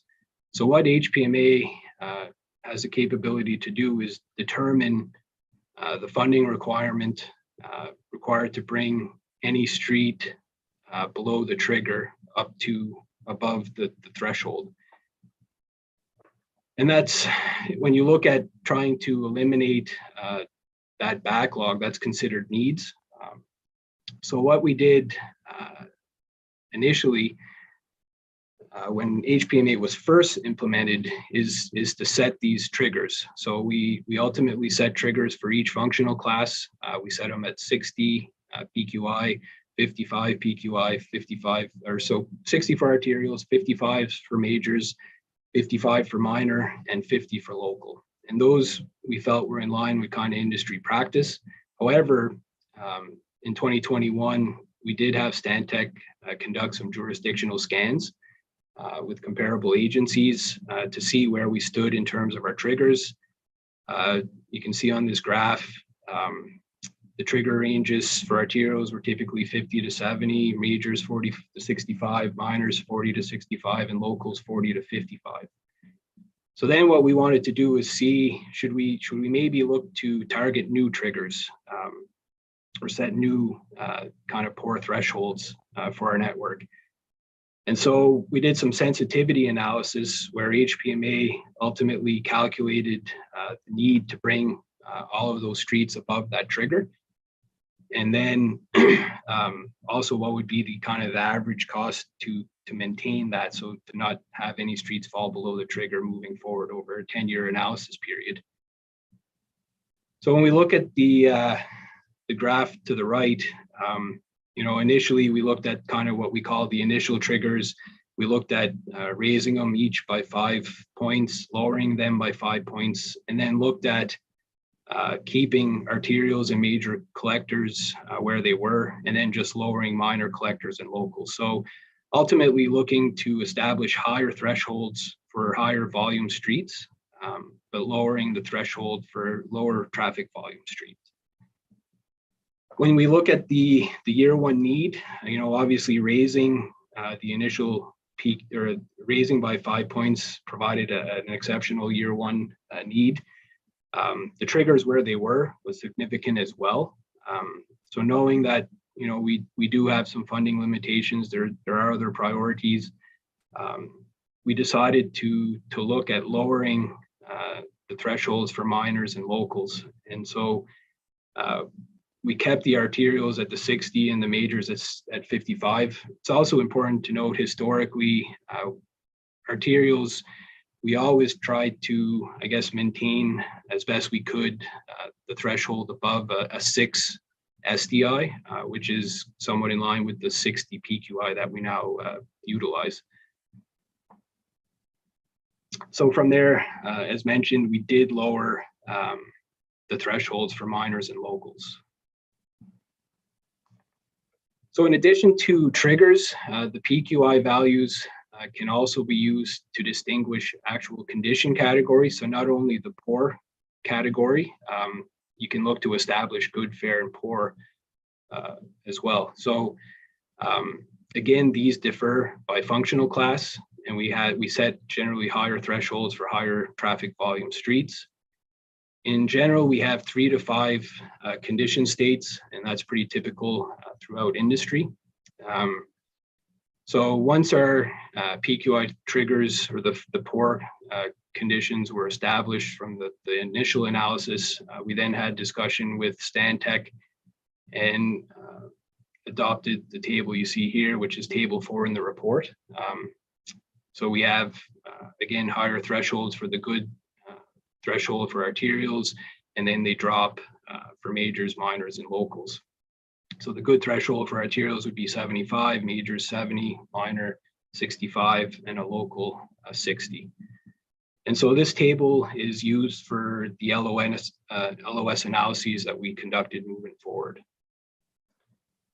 And they were also used to assess condition. So now that we've, you know, we set the trigger values in the system, We set the condition categories. We established the PQI as the performance index. We were able to then go back and look at the condition from the 2016, 2018, and 2020 data collections. So if we focus on the PQI, we see considerable drop. I'd say considerable, but we see drop in the network average, and we see drops in all functional classes, similar to what we see for the overall network, which ultimately makes sense. So it's not only the arterials that are getting worse, but it's majors, minors, and locals all together. If we look at the actual condition states in terms of good, fair, and poor, we see considerable increase in the poor threshold, so jumping from 8% in 2016 to over 15% in 2020.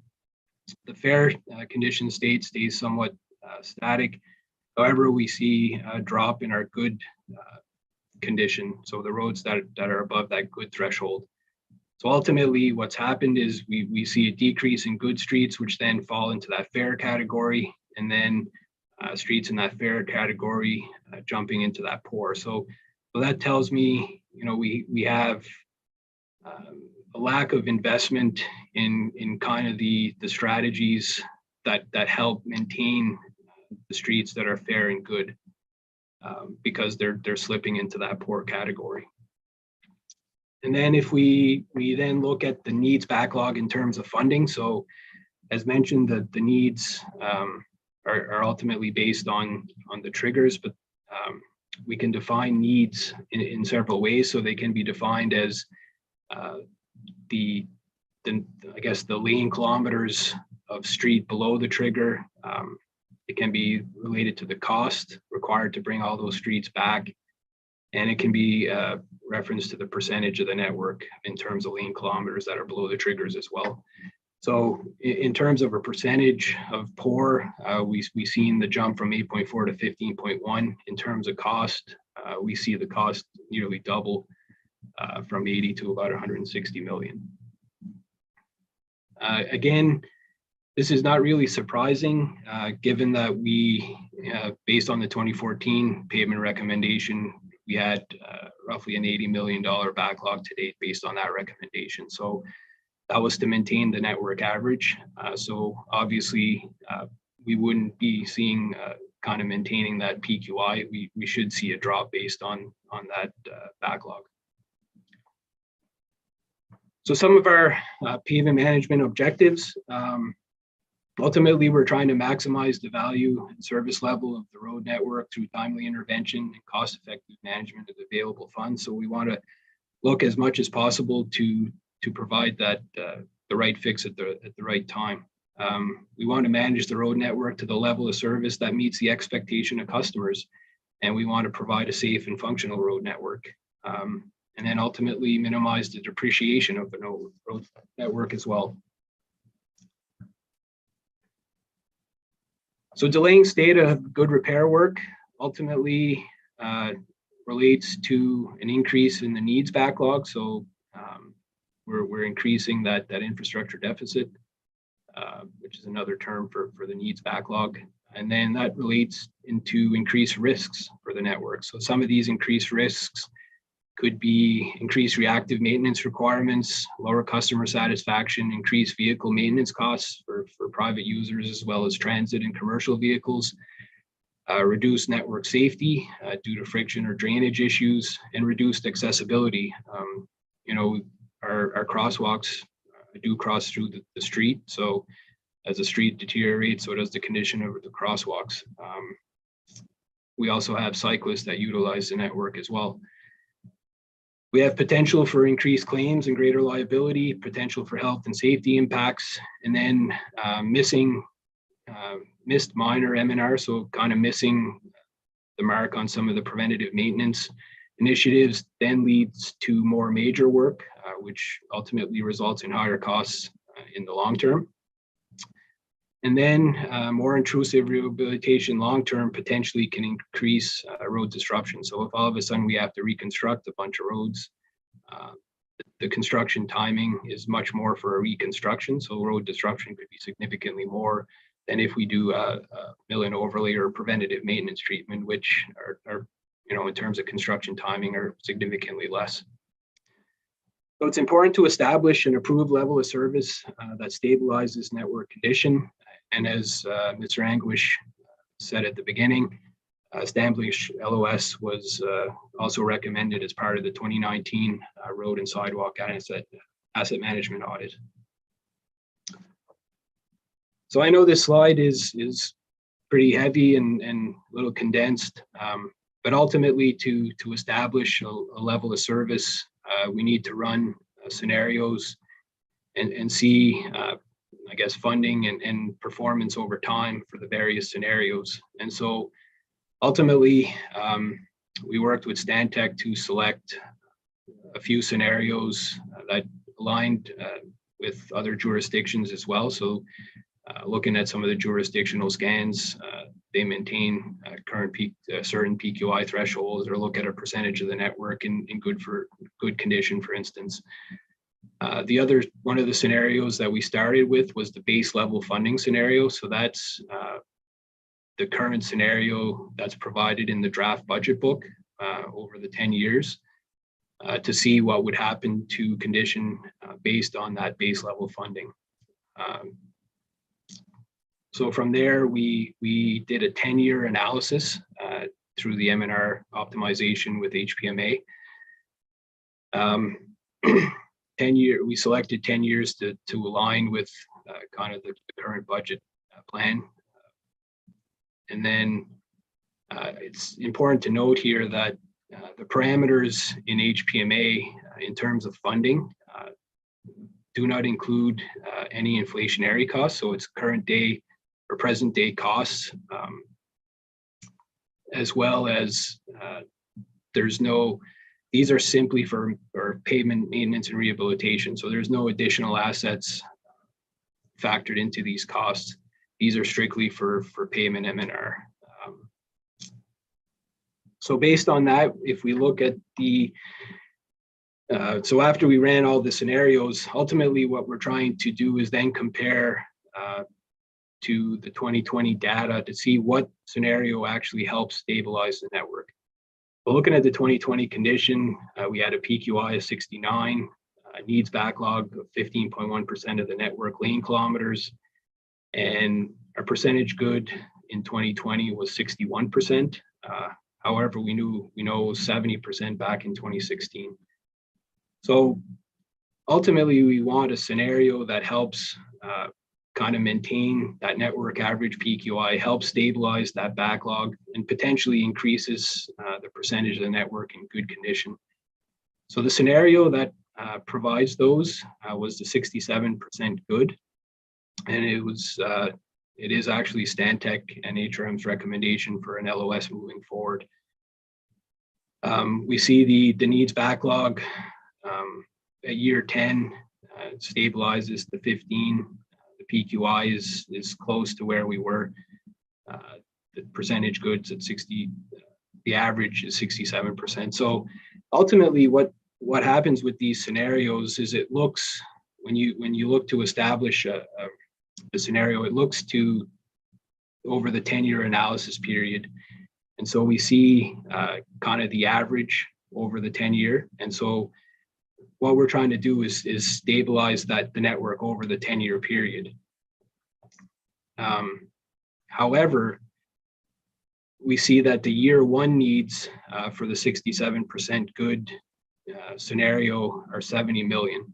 So what's that telling us is we have this historical backlog that we now have to jump. And so we need to spend a significant amount of funding right off the bat to get us to that threshold we're trying to achieve.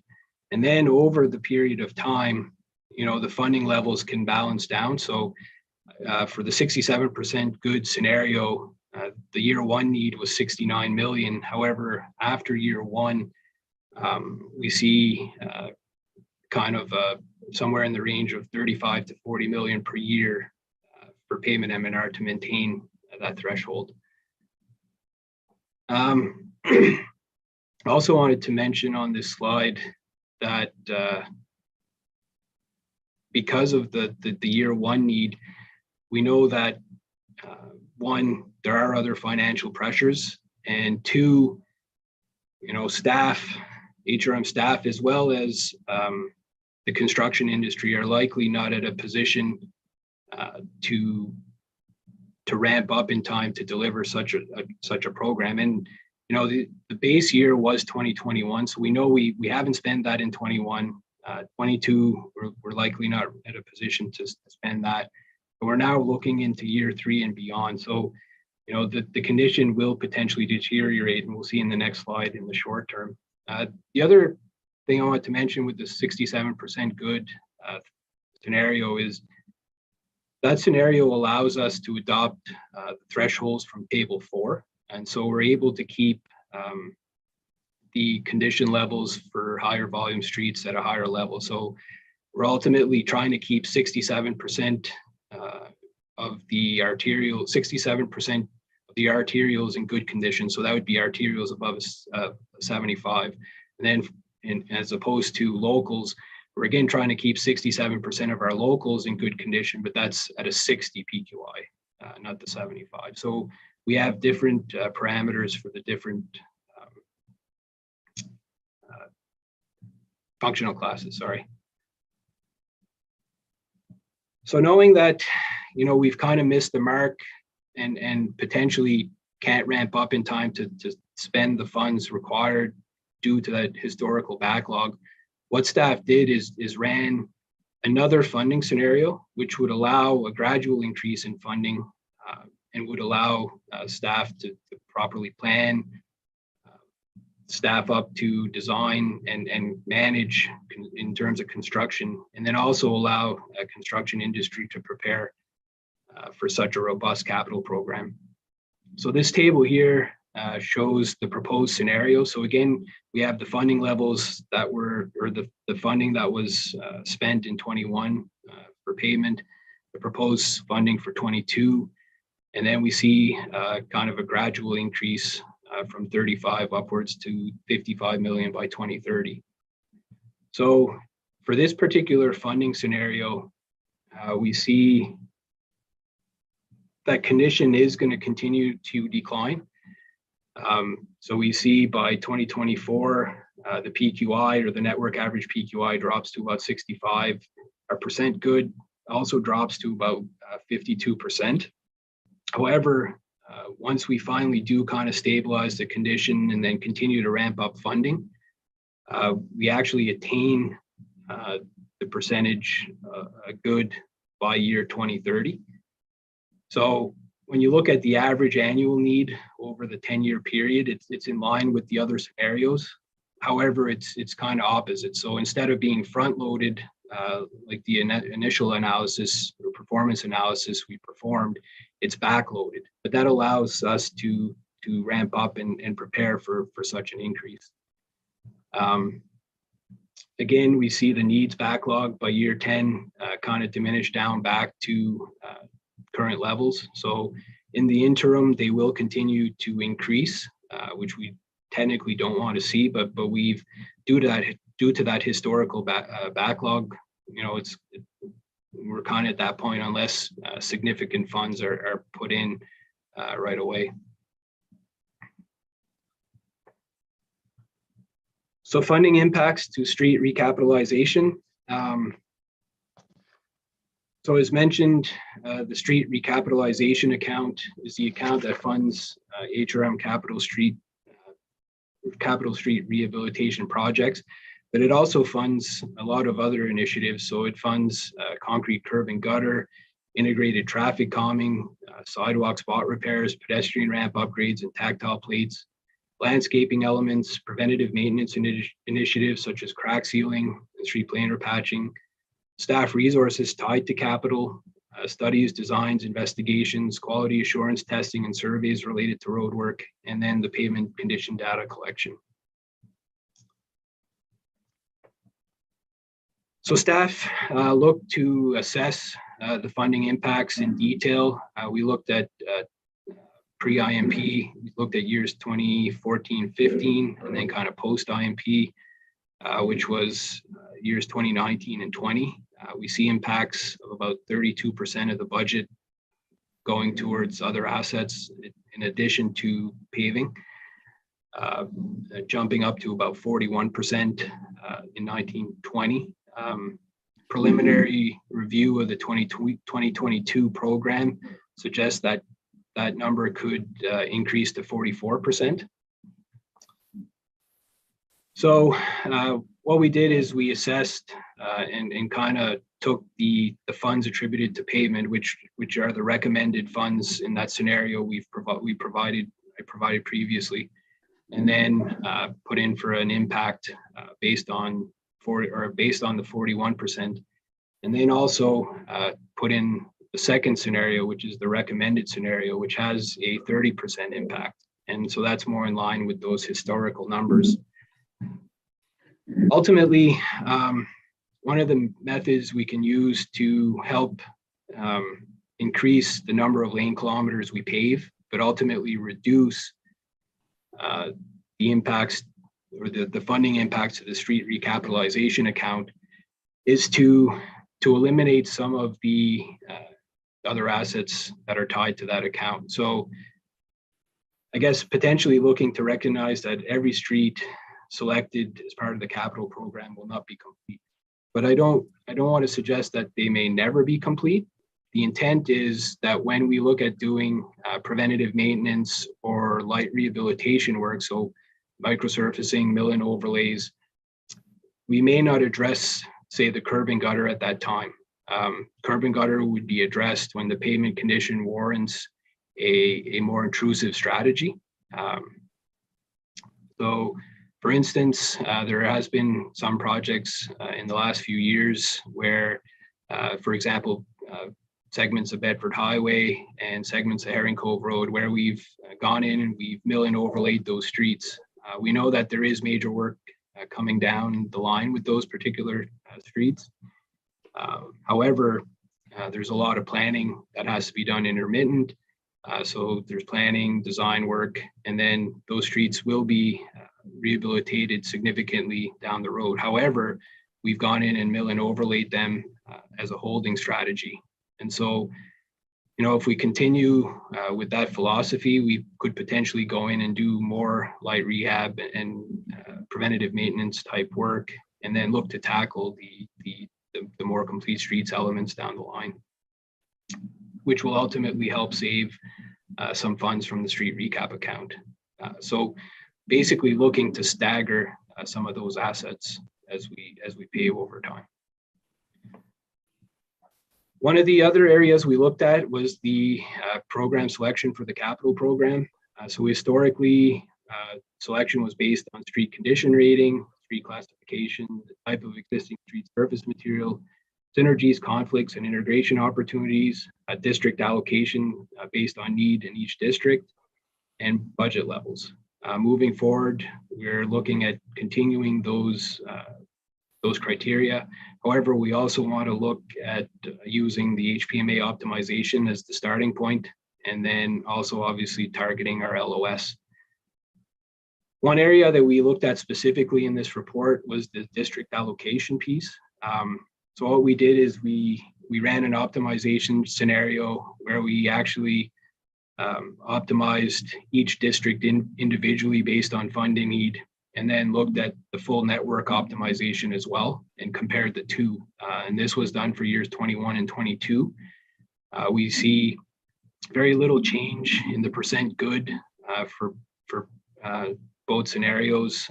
And then we see again, the percentage poor. So in the actual district allocated portion, we see a slight decrease in the percentage good, but then we also see a slight decrease in the percent poor. So moving forward, you know, based on this analysis, we'd like council to approve the use of district allocation moving forward, or that we continue to use that as a criteria in our program selection.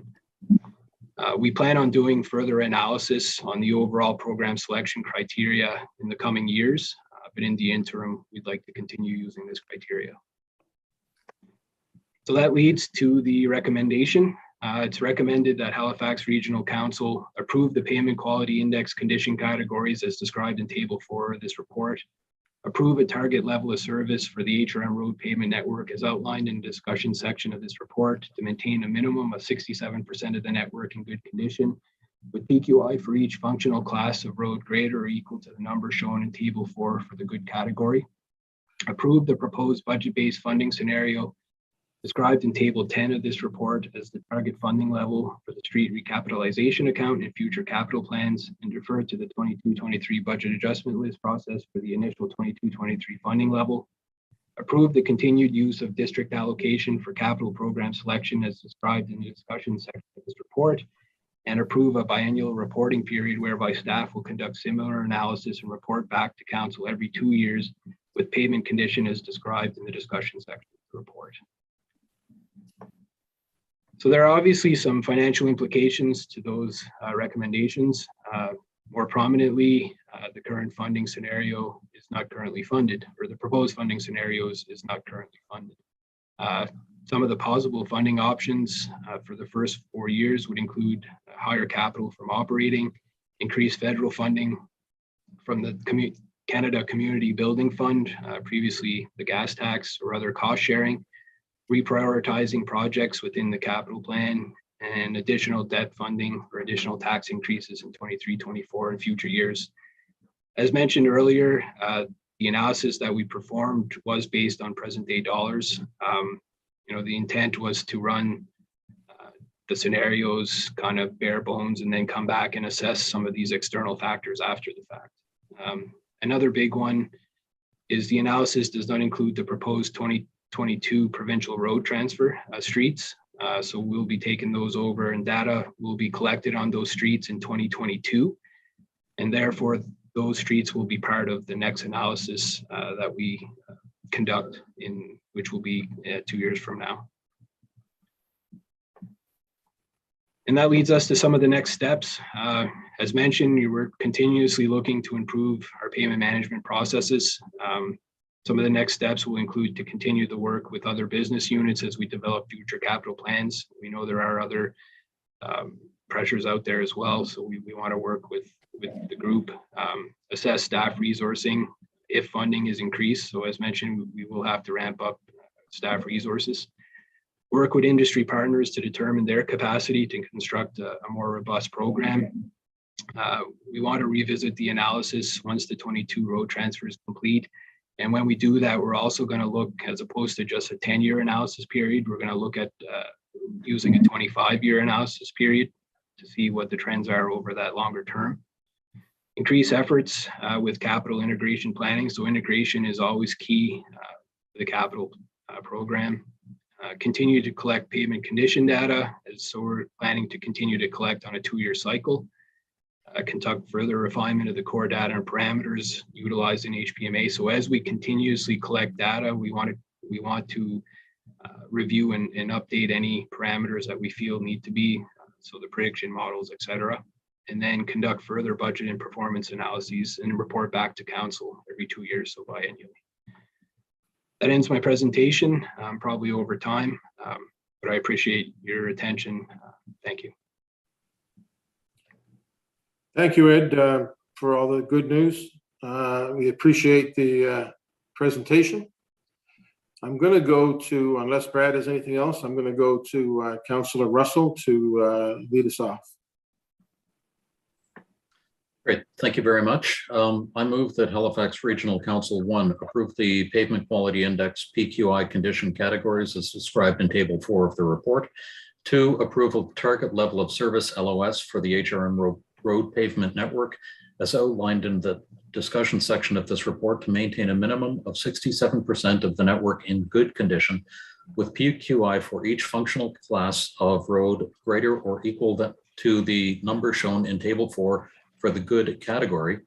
3, approve the proposed budget-based funding scenario described in Table 10 of this report as the target funding level for the street recapitalization account in future capital plans, and refer to the 22-23 budget process for the initial 22-23 funding level. 4, approve the continued use of district allocation for capital program selection as described in the discussion section of this report. And 5, approve a biennial reporting period whereby staff will conduct similar analyses and report back to council every 2 years with pavement condition as described in the discussion section of this report. Second. Okay, thank you. Can we stop sharing the screen and get back to our other screen, please? Go ahead, Councillor Russell. Thank you very much. I just would like to comment that I'm thrilled to see this report come forward, and I'm thrilled to see the analysis. And I hate the analysis, and I hate that it's come forward at the same time. I've been talking about this for a long time. I think since I've been elected, about the condition of our roads degrading and continuously degrading, and we aren't putting enough money into it. We could slow it down, and I've been wondering if we could see something to say what would it take so that the condition of our roads leveled out and was increased. And I was told that would never happen. So this report is phenomenal. We need to invest in something like this. In my view, this is our mandate. This is what we should be doing, is making sure that the condition of the assets that we have, and again, the biggest one being the road network, is sound.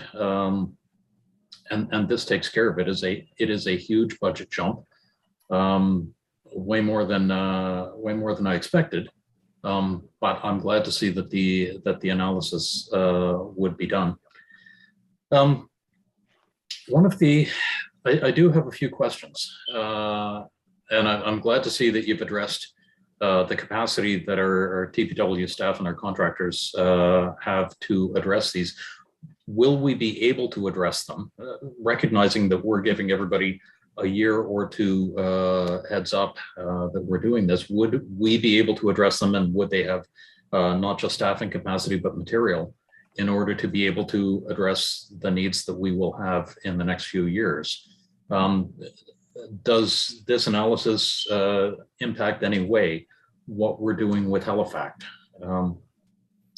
Does this include anything beyond the roadway? I think you've answered that.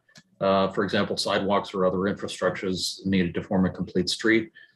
And is this cost expected to be mitigated at all with work that we're doing with Halifax Water and the recapitalization of their infrastructure? Okay, thanks, Councillor. Brad Anguish, Executive Director of Transportation and Public Works. I'll try to answer your questions. The funding algorithm that Ed arrived at, and we did as a team, as you can see, acknowledges that we have to move at a pace that unfortunately sees the index decline in the short term, but at the same time starts what we call a responsible funding level increase over time that recovers the network without letting it degrade to a point where everything's a reconstruction. So that's key. So I'll start right there with Halifax. Obviously, if we move to very inefficient practices in terms of rehabilitating roads, there's your number one greenhouse gas generator from construction, is doing excessive construction when you don't need to. If we can do quick in and out routines, it's good for the environment, but it's in terms of quality of life for citizens, it definitely is a much more favorable approach given the size of our network, the growth in our network, and the amount of construction we're seeing. In terms of, I'll then address, Ed mentioned improved integration planning. That is key to moving forward as well with increased construction in our road network. What we can't afford to do anymore is allow utilities to move independent of HRM. We need to move together to the best of our ability and align our plans, which means we got to do a better job of forecasting our work so they can see where we're going, and then they got to get in the trench with us. If we don't, this affects everyone. There's excess construction, excess disruption, excess costs, which none of us can afford. So our plan is to really move hard on forecasting where we're going and getting the utilities in the trench with us. I can tell you, I sit with Halifax Water Board. They are, in talking to Reed Campbell and Kathy O'Toole, they're absolutely getting in position to do this better as well. So I was pleased to hear that. Then the next question was industry. Industry is always going to tell us they can afford it. That's what they can line up to it. But again, I think we've picked a responsible growth pattern. If you see, it's about a $17 million increase we're showing in year 2 in our report, and then about $7 million every year after that. What that does is allow us to forecast the industry, assuming council agrees with these kind of long-term notional budgets. That allows industry to know what's coming and get ready for it. It allows us as a staff to ramp up to it. That's the key thing. We absolutely will need more staff to do this. Roughly speaking, the types of skills, obviously we need inspectors, surveyors, engineers, and project managers. Those are the key functions. I'd call it, it's kind of like one crew for every about $5 to $10 million, again, depending on the type of work that we're doing. So yes, there's increased staff. Yes, there's going to be more to industry, but we think we've picked this responsible algorithm. I think that addressed all your questions, I hope. Okay, thank you. Thank you. Deputy Mayor. Thank you, Mr. Mayor. Ed, thanks so much for this presentation. Brad, this report is, I really appreciate it. And I have learned so much from you, Ed, for the last year. Really, really appreciate, the way that you present and helping us get up to speed with everything that's asphalt. So thank you for that. Couple of things, I'm happy to see that we've moved from that manual windshield survey into a much more technical approach. This is definitely saving staff time. It's providing us much more accurate information. And at the same time that we're doing that, I'm looking at, this backlog of 15%. We're going to be adding roughly 10% to the road network with this road transfer. So does that mean our backlog is going to be sitting at 25%, right? And at the same time, I'm thinking that this road network isn't the full road network within that municipal boundary. It doesn't include the private roads, for example. It doesn't, it is just really a finite look at those municipal roadways. And it also doesn't include the bridges. And so I'm wondering, are you going to be coming forward with a input on the bridges and any kind of work that's going to be needed to recap those and get an assessment of where we're at as far as our, making sure that our bridges are up to speed and in good working condition. And I think that this provides us with a really good perspective as far as where the quality actually drops over time, and it seems to me that we're looking at potentially 2 to 3% of our quality is dropping overall every year. Is that a fair statement to make? And so if that's the case, and we're bringing on, another 10% adding to this road, is that 3% per year? Is that going to drop down that quality overall going to drop down to what, 10%? I'm just thinking, in the next report that you guys are going to give us, I think it's going to be really traumatic because, these numbers, while they're daunting, I don't think it's going to be anything like what we're going to see in 2024. So buckle up, kids. We're going for a rocky ride. Mr. English. Okay, I'm going to have to refer to my numbers guy, Fast Eddie, there to help me with the percentages that the council was proposing. I guess just on the road transfer, look, are they maintained to the kind of condition we've had them in? All of them? No, they're not. But we've driven them. They're not. There are some bad spots.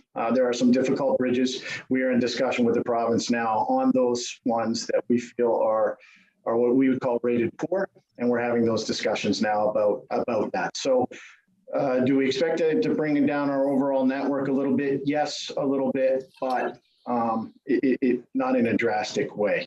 That said, for some comfort, certainly the business plan I'm bringing forward in the $4 million of operating costs that we knew we would require for the transfer. That's been built into our proposal that we'll bring forward, as well as the capital costs are also in the current capital plan. So we are acting responsibly, or proposing to act responsibly financially right out the gate with the road transfer roads, because what we don't want to do is blink and allow a backlog to develop. So that we want to be out the gate. So that I can say for sure is our plan with the road network.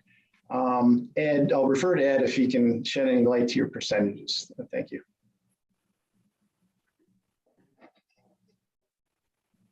Thank you, Mr. Anguish. Through you, Mr. Mayor, to the Deputy Mayor. You are correct. We are seeing, in terms of network PQI, kind of roughly a 1.5 to 2 point drop in PQI over the, I guess, every 2 years. We are projecting a fairly significant drop between 2020 and 2021. And that's, again, kind of due to the historical backlogs. And then if you look, we kind of see about in terms of network average PQI, about a 1.5 to 2% drop every year. Again, same with the percentage good. We see probably about a 4% drop, or 3 to 4% drop in percent good projected based on the funding scenario.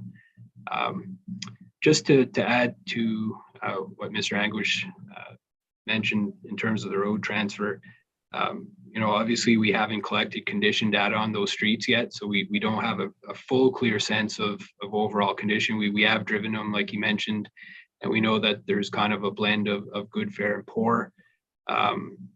However, obviously by adding to the network, there are streets, because ultimately we're trying to keep a lot of even the better streets in better condition as well. So there will be need to do preventative maintenance work on those streets, light rehabilitation, et cetera. So there will be investments required initially as soon as we get those streets.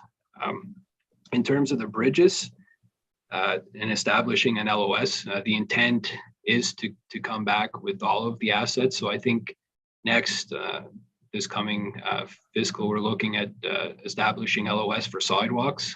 Then we'll be looking at curb, and then I'll probably maybe leave it to Mr. Hubley, Dave Hubley, to acknowledge maybe the plan, because right now bridges aren't necessarily with our group. In time they may be. Brad or Dave can maybe speak to that, but the intent is to come back with bridges as well. I'll just say yes, we will. And like saying in our proposed business plan, we are looking at bringing the sidewalk asset group back next. That is the highest, certainly from council, we've heard that's the highest concern out there. Obviously, no matter what, the bridges are all getting level 2 inspections. We obviously take this very seriously. We haven't, from coming back from an asset class point of view and a total look, we haven't got that on our radar yet. But certainly it will be in the hopper eventually. Thank you. Thank you. Councillor Cleary.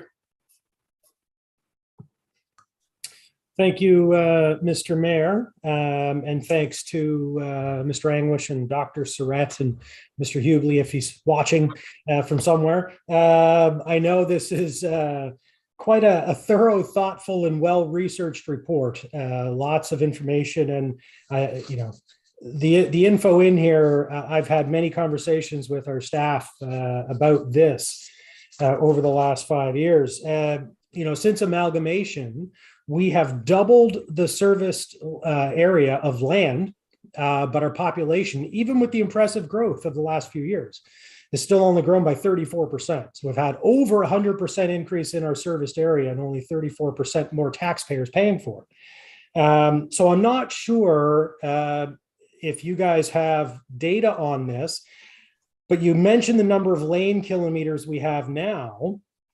Do you know what number of lane kilometers we've been adding? Because if you look at the budget, the budget has been relatively consistent, give or take a few $1 million, but we're constantly adding new roads and new lanes to those roads. So I'd be curious to know if you have data on how much we're spending either per lane kilometer or per taxpayer or per resident, over the last number of years. When you look at the budgets necessary to maintain these streets, it certainly reinforces my desire, and I know a number of other councillors' desires, for things like road diets and narrowing our roads, maybe fewer roads, turning over a lot of that road right of way to lighter users, bikes, pedestrians. Asphalt will last a heck of a lot longer if you're walking or biking on it than it will if you're driving a car on it. And so one of the things that I noticed in the staff report on page 3, actually, no, let me ask this question first. And this ties in with, number of lane kilometers if we have data on that and its growth. When Stantec or you guys did the jurisdictional scan, did you find comparable amounts of spending on maintenance and rehabilitation, either per lane kilometer or per resident, for Halifax? So in the report, it doesn't speak to this. It only speaks to, if we're going to maintain 67% in good standing, we need to spend this. But what are we spending now per lane kilometer? And what are other cities spending per lane kilometer on M&R? And are we comparable in that? I guess I'm trying to figure out, are our roads in the same condition? And are they, for some other reason besides maybe we're spending less money or more money than others? Could there be other types of technologies or aggregates or materials that we put into our asphalt that maybe would be better given our climate and our use of our roads? So I'll start off with those questions, Mr. Mayor. Who wants that? Brad? Yeah, I think I'm going to turn this over. Yeah, it's as Councillor Cleary said, Dr. Surratt's been on this and works with our national representatives. I'm going to start him off by letting you know what he knows from around the country.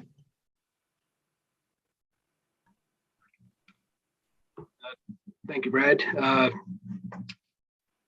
Through you, Mr. Mayor, to the councillor.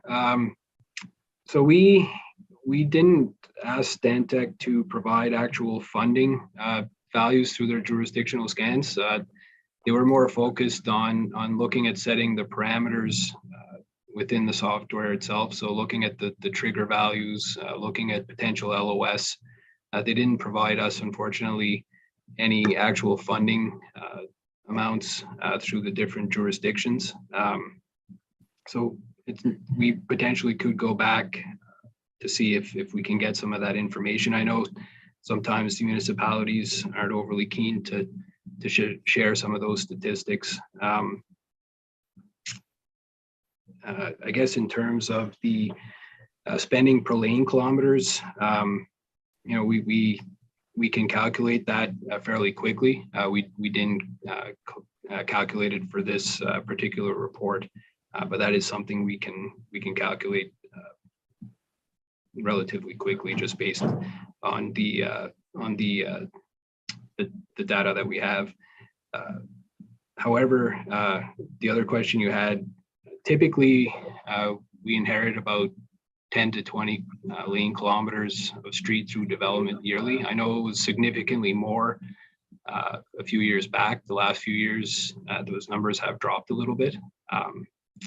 However, we can go back and do those calculations. Thank you, Mr. Mayor. I think my time is up, so I'll come back another time. Thank you. Councillor Outfit. Thank you, Mayor, and thank you, Dr. Asphalt. I appreciate the presentation. Just a few. I'm going to ask a few questions here, so maybe you, Brad, can just make some notes, and I will have to come back. I thought we did more in the past than the 21 or 22 million that's being. We're talking about increasing the pace and having reasonable paces so we don't overload contractors or staff, which makes a whole lot of sense to me. But I thought in the past we did certainly more than the 21, 22 million that's being proposed over the next couple of years. So just a little clarification on that. When you talk about not all streets will be complete streets as a result of work being done, that makes sense to me when it comes to curb and gutter, for example, or sidewalks. Not sure it makes sense to me if we're going in to do a micro. and we don't add speed calming. So we don't add some speed humps. So just a little clarify, and I see you nodding, so that's encouraging. So that could be good news. I'd hate to see a street that qualifies for calming have to wait until a repave is done versus a micro.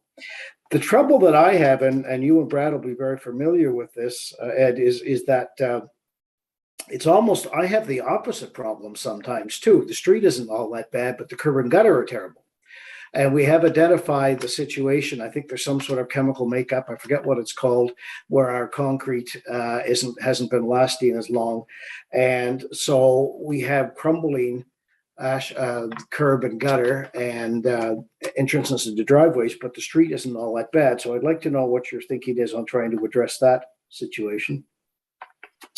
You mentioned the sidewalk plan will come back separately, but I hope you'll put a lens on that. There's a list of 600 sidewalks. Obviously, we're not going to get to that in my lifetime, probably.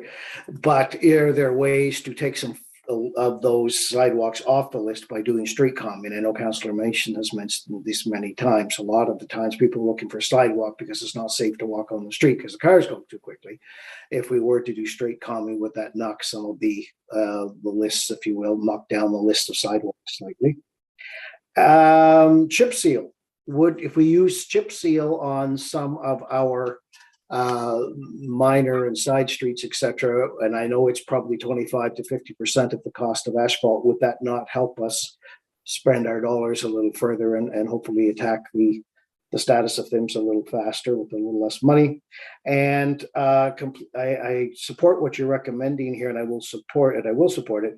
But if a street, are you still going to look at the neighborhood approach where a street is being done, but there may be a small side street or a cul-de-sac off it where the pavement isn't that bad, but while you're in the area, it makes sense to pave both of those streets other than just the one and then have to come back 2 or 3 years later and potentially damage the street and get paved? Will you still have that sort of flexibility using this new LOS approach? So that's it for me, and thanks, guys.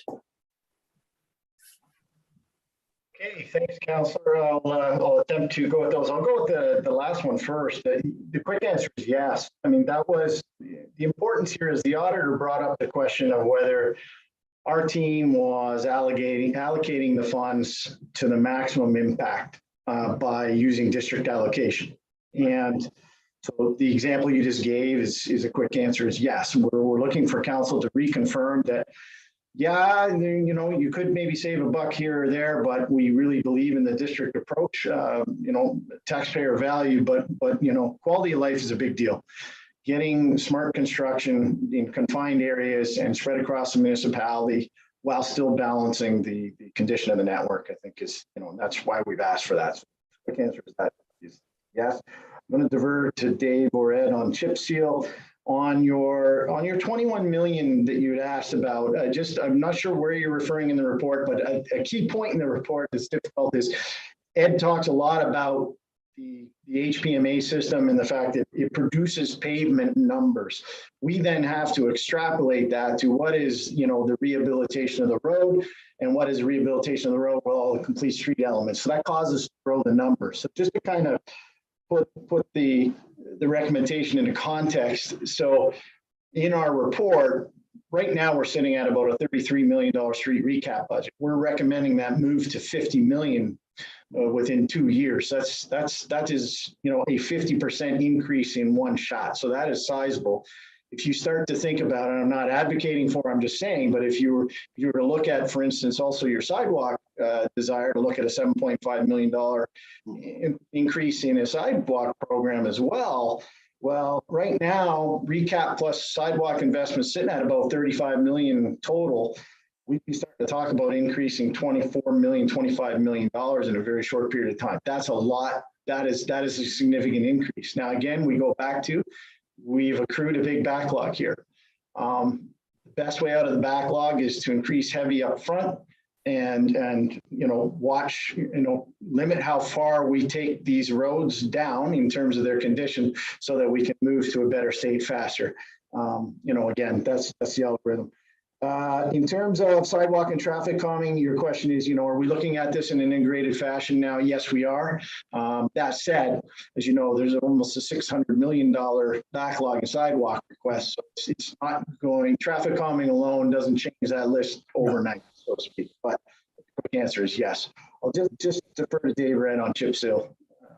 And also about the, if you did a micro or something more than just patching, a partial complete street, if you will, address street calming, maybe not doing curb gutter sidewalk.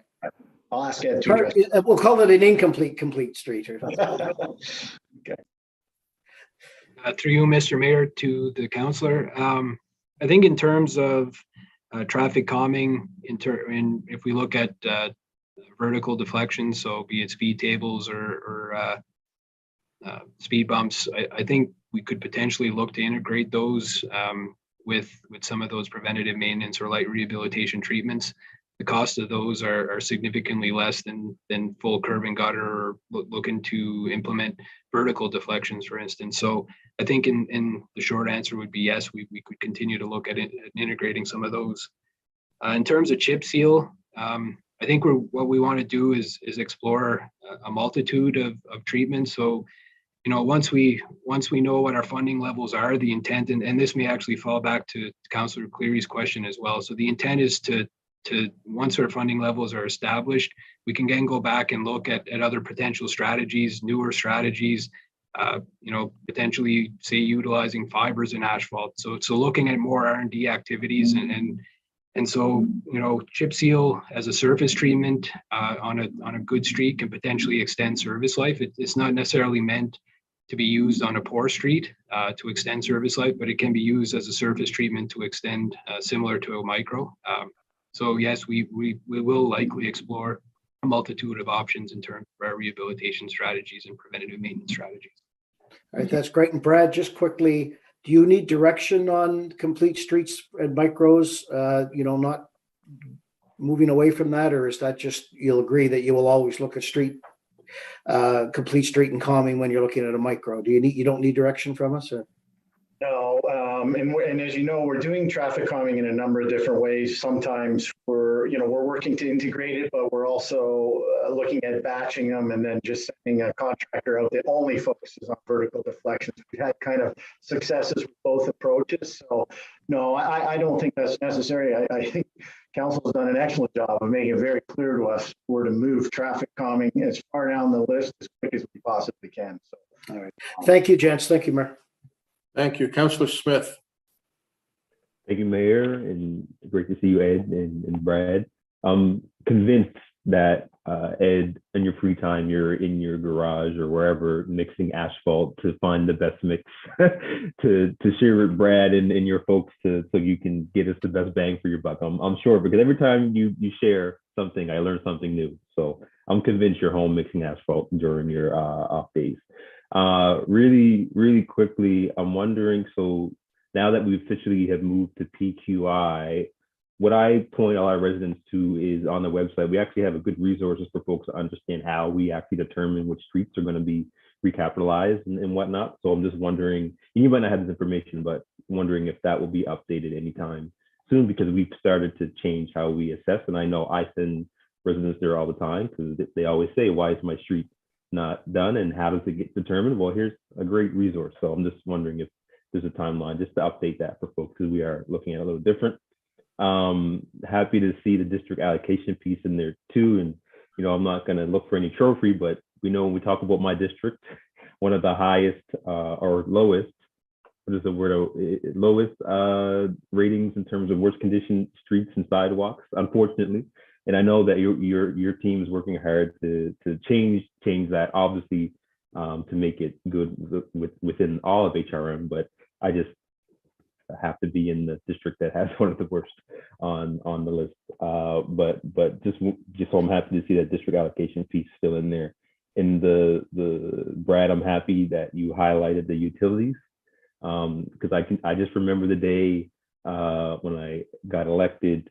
And I won't say the street, but fresh pavement, fresh paint. And the very next day after the paint crew laid the paint down, one of our utilities went and just put a big old hole, and now and then we have a gap, which is obviously going to deteriorate faster because now we just interrupted the paving. So I'm happy to hear that you're saying that we need to continue to do that work, and hopefully they'll jump on board. So really my only question is just on the website update, and some of the other concerns around complete streets have already been highlighted. So I'll leave that there. So that's it.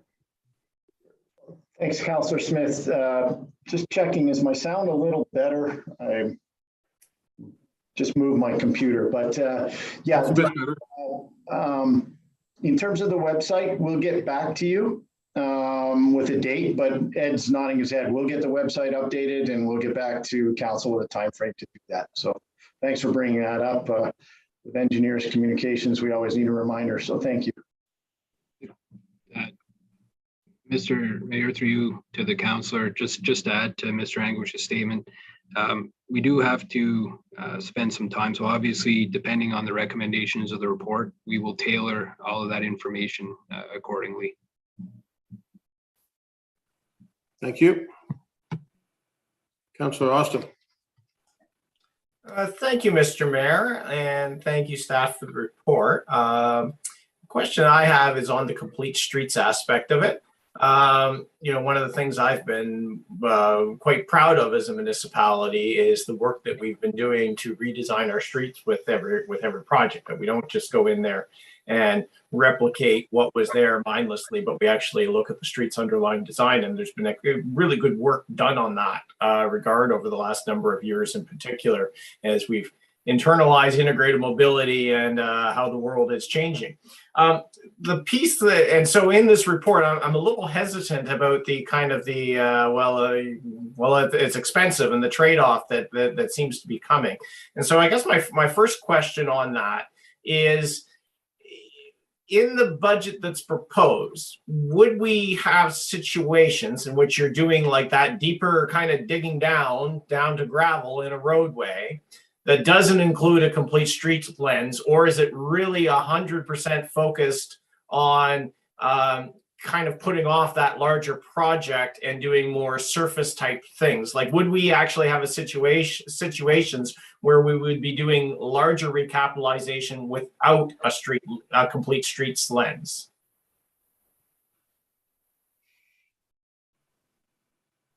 So on the large projects, the reconstructions, no, we'll be using a complete street lens. That's we've got it ripped up, torn up.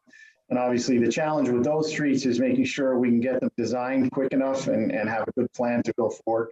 So, to use perhaps Prince Albert, for example, and just recently in your district, would we be making shortcuts there? No, that would not be the intention, a major reconstruction like that. But I'll let Ed expand upon kind of some of the trade-offs. He talked about curb as being one of those pieces, but I'll let Ed expand upon just exactly what he's saying. The thing to keep in mind too is just, it's a small, it's not a huge difference, but it's a difference. And it's meant to be minor nature because we've got to try and cover that bit of money, because we're sitting, as Ed said, we're sitting at around climbing to 44% of the budget is going towards what we'll call complete street elements beyond the pavement, right? And what we've done in our algorithm is we brought it down more to 30, which just means that on our lesser treatments, we're going to do a little bit less. But I'll let Ed expand one more time on that. Thanks. Through you, Mr. Mayor, to the councillor. So just to follow up with what Brad said, so the intent is to continue integration. Integration is a huge piece of the program selection, and so as we select a particular street, the intent is to continue meeting with the integration committee. So that would be both the internal and external stakeholders, utilities, and so working with traffic management, on traffic calming elements. So the intent is to continue the focus of looking at the overall priorities for the particular cross section, and then trying to work strategically. So if we're doing something fairly intrusive, and there are other requirements, the intent would be to do something all encompassing on that particular street. It's streets where, say, we have an overlay and maybe the work, there is work kind of longer term. So we haven't really done a functional plan yet for that particular street. And so, you know, there may be some major complete streets elements, but we just don't know what they are yet. So instead of continuously waiting and letting that pavement continue to deteriorate, the intent would be to go in and do preventative maintenance or a light rehabilitation now, and then allow staff to go in and do the functional planning. And then once that overlay fails, at that time, we would go in and do all of the major work. If there's some, you know, some quick, you know, generally maybe not overly costs in terms of the, say, like a bump out or not a bump out, but a speed hump, say like Councillor Out had mentioned, you know, maybe we'd look to integrate that at the time, but something that's very intrusive and very costly, we want to try to stagger that over time. Okay. Possible. So the two tables that have the budget, table 9 and table 10, in either situation, our out year dollars are not funded in either table 9 or the recommended table 10. Okay, so what's besides the financial implication? What's the implication to your program if council were to say, no, we like the higher emphasis on complete streets. We want you to continue to allocate, you know, 40 some odd % into that. What does that, you know, in practice mean if we went with table 9 instead of table 10?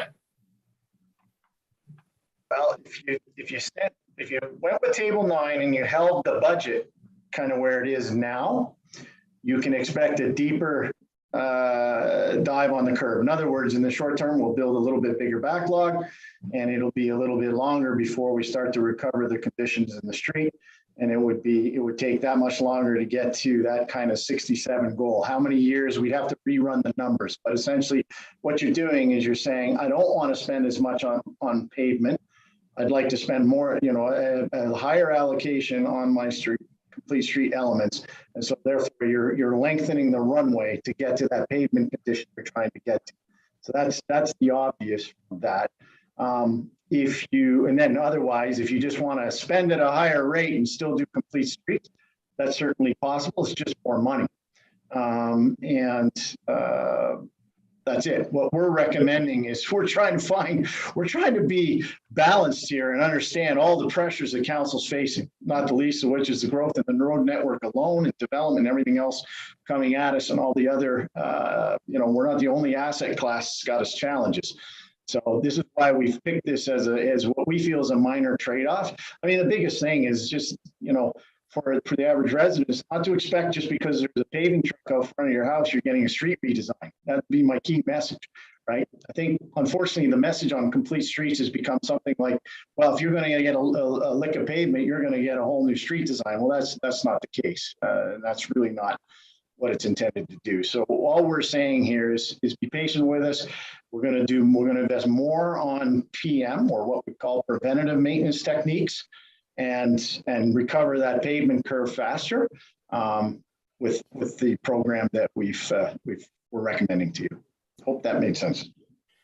Thank you, Brad. I guess I'll just conclude by pointing out either way, in either table 9 or table 10, we don't currently have the money allocated.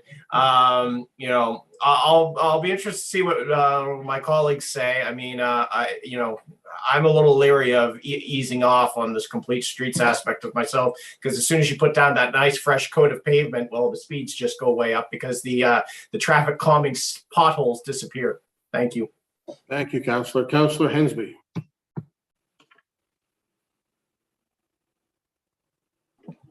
Thank you very much, Mr. Mayor. Brad, you might sound better. We still look the same. But anyway, I just want to ask you about the roads we're taking over in June, and you don't plan to do their analysis until later this year and stuff, and that data gets rolled into future budget anticipation. But I see in the capital budget this year, we have a section of the 207 highway from Roche Road to Robinson Brook. It's a small, short section in bad shape. So that's part of the new roads we're taking over. So I assume that's going to stay in the budget as is and not be deferred. Okay, that's good to know. in regards to the comparison of the new data analysis we're using versus through the windshield, I'm kind of curious of how close they were together in regards to the street index comparability, is how bad they were. Was our keen eyes as good as the new technology, or was there a bit of a difference in some of the analysis? Great question. I'll pass that to Ed. Thank you through you, Mr. Mayor, to the councillor. There is some differences in obviously the methodology. There are also different distresses that were captured through the windshield survey versus the new methodology. So one being raveling, we don't capture raveling anymore. Distortion was captured through the windshield survey. We now capture that through actual profilometer roughness measurements. So we actually get a true feel for the actual roughness of the network. So there is some inherent differences between the two methodologies. You know, the cracking is now captured through LCMS or laser crack measurements. So we actually have true measurements of the cracking. So, you know, all that being said, what we tried to do when we worked in the parameters of the new pavement management software was to try to align the PQI as best as we could with kind of the historical data. And so we see, you know, the average was typically in the range of, you know, 7.4 SDI. And then in 2016, we're somewhere in that 72-ish, 73 PQI. So the data seems to trend pretty closely with the historical values. Thank you. My last comment is when our urban and suburban councils talking about roads, this is, you know, a municipal mandate within that area. I still got a lot of provincial roads in my district as well as in District 1 and perhaps part of District 13 still. So I want to make sure when we talk about roads as municipal responsibility, let's just focus on the ones that are within our realm and be careful, because used in general terms, the rural voters thinking we're taking care of their roads, which is not the case. Thank you. Right. We'll be taking care of some of them. Councillor Daigle-Gammon.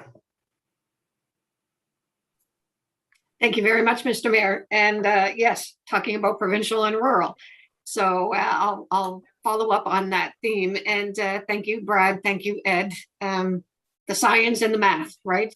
Brad, you did foretell us that's the big ticket item. It was going to cost a lot of money. So I'm not shocked at all by the report. And it's interesting because only recently in my district have I been asked by people in the suburban area, not as rural, but more than suburban, that have provincial roads, asking when they will be transferred. So I know this current block of roads, what is left in the provincial transfer? Do we know that? And do we know what year that might come? Please and thank you. Wow. Okay. Doozy of a question. I'll tell you what I know right now. So let's recap for your area. You had made the decision. There were some roads that we had questioned whether you'd bring them in now, and you'd said no thanks. And so there are no roads in your area in any proposed transfer between now and June, period. Yeah, I knew that part. It was just about what is future. Yeah, so future, so you may recall, council gave me direction to go talk to the province about getting a new agreement. Well, since that time, the government changed.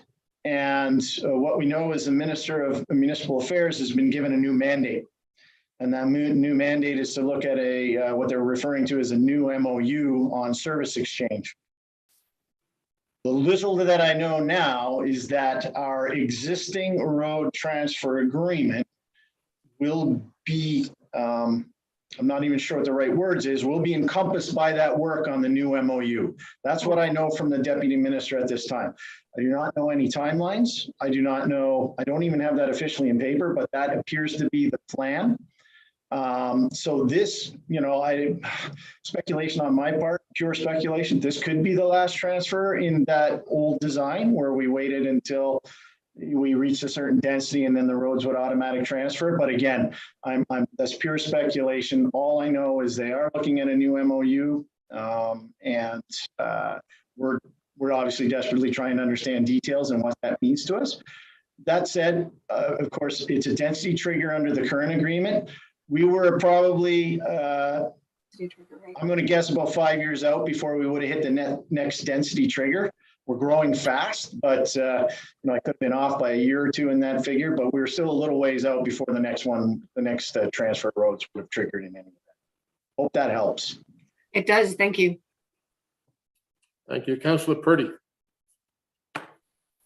Thank you, Mr. Mayor, and thank you, Ed and Brad. When I was reading this report last night, I just thought it was such a comprehensive, awesome plan. And it seemed to me to deal with some of the roadblocks I found this year, in my district, like that this would solve some problems. Until I got to this sentence, the funds are contingent on council approving the recommended 5.9% tax increase. So, and this fulsome conversation has helped kind of clarify and help me understand this. But so my question is, I'm not approving a 5.9 or any increase this year at all. But I think this plan is very, very good. And I think it's a wise way forward in dealing with our biggest asset in the municipality. So I'm wondering, is it possible to remove number 3 out of the recommendation and vote on that separately? Because I am sure there are funding sources that we're just not thinking about right now. We can discuss it in budget, but just for today, for this vote, I am in favor of this report and I'm not in favor of the proposed tax increase. So I don't want to lump them both together. So I have to vote this report down. Is that possible? Yes, so I think you might be mixing 2 reports together. Is that a possibility? There is no, in the report you're looking at right now, and the recommendations that Ed gave you on the screen, there is no contingency on 5.9%. But number 3 deals with the budget, like wait now, hold on. Scrolling to the top, this is a long report. Yeah, I think you might be in the fiscal framework report that's also with you right now for Friday, and you're maybe cross-referencing the 2. I'm speculating. What does your so number of page 20? So number 3 says approve the proposed budget based funding scenario described in table 10. Okay. And refer to the 2022-23 budget process for the initial funding level. Right. So that doesn't, they're not related? No, I apologize. They're related. I'm going to ask finance to step in and close this conversation with you. What we're trying to do today is just achieve with council where you want to be on the level of service for the roads. We've given you an idea what it'll cost. And at this point, all we're looking for is you say, yeah, that's kind of what we want. And then funding, how we get there becomes, that's why it's referred to the budget process, because it's like, if this is where you want to go, that gives us an idea of the numbers we require, and then we have to find the funding source. That's where the taxes come in. So I think finance is on the call to help bridge us over to Friday's discussion. I think Jerry or Bruce may be here to just help distinguish this, I'm hoping. I know they were supposed to be invited. I can reach out to them after. I don't want to be a hypocrite and vote like for something that I cannot support. Well, it says to refer it to the budget process, right, Bruce? But what does that mean, I guess? That means we'll discuss it at budget. Yeah, and we're ready to go on Friday, and that I think the CAO may have mentioned, hey, you might want to read the level of service report and the fiscal framework report. Yeah. They do dance together, and that will all be laid out for you on Friday as to how kind of, if you agree with these recommendations today, they'll give you options as to how we might accommodate that in this tax rate. Okay, so it's not a direct, hey, if you vote for this level of service, it's a 5.9% increase. No, that is not what this report does today. That will this would then set the goal the council wants for the road conditions. to be discussed on Friday is how best to fund that. So. Okay. Okay, yeah, I think so. So I can vote for the whole thing, and then the budget implications will be hashed out on Friday. Yeah, and the simple reality is if we don't have enough money, then we drop, we drop and adjust our condition planning accordingly. I mean, at the end of the day, no different than we have been in past years. We'll continue to work with every inch of, every ounce of funds that the taxpayers can give us to keep those roads in the best possible conditions. So, yeah, absolutely, and I think that this is a priority. I think for us, like our assets. So thank you. Okay. Just a note too, we will look at the fiscal framework on Friday to give staff some direction, but we will vote on the actual tax rate in April. This is to provide a framework for staff to work with. Councillor Morse. Thank you. Great report. It seems very sensible and prudent way to go. So I just am looking for a bit of clarification on the level of service and what it means. For those of us who have roads that are in really poor condition, roads that basically can't be rehabilitated, roads that we're waiting to completely rebuild from scratch. So if we have those types of roads under this scenario that you're proposing to reach 67% good, what happens to those roads? Does this mean they will be done in 2027, 2028, or do those roads get pushed out further? Thank you. Great question. I'm going to pass that one to Ed. Mr. Mayor, through you to the councillor. So ultimately, we have looked to provide what's a kind of a blended strategy over time. So we've historically always looked to rehabilitate streets that were kind of in that good and fair range and keeping those in good condition through preventative maintenance and light rehabilitation strategies. And then again, through integration and other avenues, look to pick away at some of the worst streets. So those really poor streets that you refer to. With this new LOS, the anticipation is that we're going to continue with that kind of blended strategy. We obviously are looking to maintain roads in that good class or bring them up into that good class as well. So that's going to be focusing on a lot of streets that are kind of in that fair condition and microing some of the good streets as well. However, through integration and other opportunities, we will still look at picking away at some of the worst streets as well, which will ultimately help bring the LOS up. So the intent is to continue working on some of those bad streets as well. Okay, thank you. I think it would be give me some comfort and ability to explain things to residents if there was some sort of cap on the number of years your street could remain in the very poor category. I mean, some of them, it just feels like they're there indefinitely, and it's difficult to explain to residents why the streets nearby might be getting, topped up or repaired while this street feels like it's being abandoned. It's hard to explain. So I just put that out there for further discussion, maybe at a later date, but maybe there could be some sort of limit on the number of years that you could remain in that category. Thank you. That is a fair observation, Councillor. I think the best way to deal with those, though, is if you have a specific street where you're seeing that observation, if you could flow it to us, and we can start to give you a sense on it's hard for us to talk generically across the entire municipality, across the 4,000 lane kilometers roughly, right?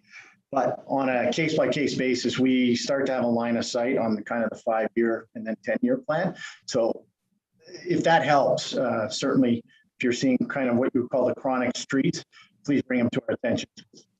Okay, thanks. Thank you. Some kind of time frame. Yeah. If I could add just one thing quickly, sorry. As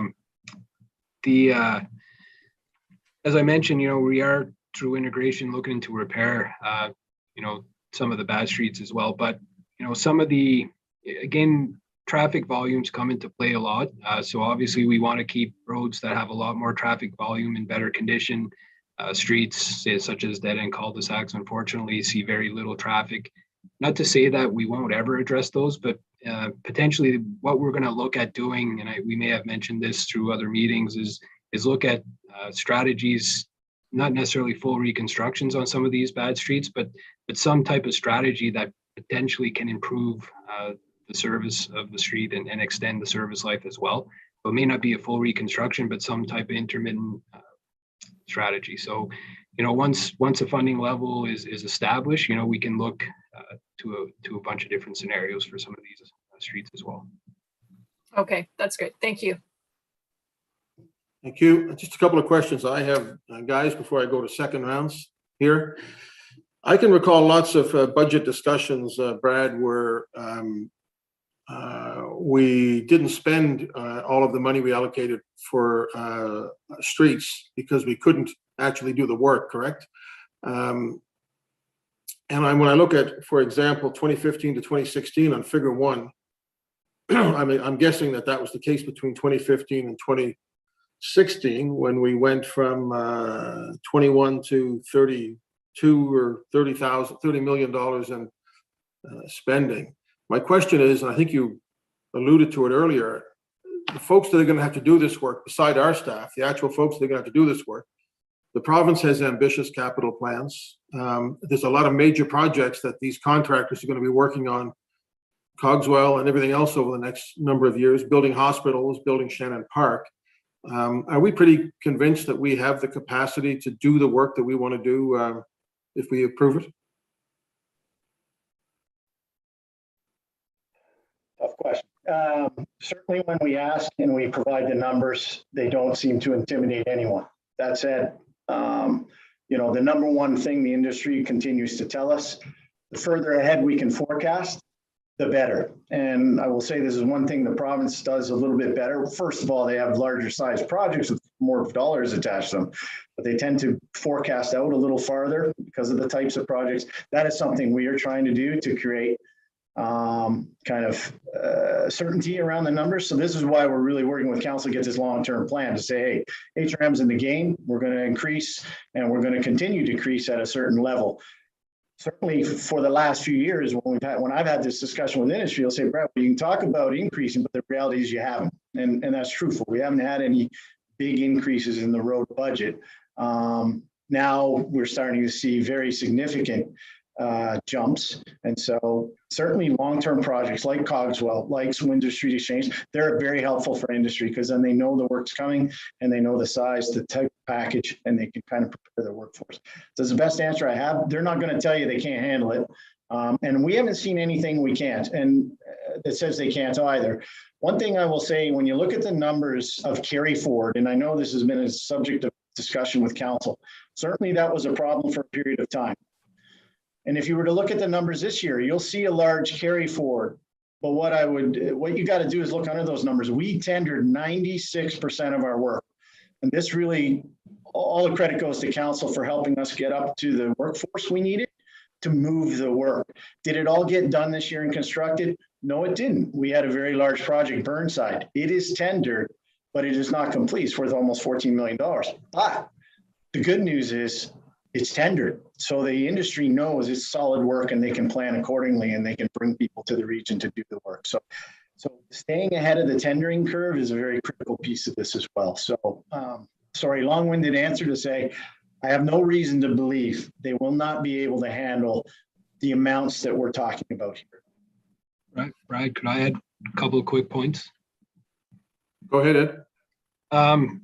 So, through the recommendation, what we're suggesting is ultimately more asphalt.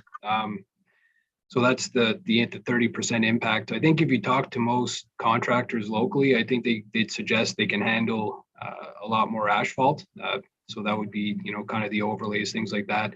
However, it's some of the more intensive work, so that the pipe work, the curb and gutter, so the real complex type projects, and similar with staff, if we develop a fairly large asphalt overlay tender, it's the impact on staff is a lot less than if we had a bunch of major projects which we were looking at doing significant complete streets on. So I think by reducing that impact, one of the other issues that we're trying to alleviate is potentially that capacity issue, and so we're trying to target the asphalt specifically in some cases.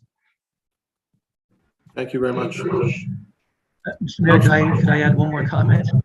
Mr. Hughley, welcome. Hi, thank you. Dave Hughley with Project Planning Design. I think as well that the construction industry would tell us that the earlier that we can get our tenders out, the better success that they're going to have to deliver the program. So that is key. We hear that every single year. It's a struggle for us to do that because as we're trying to develop the program and get it into the budget, we're also supposed to be designing it. So, I think it goes back to having sufficient staffing levels to be able to get these projects designed and get them out as early as we can. All right, listen, certainly we've all heard that every year, get the tenders out. I don't think there wasn't a road builders dinner this year. I guess they must have canceled because of COVID, or else it was virtual and I missed it. But I certainly know the Flemings and all the folks, Hickeys are all anxious to get the work out quickly. So anything we can do to give them certain, I guess I agree with Brad and Ed as well, the certainty of planning this out longer, getting the tenders out earlier will mean that we'll have better success. I have great faith in the private sector partners that we use. Councillor Cleary. Thank you, Your Worship, and thank you to, I think it was Mr. Anguish that reassured a couple of councillors, I think it was Outhit and Austin, around continuing with traffic calming where appropriate as streets, even for minor interventions. I guess to a road engineer, a complete street means something a little bit different than to a planner or a councillor. Because when we think of complete streets, we think of all of the things that users do on a street, not the curb, the gutter, the concrete, the asphalt. So, when I read page 3 and it said you were moving away from that for every street, I did have a heart palpitation. And so I thank you very much for that reassurance. My main question, though, is around this. Usually, because if you look at the motion before us in terms of approving the PQI, approving level of service, council approves things like bylaws. We approve things like policy, and our formal policies manifest themselves in an administrative order. What exactly are we approving? So where will table 4 live as it relates to kind of the legal infrastructure of HRM? Are we approving a policy, an informal policy? We're not updating an AO, otherwise this motion would be worded differently. So how much teeth does this have? Like when we think of those thresholds from good to poor, does council have to reapprove a change in this, or is this really just formalizing a practice that you're going to embark on over the next few years? I'm trying to get a sense of the legal weight of these thresholds and adopting a PQI. That's a great question, and I'll if John has comments on the legality, but certainly what we're recommending, I like the way you phrase it, we're recommending to you that this be the performance system by which you direct staff to manage the pavement asset.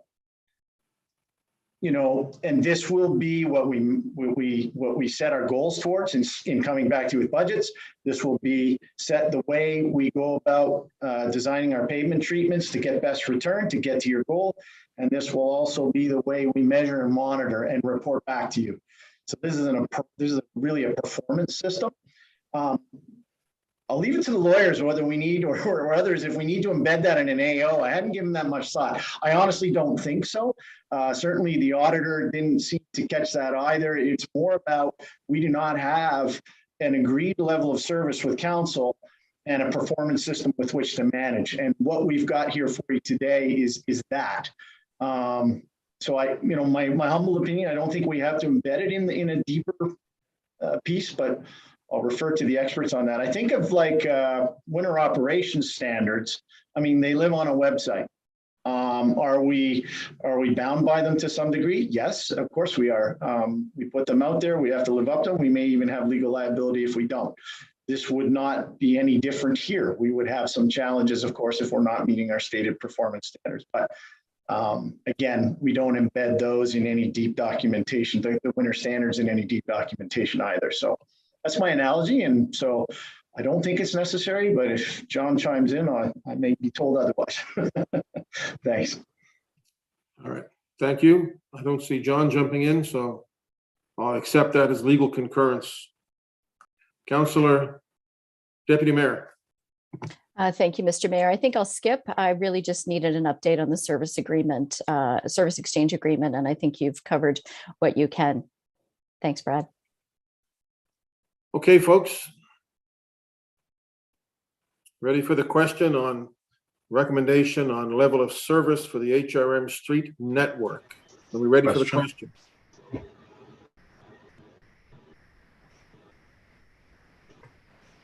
Beginning with District 8, Councillor Smith. 4. 9, Councillor Cleary. Yes. Sorry, Councillor, was that against? No, yes. Thank you. 10, Councillor Morse. In favor. 11, Councillor Cuttle. In favor? 12, Councillor Stoddard. In favor of the motion? Deputy Mayor Lovelace. Voting yes. 14, Councillor Blackburn. Voting in favor of the motion. 15, Councillor Russell. In favor. 16, Councillor Oathit. Voting yes. Mayor Savage. In favor. 1, Councillor Daigle-Gammon. Voting in favor of the motion. 2, Councillor Hensby. Affirmative. 3, Councillor Kent. In favor. 4, Councillor Purdy. Voting yes. 5, Councillor Austin. In favor. 6, Councillor Mancini. Voting in favor of the motion. And 7, Councillor Mason. For the motion. Thank you. That motion carries. Thank you, Brad and Ed, very much. It's a lot of work, big implications for us going forward. We appreciate the work very much.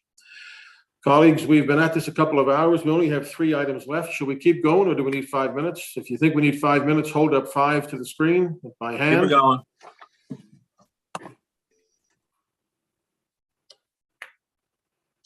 All right. I only saw one hand. Anybody else want to take 5 minutes? If not, I got to go with the numbers. Okay. 1531, Deputy Mayor Lovelace, Rural Action Committee. Thank you so much, Mr. Mayor. I'll put the motion on the floor for consideration. I move that Halifax Regional Council direct the Chief Administrative Officers to develop a staff report and recommendations with respect to the establishment of a Rural Action Committee. The report should include recommendations for consultations with residents in rural communities that would include HRM and neighboring councillors, municipal staff, and representatives of rural areas. Seconded. Seconded by Councillor Hensby, Deputy Mayor. Thank you, Councillor Hensby.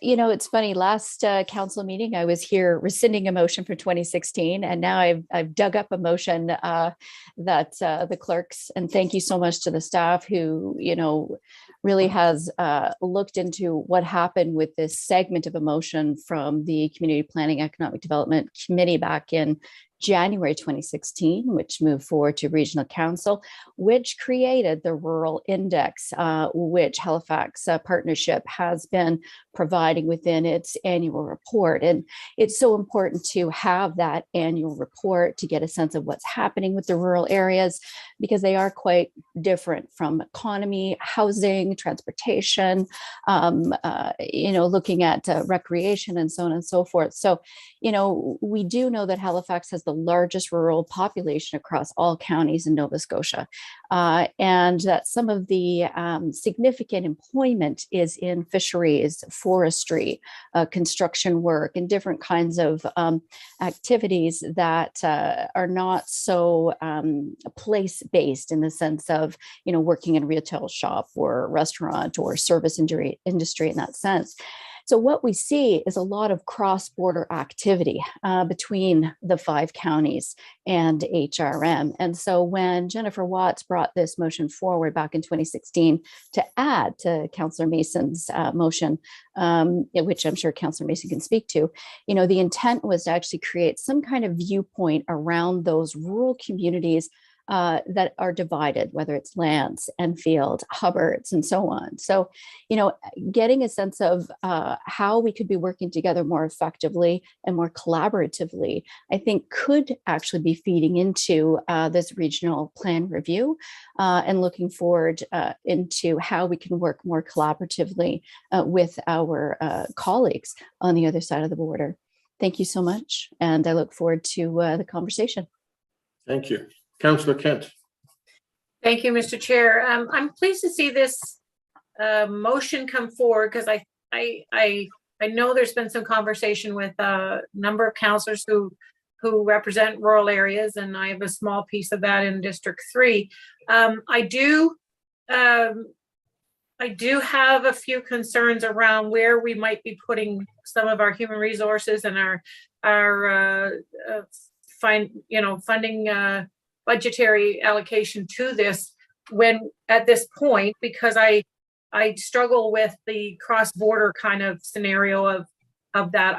I understand the intent of that, but I think we have a lot of things to take care of in our own municipality to get a handle on how we are addressing issues related to the uniqueness of our rural communities.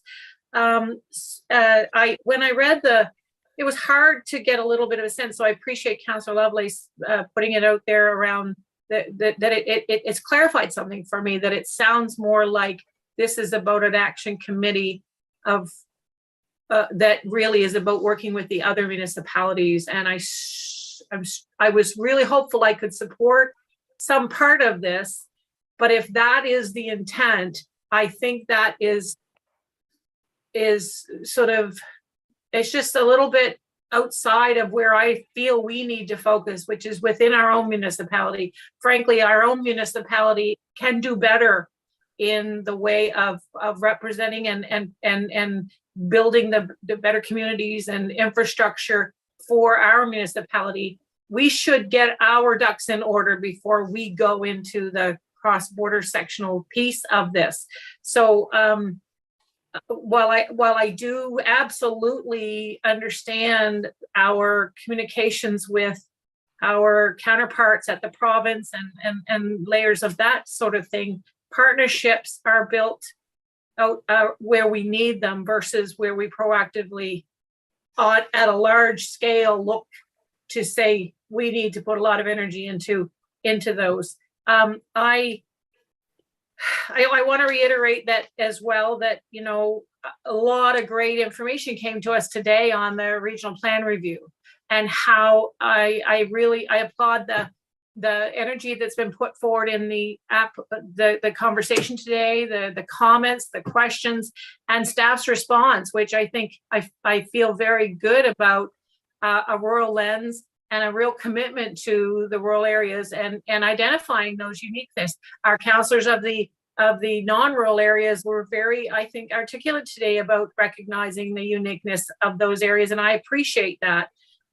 We have work to do on that plane, and really important work, and I think that in that exercise and that dedication and that focus will help lead to maybe the creation of something like this in the future, but I'm not sure we're there yet. And so I look forward to hearing some of the other comments. For me, we need to be focusing on our own house right now, and I look forward to that. We're finally at a point where we can do that. So I'm open to hearing what other folks have to say around this, but I'm a little on the fence on this one. Thank you. Thank you. Councillor Hensby. Thank you very much, Mr. Mayor, and thank you, Deputy Mayor, for bringing this back and resurrecting this old motion that was lost a number of years ago in regards to what we should be doing for rural action. I know that back in those days, we're talking about rural planning and issues like that, and we have the rural planning team now. We also talked about our service agreements we have with our fire departments, and I think this is one of those actions that came out of that.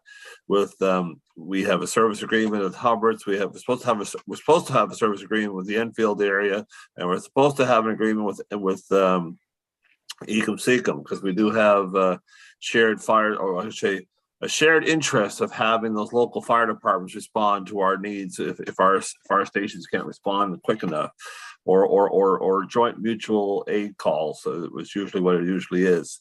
And also with that, I'll be working with the community of Ecum East on the other side of the boundary line with the playground project. I'll be making a motion soon to council, pledging $10,000 from the district funds to assist with the playground enhancement project, which is just on the other side of the municipal county line. We're allowed under the authority of our charter to spend money outside of our municipality if it's for our own municipal interest. And some of our communities on my side of the line use that playground site for their local recreation. Our express transit service on the 100 series highways. I think that as we roll out our park and ride terminals at Margeston Drive, we'll see a lot of that traffic that's already coming from the valley is occupying the Sackville terminal now. We'll probably use Margeston Drive, so we'll probably have a need in the future to have one at Mount Uniacke interchange. It's on the other side of the county line. Same thing on the western side. Once we build out past Tantown and get into Ingrimport and Hubbards for terminals, we may need to look at one down on the other side of the Lunenburg County line to help take some of that traffic away from our park and rides that are now occupying our spaces, taken away from our citizens.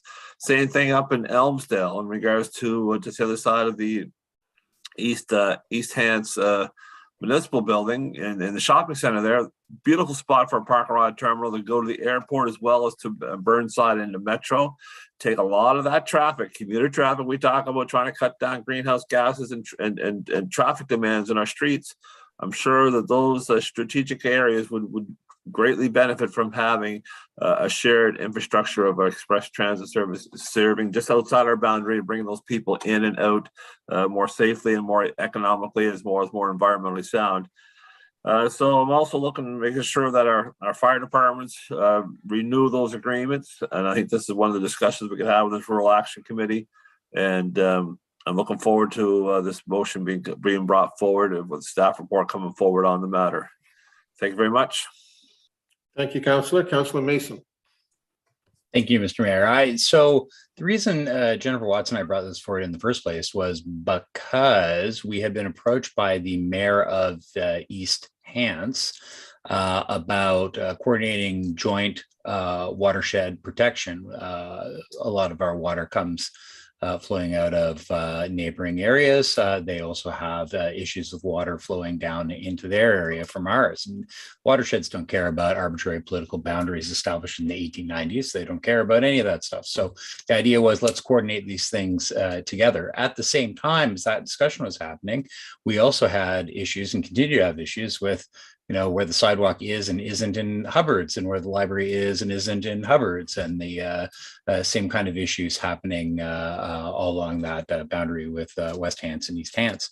So I respect all the things that have been said about that, but I think that coordination needs to continue.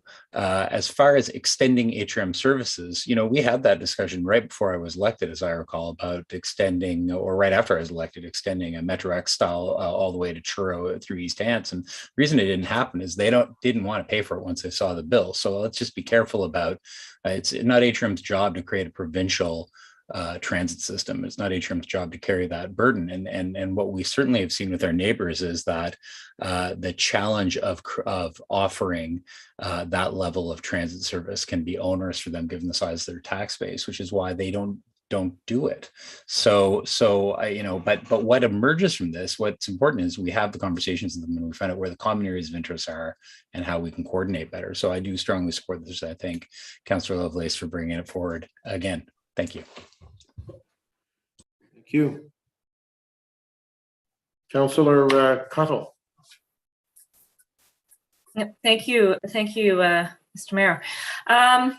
Yeah, I mean, this is great. What a great discussion we're having today about the rural parts of the municipality and some of the issues that are facing. Councillor Hensby, I just listened to your long list of ideas of what this Rural Action Committee could look at, and in many ways, it's that's news to me because we have such a big municipality. I mean, the issues that you're talking about are very different than issues that I'm facing in the rural components of District 11. So, you know, I think it's interesting. I also feel, you know, from our discussion this morning about the regional plan review, that I'm still not clear on what the priorities are within our own municipality around our rural areas. And we don't have a vision, and we haven't even really thought about, you know, the structure within which we can have that conversation of engaging people and working out, you know, where our growth centers are, where, you know, where we want to protect areas.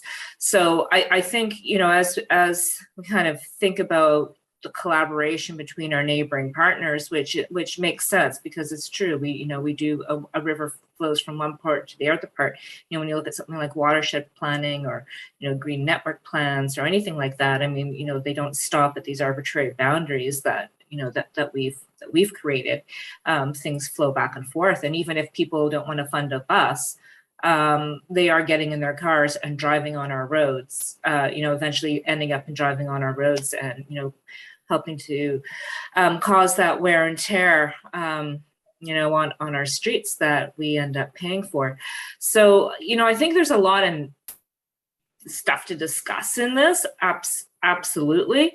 You know, and at the same time, I think it is important, as Councillor Kent was saying, that we get our own ducks in a row in what's happening in our rural areas and identify some priorities. So I do, you know, I do have concerns that it, you know, that we don't go into this and just kind of, you know, kind of have scattershot of what it is that we want to focus on and achieve, that we are actually strategic. So, you know, part of this process here around a rural action committee, I hope, would be to discuss internally within our own municipality, how do those rural issues that we want to tackle get addressed? Who determines that? How do we engage our own citizens? Because I think that without having those conversations first, and making sure our resources are going towards creating that capacity. I don't know what our capacity is to have conversations right now with our neighbors around some of these bigger key issues like watershed planning. So I'm just putting that out there as some fodder, some food for thought, and where my mind is at the moment on this motion. Thank you. Thank you, Councillor. Councillor Dale Gammon. Thank you, Mr. Mayor, and thank you, Deputy Mayor, for the motion. It does follow along with the conversations that have been had with councillors around the rural lens and how we look at our communities that are outside those areas that are outside a transit service boundary, water, wastewater, sewer and septic, all of those kinds of things. And it was really, you know, the motion that I withdrew, or the item that I withdrew from the agenda, was because of the conversation this morning around rural within the regional planning process. And I don't really want to vote against this motion because I think it's a timing issue. I think it is, what is the cart before the horse? I do think that we need to have internally, like within HRM, we should really have a clear understanding. We have work to do on the whole suburban and rural plan within the regional plan review. And I'd like to see some of that get done, started, and have a good sense of things. It's almost like, you know, throwing the doors open, inviting everybody in, and you really don't know what you have or what you want or what's even possible. So it's the timing of the conversation, I think, that has me a little concerned about going, you know, outside the bordering communities to talk about a rural action committee. So yeah, I'm definitely on the fence, and in the sense that I do want us to be talking about HRM with a rural lens, but whether this is the right moment or if that's the right path, I am unsure. And I'd love to hear from other people. Thank you. Thank you. Councillor Lovelace, Deputy Mayor Lovelace. Thank you so much. Since we don't have any other speakers, I'll just wrap this up. regarding the timing, this is a motion that's been sitting from regional council, directed by regional council for 5 years. Sorry, I guess almost 6 years now. And so, and it was no fault of staff. It was just a matter of it was a piece that was dropped in the sense that it just didn't get carried forward, even though it was part of a multi-part motion back in 2016. And so while the engagement effort and the intent was there to carry this forward, and had we done that work, it would currently be informing this regional plan review. But if we can kickstart this now, it will inform the next phase of our regional plan review, which I think is really essential. As Councillor Hensby just pointed out, the shared resources currently taking place and the conversations currently taking place are on EMO, it's on policing, it's on the MOUs with fire stations, it's on stormwater, it's on the watersheds, it is happening regarding transportation. So all those conversations are happening, in a unique sort of bubble rather than in one concentrated, focused way to think about how we can actually all be working together, in a more comprehensive manner. So I do hope I have your support on this. I think, in moving forward and planning ahead, this is a great opportunity for us to get this taken care of. Thank you so much. Thank you, Deputy Mayor. Okay, ready for the question, colleagues? Question?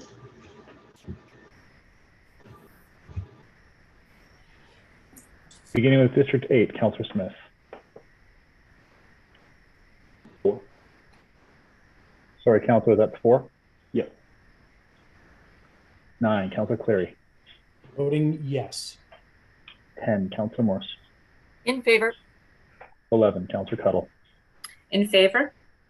12, Councillor Stoddard. In favor of the motion? Deputy Mayor Lovelace. Voting yes. 14, Councillor Blackburn. Voting in favor of the motion. 15, Councillor Russell. In favor. 16, Councillor Oathead. Voting yes. Mayor Savage. Yes. 1, Councillor Daigle Gammon. Voting against the motion. 2, Councillor Hensby. Affirmative. 3, Councillor Kent.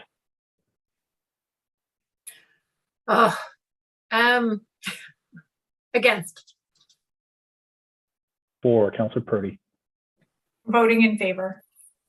5, Councillor Austin. In favor. 6, Councillor Mancini.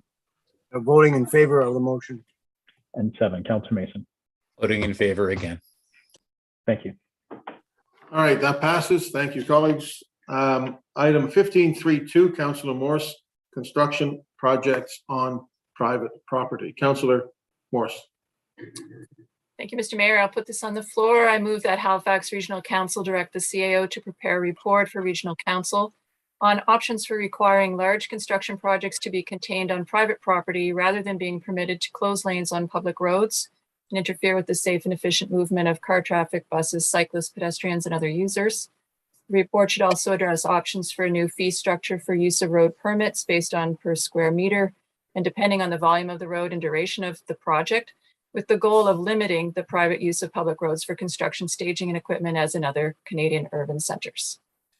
I'll second that, Councillor Russell. Thank you. Councillor Morse.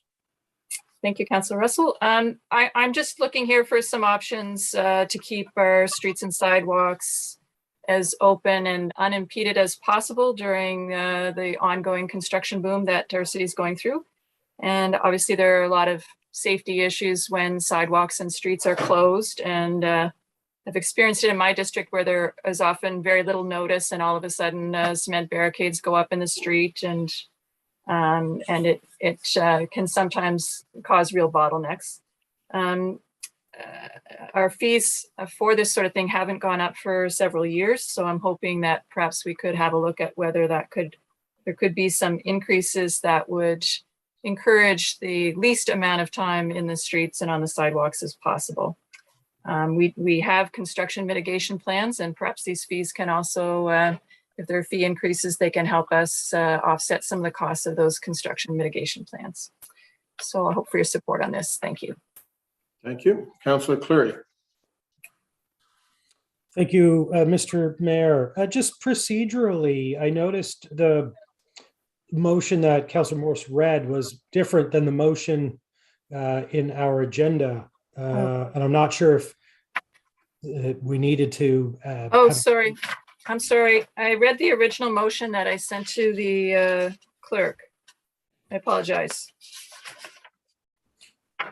Okay. Shall I read the shorter version then?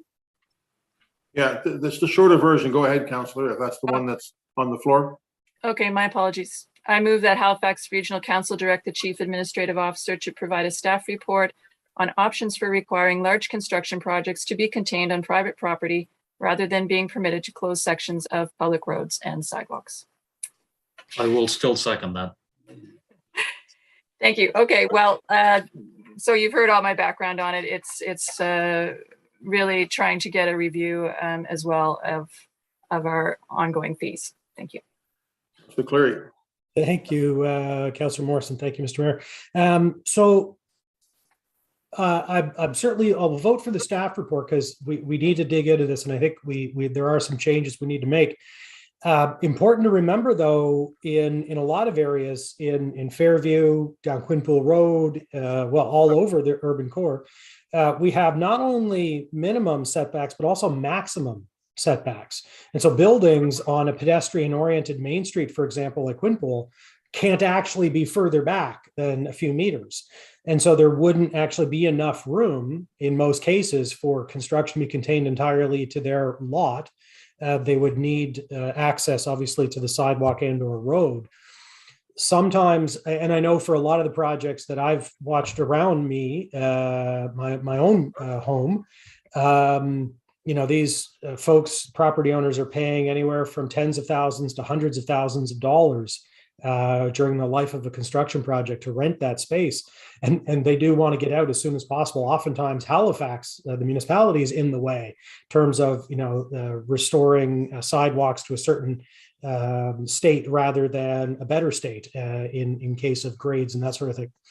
So yeah, I would love to see some more information come back, especially I had a construction project on Chebucto Road that for the better part of a year and a half took up the sidewalk on the south side of the street. But unfortunately, trying to look for ways of getting some of the roadway, because it's a 3-lane highway, buses going each way, we couldn't actually get enough roadway to put a temporary pedestrian facility on there. And we watched folks walk down the road, for example, in opposing traffic. And that's just not safe. And I had the folks from planning and TPW on site twice to try and come up with solutions. And unfortunately, there weren't any. And so I'd love to see some more work around that. So thank you, Councillor Morse, and we'll see what comes back from staff and what improvements we can make, because we will have a lot more infill and we will have a lot more development as tens of thousands of people move here in the coming years.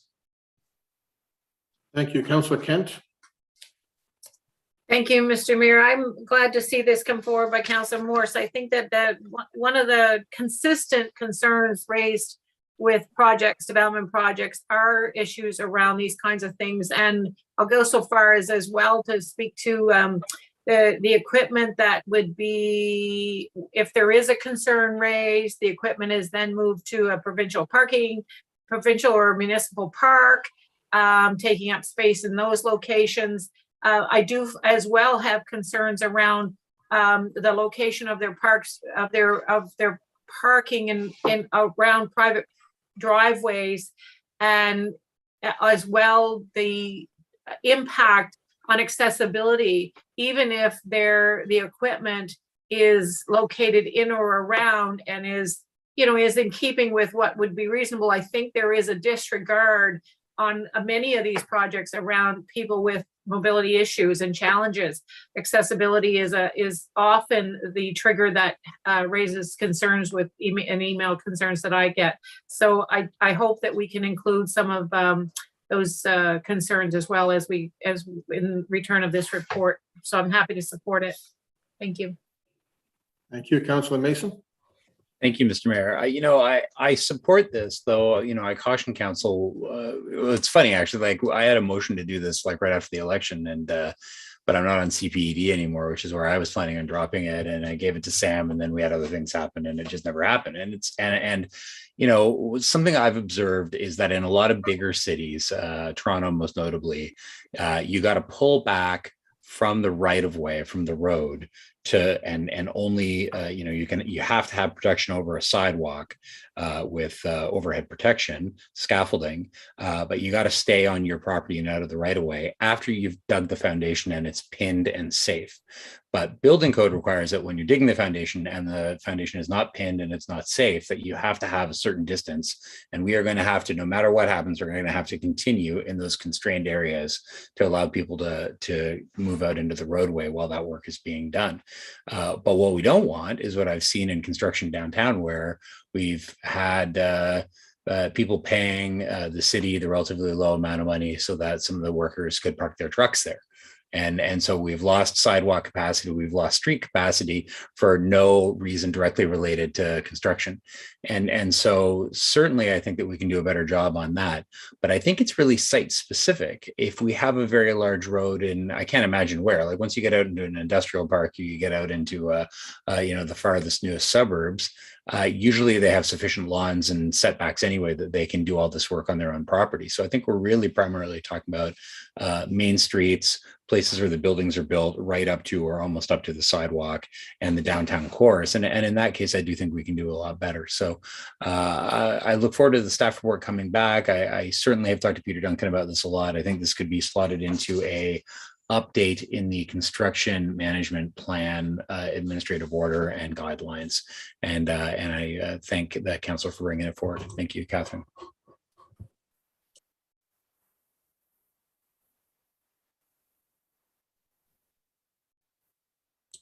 Did we lose the mayor? Oh, sorry, Councillor Cuttle, please. Thank you, Mr. Mayor. Many of the things I had lined up to say have already been said. I do recognize that this is a big problem. But when I was working down on Gottingen Street, sometimes you'd have construction projects on both sides of the street with sidewalks closed. And it was just like really, really difficult for pedestrians to navigate. And to Councillor Kent's point around accessibility too. Part of this needs to be looking at how we put in those crosswalks to help mitigate when the sidewalks do need to be closed, where the sidewalks go. I mean, an expectation of people walking backwards a block to get, to then go in the opposite direction of where they want to go. It doesn't work, even if that crosswalk is within, whatever the requirement is. It doesn't work. People walk into the road, and it's because we're not prioritizing the pedestrian. And I've also seen projects where, as Councillor Mason said, where they have managed to keep the sidewalk open. And it is true that when you're digging right next to the sidewalk, you do need to close it off because there's a danger of a landslide falling into the excavation. So it has to be safe. But we don't need to have sidewalks closed for years. It's not necessary. And I think particularly in the main streets and in the urban areas where there's high numbers of pedestrians, where there's transit, where people rely on the sidewalks as part of, to get to where they're going, we need to be much, much more sensitive to the pedestrian experience in the right of way. So I am glad to see this coming forward, and I hope as part of it, when we do look at situations where the sidewalk needs to be closed for safety reasons, that those pedestrian plans are more focused on pedestrian behavior and how to really make the pedestrian realm function through a construction project. Thank you. Thank you, Councillor Oathett. Thank you, Mr. Mayor, and I will be supporting this, and thanks for bringing it forward, Councillor Morris. I have to admit, I have had really good support, though, from our compliance staff anytime I do see some equipment or anything on a sidewalk, in the right-of-way, et cetera, encroaching the street, that they have responded pretty quickly and got it resolved. The longer motion that Councillor Morse read, and then she brought the shorter one afterwards, didn't talk about the permit fees. And I'm just wondering, when you come back, Catherine, would you mention why you've taken the permit fees out, or if you think that's going to sort of happen as part of this, or just help me understand that, because I was sort of in favor of looking at the permit fees as well if they hadn't been looked at in a while. Thank you, Mayor. Thank you. Councillor Stoddart.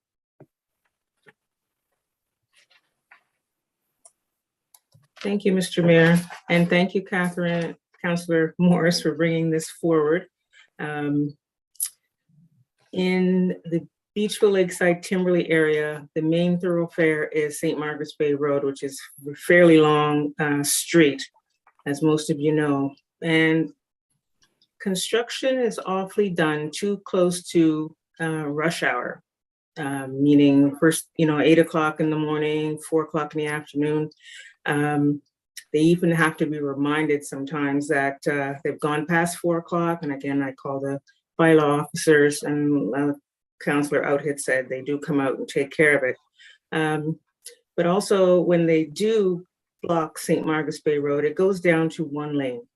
And when you get the buses and the afternoon traffic and the garbage trucks and everything else like that, it backs up sometimes 45 minutes, because I've sat in there and timed it. And what happens is most people end up turning around and taking the 103 because it's faster than sitting there. And I've done so myself. So I can understand where, some of this construction parking is really leaving a bad taste in the mouth of residents. And I thank you. Thank you. I have a couple of thoughts on this. Well, one really, which is I have a concern that Councillor Cleary raised, that there are some cases, particularly in a growing city, and we're going to be growing faster than ever, that it's going to be inevitable. And the question should be fees, permitting, conduct, and construction mitigation. I don't know if I can vote for this if it says options for requiring as opposed to potential options, but I certainly look forward to it coming back for further discussions. We are going to have a lot of construction in the city. It's going to continue, and there are going to be inconveniences. I think we have to manage them as opposed to completely assume that we can get rid of them. Councillor Morris, anything else on it before we vote? No, just thanks everyone for your comments. And I'm not quite sure why it was abbreviated. I do think that looking at the fees is important as part of the overall picture. And I understand we have to be flexible here. We have a city with some very constrained spaces that we're trying to put new buildings in. And so we do need to be flexible, but this is about balancing and being consistent, balancing the needs of our citizens and being consistent with people. And I do understand that some of the construction folks out there go out of their way to consult with people in advance of putting up their bypasses for pedestrians, and are really good about it. So it's just trying to be more consistent and put some best practices in place. Thank you, Councillor. You ready for the question, colleagues? Let's go to the voting.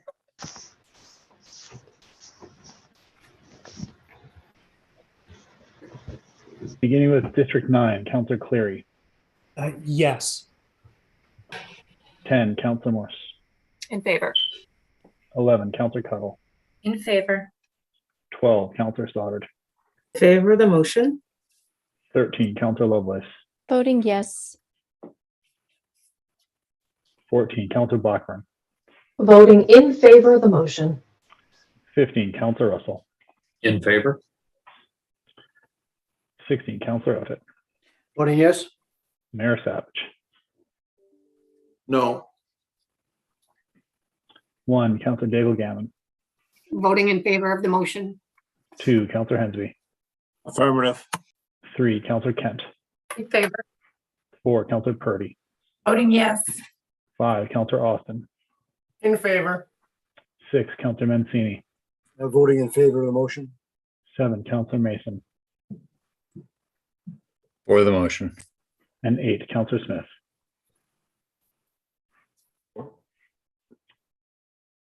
Thank you. Okay, that motion carries. Colleagues, we're going to go to 16.1, standing in the name of Councillor Russell. A motion, Councillor Russell. Thank you very much. I move that Halifax Regional Council direct the Chief Administrative Officer to prepare a staff report that, 1, reviews the service boundaries within HRM. 2, identifies the types and levels of service that have been committed within each of the boundaries and their corresponding costs. And 3, reviews the taxation boundaries within HRM and the amount of tax that is generated within each boundary. Second, Councillor Cleary. Second, Thank you very, Councillor Russell. Thank you very much. A little bit of history. I realized that this motion was necessary when we heard about the winter parking ban. Last year, the winter parking ban applied equally to all of HRM. This year, it's split into 3 areas. Zone 1 is in the regional center. Zone 2 is basically the urban tax boundary outside the regional center. And the third is everywhere else. That reinforced to me that we have yet another example where service levels are different across the municipality.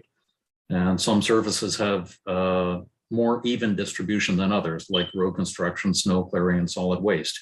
There are other services that we all pay for, but far fewer people receive the benefit of, or the benefit that we receive is unequal, like policing and rapid transit, parking enforcement, some vegetation management, and streetscaping. What I'm looking for with this motion is the cost of the different services that are actually provided and where they are provided, and the proportionate tax that is raised to provide each of those, to fund each of those services in the different areas that they're provided. Around the council table, we've all seen a comparison of some services from a 2005 report, that was 17 years ago, and a Stantec report from 2013, and that was 9 years ago. And HRM is in a far different place than it was then.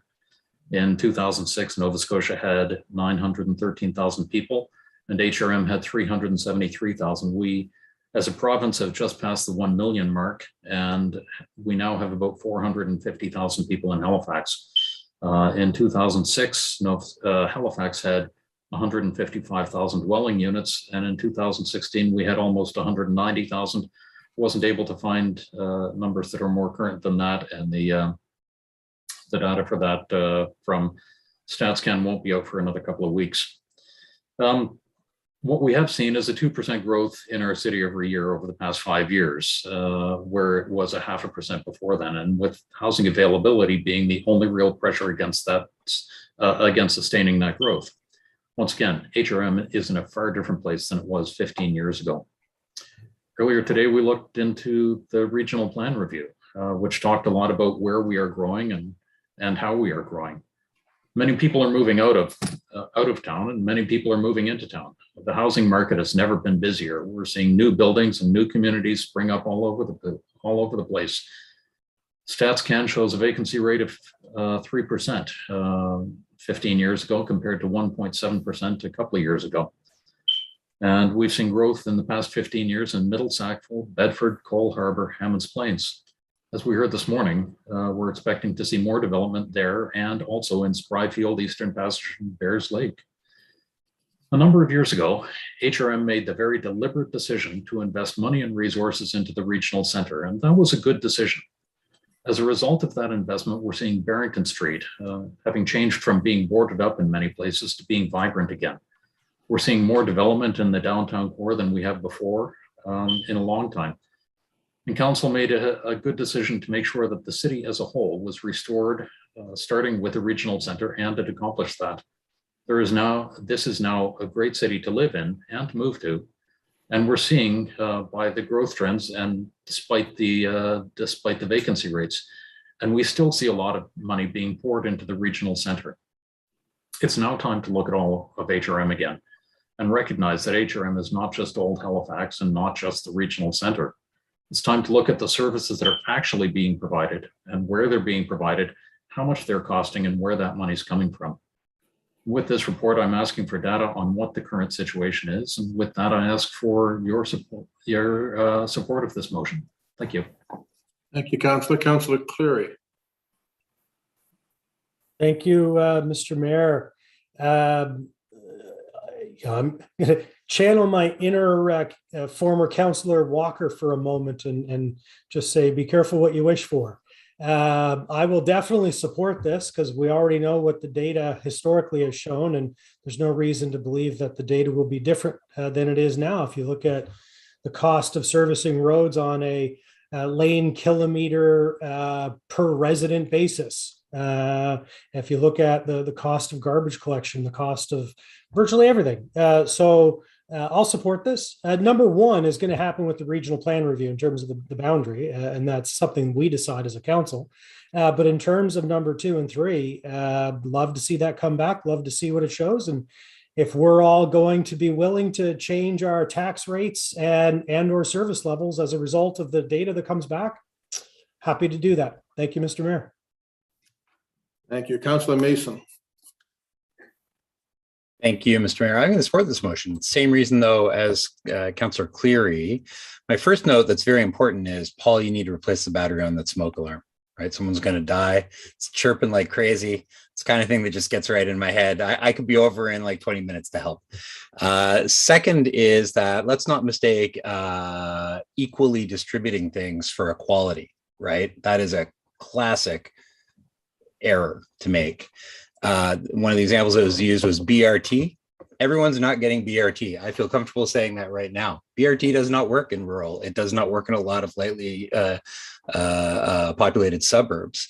You put higher order transit where the most people are. That's what you do. So it's going to run out to Portland Hills. It's going to run out past Lacewood to Bears Lake, but it can't be everywhere. And the fact that it can't be everywhere doesn't mean we shouldn't do it. We have to do stuff like that if we're going to continue to grow the way we are. But we can't make it so that the only services we provide everywhere in HRM are the ones that work in the most lightly populated areas. The phrase that I've used for 10 years is, there is a city in the region, but the region is not a city, right? And there's no city in the world where you have transit or all these services we're talking about, but transit is the most obvious one, that is equally distributed throughout the entire municipality. It's not like that in New York City. It's not like that in Toronto. It's not like that anywhere. Paris, London. So I'm all for studying this, because I believe that the 2005 pattern book will be, we will find that in fact the costs differential between the urban core and the suburban and rural and all the different patterns has gotten worse, not better. I think it's gotten more expensive, and I look forward to, we should be making these decisions based on evidence. But as Councillor Cleary said, be careful what you wish for. I do want to put a line in the sand for me, though, which is when investments are made in Burnside and downtown and around the shipyard for commercial reasons, because that is where 67% of our commercial tax base is, and that's where a huge chunk of all of your residents come to work every day, that those investments aren't to benefit District 7 and District 5 and District 6 and District 8 residents. Those are for all of us. And a percentage of the commercial tax, a significant part of the commercial tax, each and every year forever needs to be reinvested back in the goose is, and it's multiple in this region, that lay the golden eggs. And I also think that different commercial main streets in different districts should be treated similarly, but differently, like based on their capacity and contribution to taxes. I don't think that it would make sense to do a Spring Garden or Argyle Street intervention at that intensity on just a couple of blocks anywhere else in the region. Even in my district, it wouldn't make sense to do that necessarily to that level at this time on a place like Gottingen Street or over in Dartmouth and Portland Street. So you have different types of interventions, which we've done. So I've said before, the next big thing to me isn't streetscaping all over HRM beyond the complete streets and the calming. It's to get more sidewalks in Burnside so people can take the bus and walk safely around the community. So I'll support this, but I'm supporting it because this is going to be a really telling thing. Let's get that information back. I believe the pattern book is already being updated as part of the regional plan. I remember that from the initiation 6 months ago. So this work should be underway. Let's find out what things cost. Let's find out who pays. Thank you. Okay, folks, just a time check. It's 5 o'clock. Should we keep going, or do we take a break and come back to this after the public hearing? That's the question. I think we'll give it 10 or 15 minutes. That'll be it. Councillor Hensby. Thank you very much, Mr. Mayor. I'll be supporting the motion, but I'm also wanting to clarify which service boundaries we're talking about. We're talking about the urban and suburban and rural, or are we also talking the regional transportation boundary? That's the important one I like to look at in regards to, we have a tax rate on the rural commuter shed according to the regional plan. That's the new tax zone, in my opinion, we should be utilizing as for the integrated mobility levy I keep talking about, or maybe the climate change, or we're going to have a discussion at the next Transportation Standing Committee about the rural AT program. How's that going to be delivered? It's recommending an area rate for communities. And I said, well, that's not the fair way to do it. It should be done perhaps on the regional transportation tax zone, which is the rural commuter shed. If we want AT infrastructure in our rural communities, if we want to have paved shoulders on highways, we want sidewalks in our rural district centers, that's how it should be paid for. If we want rural transit options, it should be paid for by that tax zone as well. The current tax structure we have now, some things are basic across the board, be it garbage collection, be it fire, and be it police. So the major three services we have across the board. Then things get a little muddled when you get into other urban services, like the sidewalk issue is one. The transit issue is another. So that's where I think that we need to look at these things. But if you ask me, the key tax zone we should be looking at and re-implementing or perhaps re-transforming is the regional transportation tax, and make that our into our integrated mobility levy. Thank you. Thank you, Councillor Cuttle. Thank you, Mr. Mayor. And again, this has been a great conversation today. When we look at the cost of service, and I know that graph that you shared with us the other day that looked at, how much it costs to service in suburbs versus in kind of urban cores. I mean, we can't compare apples to apples in this because it's just not the same. I mean, it's quite different. If you're going to compare the cost of a sidewalk in the urban core versus the cost of the sidewalk in the suburban areas, well, there's a lot of suburban areas where we just don't have sidewalks. So they don't exist. Even the cost of a road, we heard earlier that a cost of a road with curbs and gutters and storm drainage is a lot more expensive than a road without any of those elements. So, when we simply show the 3,000 and something versus the 1,000 and something, it's not about, to your point, it's not about creating an apples to apples situation. But it doesn't mean that we don't look at the needs of the suburban areas and say, yes, it's time that we invest in some things in the suburban areas where there's a long overdue need.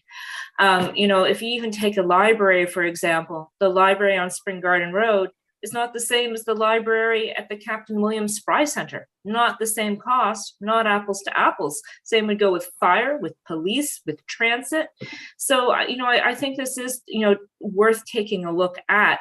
And, to the commercial center, comments, yeah, absolutely. That is a separate conversation. And we have all been in support of investing in our commercial center because we know the value of that as a municipality. The same would go for Burnside, which I believe, generates more tax dollars than the urban core. These, or at least has more assessment there. We have to we need these parks. We need these parks. They're all part of a regional center. Just because they happen to be in one district and not another doesn't mean that the residents next to them all of a sudden get the huge lift where the communities that aren't next to these golden nuggets of commercial centers don't. I think we do need to take a look at where the assessment's being generated, but also look at the residential assessment. And in the assessment that just came out, all the information on the assessments that just came out, I mean, the suburban and rural areas are generating more of assessment than, when you look at the assessment value, than the regional center communities as defined by the 5 districts in the regional center. So I think that it's worth taking a look. We will see what we discover.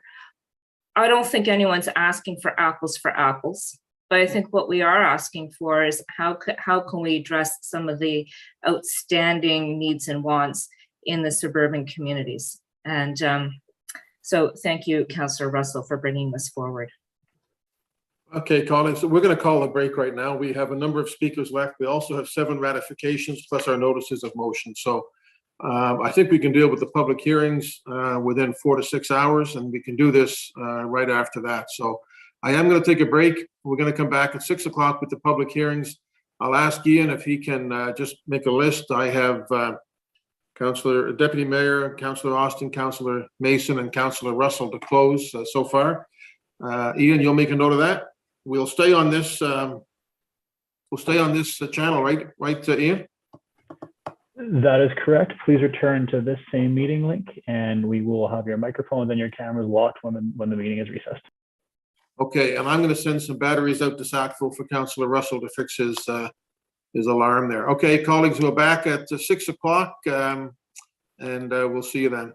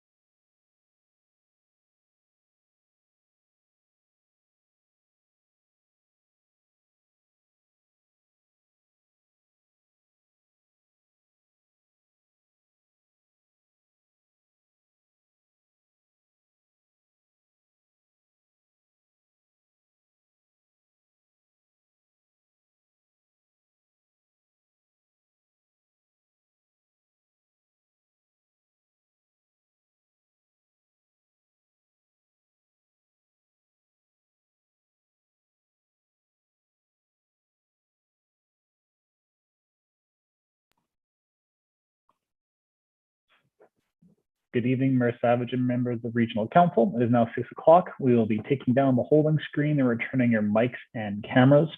I will note that we are going into the public hearing at 6 o'clock p.m. And just as a reminder that all members of council must be in the meeting for the entirety of the public hearing once we start. Thank you very much. Mayor Savage, you can call the meeting back to order on your call.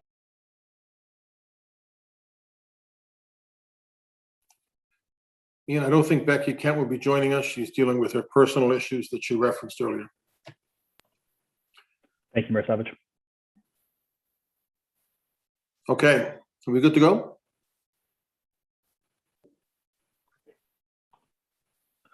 Mayor Savage, we are showing as having members in attendance and everyone here. Just a reminder, we are going into a public hearing starting at 6 p.m.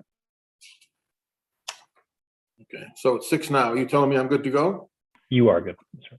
Okay, colleagues, we are back. We have 2 public hearings tonight. The first is 12.1. This is proposed amendments to the Design Review Committee Terms of Reference, Section 4 of the Downtown Halifax Land Use Bylaw. I want to thank folks for joining us today for this virtual public hearing. The order of events for this virtual public hearing will be similar to a regular public hearing. We'll start with a staff presentation, and then we will go to a speakers list if there is one. As a reminder to those watching from home, in order to have signed up as a speaker, the deadline was 4:30 p.m. the business day prior. Mr. Clerk, have we got any more correspondence on this issue? Mayor Savage, no correspondence has been received for the public hearing items tonight. Okay. All right, we're going to begin with a staff presentation. I think, Mr. McLean, is this going to be you? Thank you, Mayor Savage. I am joined by Ben Seebeck from our planning colleagues. This is a procedural cleanup administrative order that will allow for terms for one of our design review committee to be extended to 3 years. It is our belief, and after consultation and talking with members as well as our colleagues from planning, that this will help address some of the issues we've had with maintaining membership on this committee and trying to find some of the specialized skill sets. It is just purely an administrative cleanup administrative order.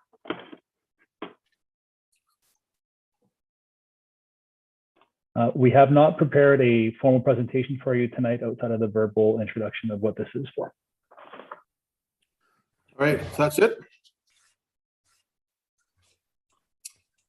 Yes, it is. Very good. Are there any questions of clarification from councillors on that? Would you like the motion put on the floor? Well, first of all, we got to go through the rest of the process. I'll come back to you, Councillor Russell. If there's no questions of, just looking at, what do I got? Councillor Mason, that would have been before. Yeah, that was before. Okay. We'll open the public hearing. There is no applicant other than what we've heard from Mr. McLean. There are no speakers for this public hearing. So I will ask for a motion to close that rather extended public hearing. So moved. Seconded by Councillor Stoddard. All in favor? Aye. Aye. Those opposed? Okay, what is the wishes of council? Councillor Russell. Thank you. I move that Halifax Regional Council adopt the amendments to the land use bylaw for downtown Halifax as set out in attachment 2 of the staff report dated October 19th, 2021. Second. Councillor Mason. Councillor Mason seconds that motion. Councillor Russell, anything on it? Nothing on it. Thank you. Anybody else? Guess this has dragged on long enough. Ready for the question? Question? Beginning with District 9, Councillor Cleary. Oh, it's a tough one. Yes. 10, Councillor Morse. In favor. 11, Councillor Cuttle. In favor. 12, Councillor Stoddard. In favor of the motion. Deputy Mayor Lovelace. Voting yes. 14, Councillor Blackburn. Yes, after long consideration, voting in favor. 15, Councillor Russell. In favor. 16, Councillor Oathead. I can support that. Thank you. Mayor Savage. You won me over. I'm in favor. 1, Councillor Daigle-Gammon. Voting in favor. 2, Councillor Hensby. Affirmative. 3, Councillor Kent. Sorry, was that me? Councillor Kent, sorry. Oh, sorry. Yes, Councillor Purdy. Me, yes. Yeah. 5, Councillor Austin. In favor. 6, Councillor Mancini. Voting in favor of the motion. 7, Councillor Mason. For the motion. And 8, Councillor Smith. 4. Thank you. That carries. Thank you, Mr. Clerk. We'll go to 12.2. This is case H00520, amendment to bonus zoning provisions for heritage buildings within the downtown Halifax land use bylaw. Again, thanks folks for joining us. This will be similar to any other public hearing. We'll have a staff presentation, then public speakers if there are any. As a reminder, in order to have signed up, the deadline is 4:30 the day before. Have we had any further correspondence, Mr. Clerk? Mr. Savage, no additional correspondence has been received for this item this evening. Thank you. Let's begin with a staff presentation. Is it Seamus who's with us tonight? Mr. McGrail? Yes, thank you, Mr. Welcome. Mayor.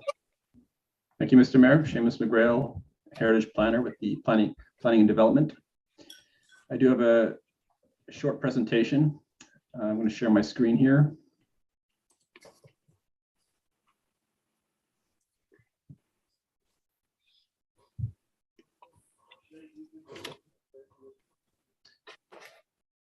If you can see my screen okay? Yep. Mr. Mayor? Okay, Yep. great, thanks. This is case H00520, amendments to the bonus zoning provision for heritage buildings within the downtown Halifax land use bylaw. And this is a public hearing. This is a staff initiated application really to address a simple discrepancy in the land use bylaw. And hopefully this presentation and will go just as swiftly as the previous public hearing.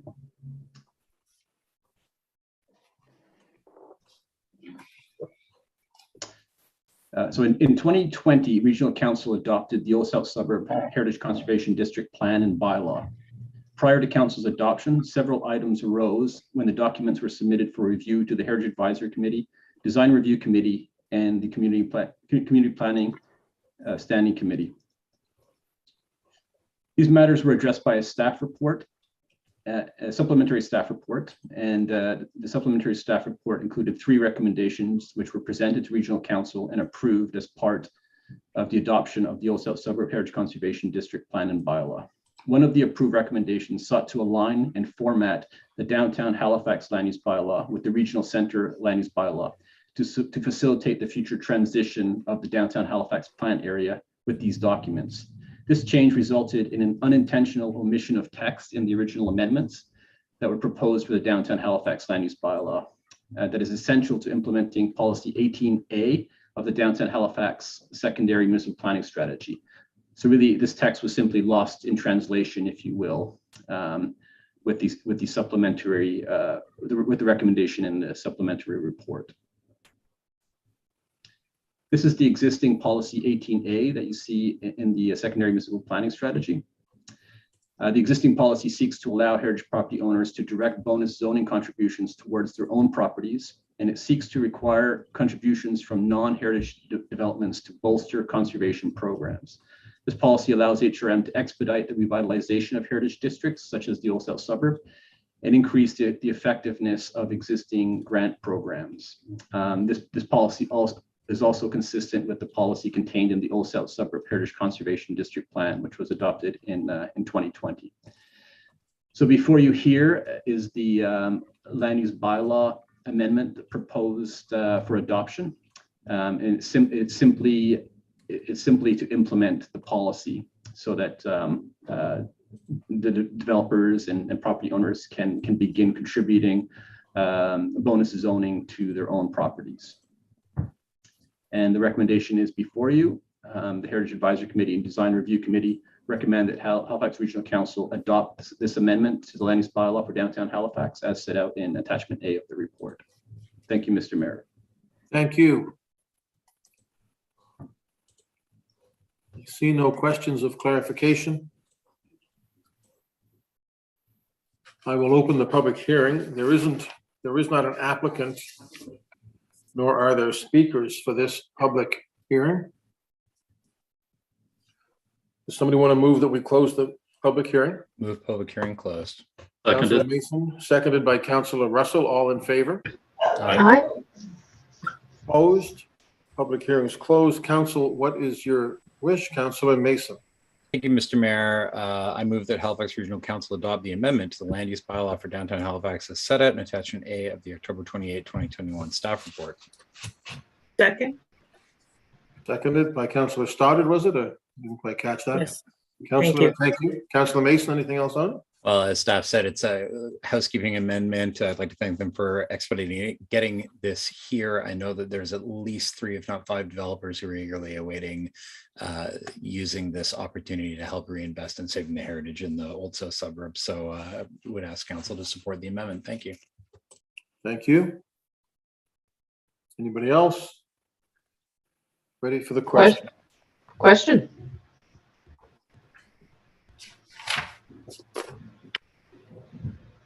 Beginning with District 10, Councillor Morse. In favor. 11, Councillor Cuttle. In favor. 12, Councillor Stoddard. In favor of the motion. Deputy Mayor Lovelace. Voting yes. 14, Councillor Blackburn. Voting in favor of the motion. 15, Councillor Russell. In favor. 16, Councillor Oathead. Voting yes. Mayor Savage. Voting yes. 1, Councillor Daigle Gammon. Voting in favor of the motion. 2, Councillor Hensby. Affirmative. 4, Councillor Purdy. Voting yes. 5, Councillor Austin. In favor. 6, Councillor Mancini. Voting in favor. 7, Councillor Mason. For the motion. 8, Councillor Smith.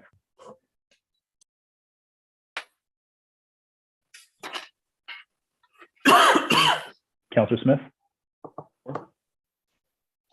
And 9, Councillor Cleary. Yes. Thank you. Motion carries. Thank you, colleagues. That brings us to the end of the public hearings. Ian, we can go right back into council where we left off. That is correct, Mayor Savage. Okay, we were on the motion of Councillor Russell, 16.1. I had Deputy Mayor Lovelace, and I know Councillor Mason was on for a second time. Councillor Austin, were you looking to go on, speak again? For the first thank time, you. Mr. Mayor. Pardon me? For the first time, yes. Yes. Okay, Austin, we have Lovelace, Austin, Outfit, were you on again? Or have you spoken to her? I haven't spoken, no. Okay, but you're wishing to though, right? Correct? Correct, thank you. Yeah. And then Councillor Mason and then Councillor Russell. Go ahead, Deputy Mayor. I'm good, Mr. Mayor. Okay. I have my answer. Thank you. Councillor Austin. Thank you, Mr. Mayor. I thought I'd start off this discussion just kind of a story. One of my first days at council. I remember going up to the lunchroom and with many of the councillors who had been around the table for a long time. And we got into a very vigorous discussion around there about who paid for who during amalgamation. And it has truly descended to the point of myth and legend. But basically, if you scratch below the surface, it's always somebody else paying for somebody else's. And I think there's an element of human nature to that feeling. The county feeling like, well, we were forced into this, the old city of Dartmouth, well, we're bailing out the county, everyone pointing the finger at Halifax saying they're debt free. Basically, it's always somebody else that's paying the freight in our minds. And I think that's a deep-seated feeling in human nature. I'm not going to support this motion because we've looked at this question not once but twice. It wasn't just the Stantec study that was done that looked at some of these costs, but we also did the tax reform piece in the early 2000s. And if you think back to the outcome of that, which I think council wisely said, you know what? This is not a good way to go because it pits people against each other and, takes people's eyes off the prize of, we are in this for the common good. And, what that tax reform proposal would have meant if we're going to go to, okay, you pay for the services that you get, was taxes were going to go down on the peninsula, particularly if you own valuable property on the Northwest Arm. And they were going to go up in Sackville. They were going to go up in Dartmouth North. They were going to go up in Eastern Passage, all the moderate income areas of the municipality. The taxes were going to go up in, and they were going to go down for some of our most wealthy areas. So I'm voting against this because we've been there, we've done that. And I think at this point, we just have to get on with the business of actually governing and, try and rise to our better natures rather than, going down the route of narrow parochialism, because I don't think there's anything to be gained by going in this direction. So I'm going to be voting against this. Thank you, Mr. Mayor. Thank you. Councillor Outfit. Thank you, Mayor. And I partially agree with Sam. I was around during the time of tax reform, and in theory, I supported it because we wanted to look at services available. We wanted to look at cost of services. We wanted to look at ability to pay. Many of us felt that condos were and still are perhaps over taxed for considering they live in the type of density and whatnot that we want. And of course, I think we all agree on, and we are working towards trying to help small businesses versus differentiating them from other businesses. So I did support tax reform at the time, but I also agree with Sam's comments that it is time for us to move forward and start thinking like a city. I remember being interviewed one time and I said that HRM was still at the awkward teenage years. And now we're way past that, I hope. I think what's missing here, and I partially support what Councillor Russell wants to do, because I think with growth, and we talked about this before, West Bedford, for example, didn't exist. We've built a town, as we've said, above the town, and it now exists. And I don't want to get into talking necessarily about who's subsidizing to. I think people will be quite surprised if you look at Patty's data and others about where the growth has been in addition to the peninsula, where the growth has been, where the commercial taxes have gone up, this sort of thing. And I think rather than getting into that and that finger pointing that Sam outlined, what I would like to see is a study more on what is reasonable when it comes to service expectations now. If you are living in a house in a dense community in District 16, District 13, District 11, on a treed street, should your services be all that different than if you live down near the hospital or Dalhousie? I'm not talking about transit so much as should a tennis court be within walking distance? Should your leaves be collected? Because there are areas of my district that have just as many trees and just as many leaves down, if you will, as we see on the peninsula. And when it comes to things like the snow ban, the parking ban for snow, because of our size, I actually don't have a problem with us having 2 or 3 different zones, because I think there are days when maybe downtown needs it in Bedford or Musquodoboit or Fall River or whatever don't need it. So I'm not so concerned about that. What I think we need, and I'm hoping that maybe Paul will speak to this or maybe staff will speak to this, I wouldn't mind us looking into, because of our growth and because of our density in areas such as Bedford, such as Spryfield, such as Lower Sackville, is it time for us to have a little bit of look at to see what is reasonable service expectations to have in our urban areas, which go much further than just the urban core versus our rural areas. Like, for example, everybody will tell me I live in the suburbs. I'm not so sure Bedford, which once was a town and had a vibrant downtown and whatnot, really is suburban. And I don't know that when I live on a side street here, it should be that much different than when I live in a side street in central Dartmouth or central Halifax. So that's what I hope we do. I don't want to get into the tax reform debate again. I certainly don't want to get into parochial thinking, as Sam mentioned. And I saw many bad examples of that when we went through this over a decade ago. But I have a feeling that it is time to have a look at who exactly is urban right now. And at least if I live in urban HRM, should I not expect a reasonably equal response time to police and fire, plowing, leaf collection, access to amenities, these sort of things. So if it took that sort of approach, I think I would be able to support this. Anyway, just my thoughts, Mr. Mayor, and thank you. Thank you. Councillor Mason. Thank you, Mr. Mayor. My computer's having a heart attack, so if I disappear, it's not that I'm mad at anyone. It's just my camera and mic have turned off 3 times in the last 20 minutes.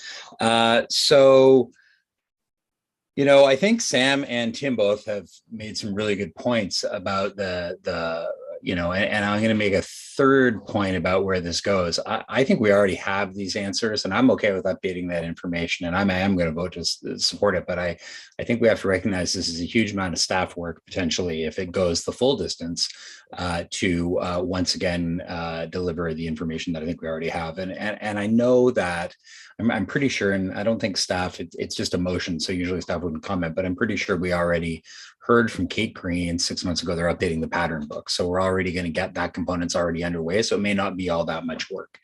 I do, you know, I get concerned sometimes that what I hear at the council table is what Buddy at the Tim Hortons or the local coffee shop says is being treated as gospel, right? So, you know, one of the things certainly that I've heard in my travels around HRM is we're subsidizing downtown. And I think that's demonstrably not the case, right? It's like, first of all, we all benefit from the massive commercial taxes. All of our residents have a lower residential tax rate because of the commercial taxes from Burnside and downtown.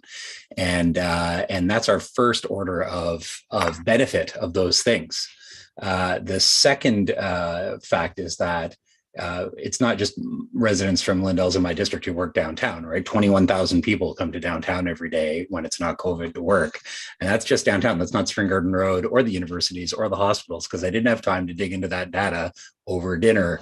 But it's a lot. It's your people coming on those buses and coming in their cars to downtown to work and to shop and to do all those things. And that's great. I do want to push back though and say, you know, Councillor Cuttle was correct. The tax that is paid, the assessed, when you take out the exemption, because the hospitals and universities don't pay, Burnside is about $200 million higher in assessment than downtown. The peninsula, the regional center without Burnside is 38% of all commercial taxes. Burnside is 24% of commercial taxes. Thank you, City of Dartmouth, for building that. All the rest of HRM is 38% of commercial taxes. I also want to push back a little bit very gently. Yes, of course, the regional center doesn't pay half the residential taxes. It's only 30% of the population. It only pays 36% of the residential taxes, which is 20% more. We pay 20% more here per person than the rest of the districts, than the average for HRM. And that's okay, because everybody should have access to equivalent services everywhere. I'm not saying that my taxes should go down, but I'm just saying when you look at those numbers, if we do a deep dive into this, I don't think it's going to give the result that Councillor Russell was hoping for. And just to close, I'm just going to leave it there. I'm going to vote for it, unlike some of my other regional center colleagues, because I want to know if this is the issue. If people are convinced that somehow they're getting ripped off, let's get more data and let's see if we can, you know, it won't work with the guy Tim Hortons. He's going to believe what he believes, right? But let's have a look at this and let's get some answers, and let's hope that we can kind of tamp down some of the parochial, very, very district-based conversation and go back to where we were not a short time ago, talking about much larger regional issues as we have in the past. Indeed, today we heard a lot about rural stuff, and almost everything we heard about rural had been teed up in the previous council. So I'm glad it's all landing now, and I'm glad it continues to have support. But let's just keep in mind that all these councillors have been here supporting those things all along. We're building on that foundation. Thank you, Mr. Mayor. Thank you. Councillor Russell. Thank you very much. And I appreciate the discussion over the past few weeks and all of the data that everybody has shared. It has been great to be able to have a look at that and to confirm a number of things and to challenge a number of assumptions. And one of the things that I spent 35 years doing before I was fortunate enough to be elected is challenging assumptions. I spent 35 years building software, and with software, there are certain things that you know, and there are certain things that you think you know. And it is very important to document what you know and what you think you know. you document what the assumptions are, so that you can make sure that you're dealing with that question. You know that it's incorrect potentially, but you're allowing it to be a question.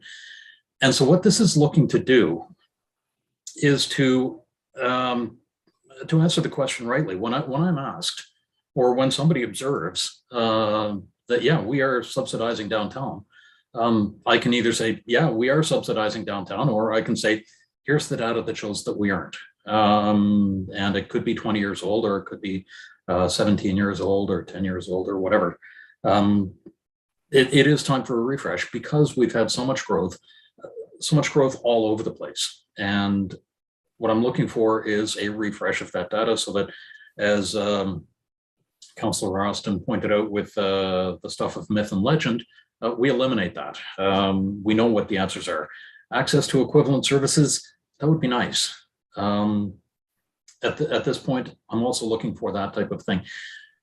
We in Lower Sackville and many other places around are paying the urban tax rate. We have the difference between the urban tax rate and the suburban tax rate is the urban tax rate includes sidewalks. In Lower Sackville, we have 229 streets. One of them has a sidewalk on both sides. Some of them have a sidewalk on one side. Most of them don't have a sidewalk. So we're paying for sidewalks, and we aren't getting them, and we aren't building them. So I want to make sure that I square what I'm hearing against what I'm hearing, and that we have the data to support all of it. So I do appreciate all of the support for this motion, and again, all of the background information that I've received over the past couple of weeks. Thank you very much for that, and I do hope you'll support this motion. At least we'll know what the answer is. Thank you. Thank you, Councillor. Ready for the question, colleagues? Question?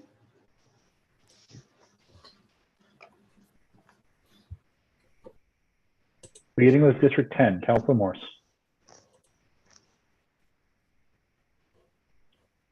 Voting against.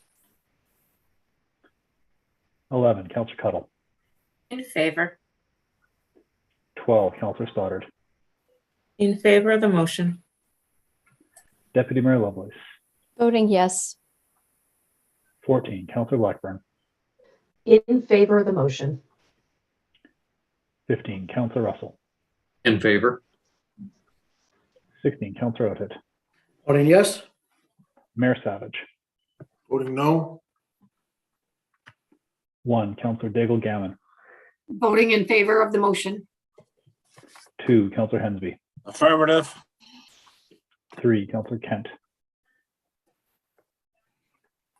4, Councillor Purdy. Voting yes. 5, Councillor Austin. Against.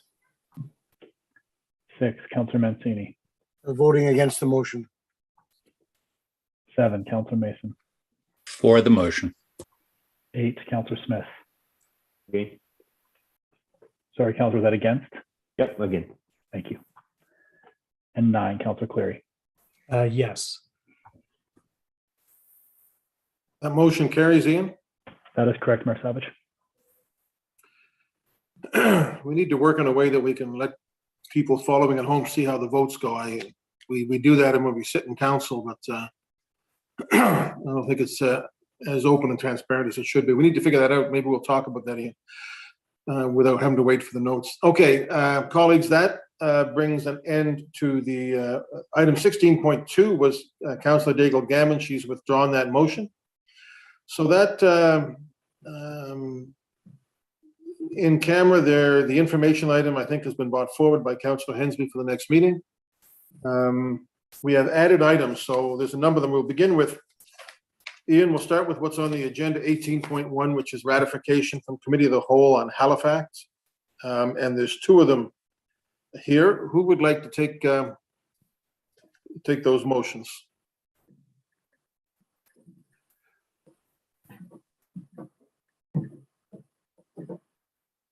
Be nice if somebody did. Is that in the chat, the motion? Councillor Mason. I move that Halifax Regional Council recommend that the Chief Administrative Officer be directed to prepare a staff report on the implications of establishing an HRM corporate carbon budget in line with modeling in Halifax 2050 and require future municipal reporting for all business units to demonstrate how all activities meet or exceed the carbon budget goals. I so move. Second by Mancini. Second. Seconded by Mancini. Ready for the question, colleagues? Question. We'll go to the question. Beginning with District 11, Councillor Cuttle. In favor? 12, Councillor Stoddard. In favor of the motion? Deputy Mayor Lovelace. Voting yes. 14, Councillor Blackburn. In favor of the motion. 15, Councillor Russell. In favor? 16, Councillor Oathead. Voting yes. Mayor Savage. Yes. 1, Councillor Daigle Gammon. Voting in favor of the motion. 2, Councillor Hensby. Affirmative. 4, Councillor Purdy. Voting yes. 5, Councillor Austin. Favor? 6, Councillor Mancini. Voting in favor of the motion. 7, Councillor Mason. For the motion. 8, Councillor Smith. 4. 9, Councillor Cleary. Yes. And 10, Councillor Morse. In favor. Thank you. That motion carries. Thank you, colleagues. I'm going to go to Councillor Austin for 18.2. I think he brought this to the committee of the whole. The ratification on Halifax acting on climate together, the report. Thank in you, the, Mr. Mayor. Councillor Austin.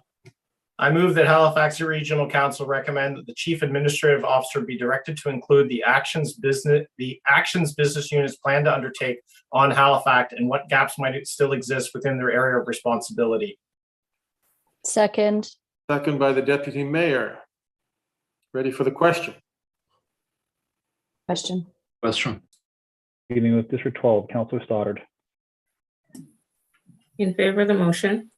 Deputy Mayor Lovelace. Voting yes. 14, Councillor Blackburn. Voting in favor of the motion. 15, Councillor Russell. In favor? 16, Councillor Oathead. Voting yes. Mayor Savage. Voting yes. 1, Councillor Daigle Gammon. Voting in favor of the motion. 2, Councillor Hensby. Affirmative. 3, Councillor Kent. 4, Councillor Purdy. Voting yes. 5, Councillor Austin. In favor? 6, Councillor Mancini. Voting in favor of the motion. 7, Councillor Mason. For the motion. 8, Councillor Smith. 4. 9, Councillor Cleary. Yes. 10, Councillor Morse. In favor. And 11, Councillor Cuttle. In favor. In favor. Thank you. Thank you. Those carry. Ian, the rest of the ratifications, I don't have them. Where can we find those? Where can I find those? Mayor Savage, I will post them in the chat before every single one. They are on the website, but it's probably easier if I just if I post them in the chat. Let's look at the next one in the chat then, and we'll. So this will be 18.3. So 18.3. This comes out of. Oh, okay. Discussion. I can read this one. Yeah. Councillor Blackburn, you've got this one. I can do this, absolutely. I move that Halifax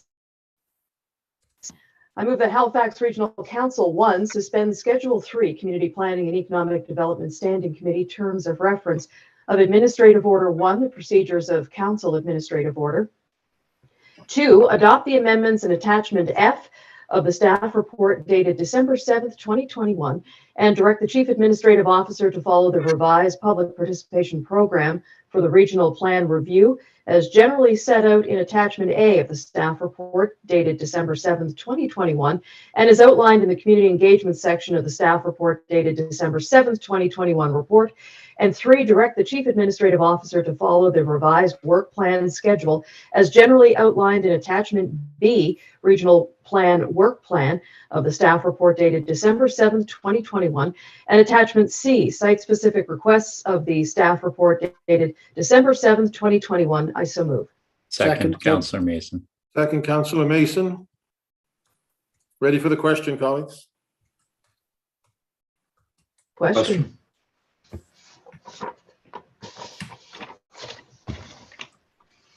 Sorry, Mayor Savage, I just want to confirm with the solicitor that we have that the motion was read in the full. Oh. No, I'm getting confirmation. We're good. Sorry, we are good. Yeah. All right. Thank you, John. Thank you, Ian. Let's go to the vote. Beginning with the deputy mayor. Voting yes. 14, Councillor Blackburn. Voting in favor of the motion. 15, Councillor Russell. In favor. 16, Councillor Outhead. Yes. Mayor Savage. Voting yes. 1, Councillor Daigle-Gammon. Voting in favor of the motion. 2, Councillor Hensby. Affirmative. 4, Councillor Purdy. Voting yes. 5, Councillor Austin. In favor. 6, Councillor Mancini. Voting in favor of the motion. 7, Councillor Mason. For the motion.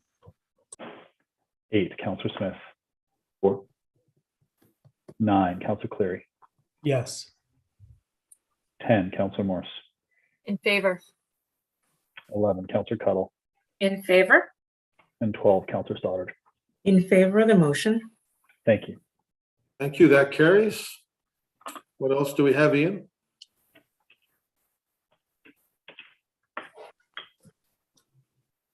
Mayor Savage, to confirm, the rest of these motions are all ratification motions from the committee of the whole from earlier in the day. I've just posted the next one.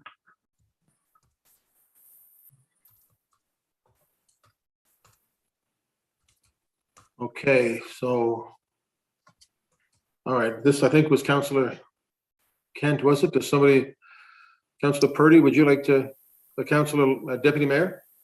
Certainly, I can read that. I move that Halifax Regional Council recommend the Chief Administrative Officer be directed to prepare a staff report on the process and implications of including industrial and waterfront lands in Eastern Passage, known as former Texaco Refinery Valero lands, for future growth in municipal interest areas. Second. Second by Councillor Purdy. Ready for the question? Question. Beginning with District 14, Councillor Blackburn. Voting in favor of the motion. 15, Councillor Russell. In favor. 16, Councillor Outhead. Voting yes. Mayor Savage. Yes. 1, Councillor Daigle-Gammon. Voting in favor of the motion. 2, Councillor Hensby. Affirmative. 4, Councillor Purdy. Voting yes. 5, Councillor Austin. In favor. 6, Councillor Mancini. Voting in favor of the motion. 7, Councillor Mason. For the motion. 8, Councillor Smith. 4. 9, Councillor Cleary. Yes. 10, Councillor Morse. In favor. 11, Councillor Cuddle. In favor? 12, Councillor Stoddard. In favor of the motion. And 13, Deputy Mayor Lovelace. Voting yes. Thank you.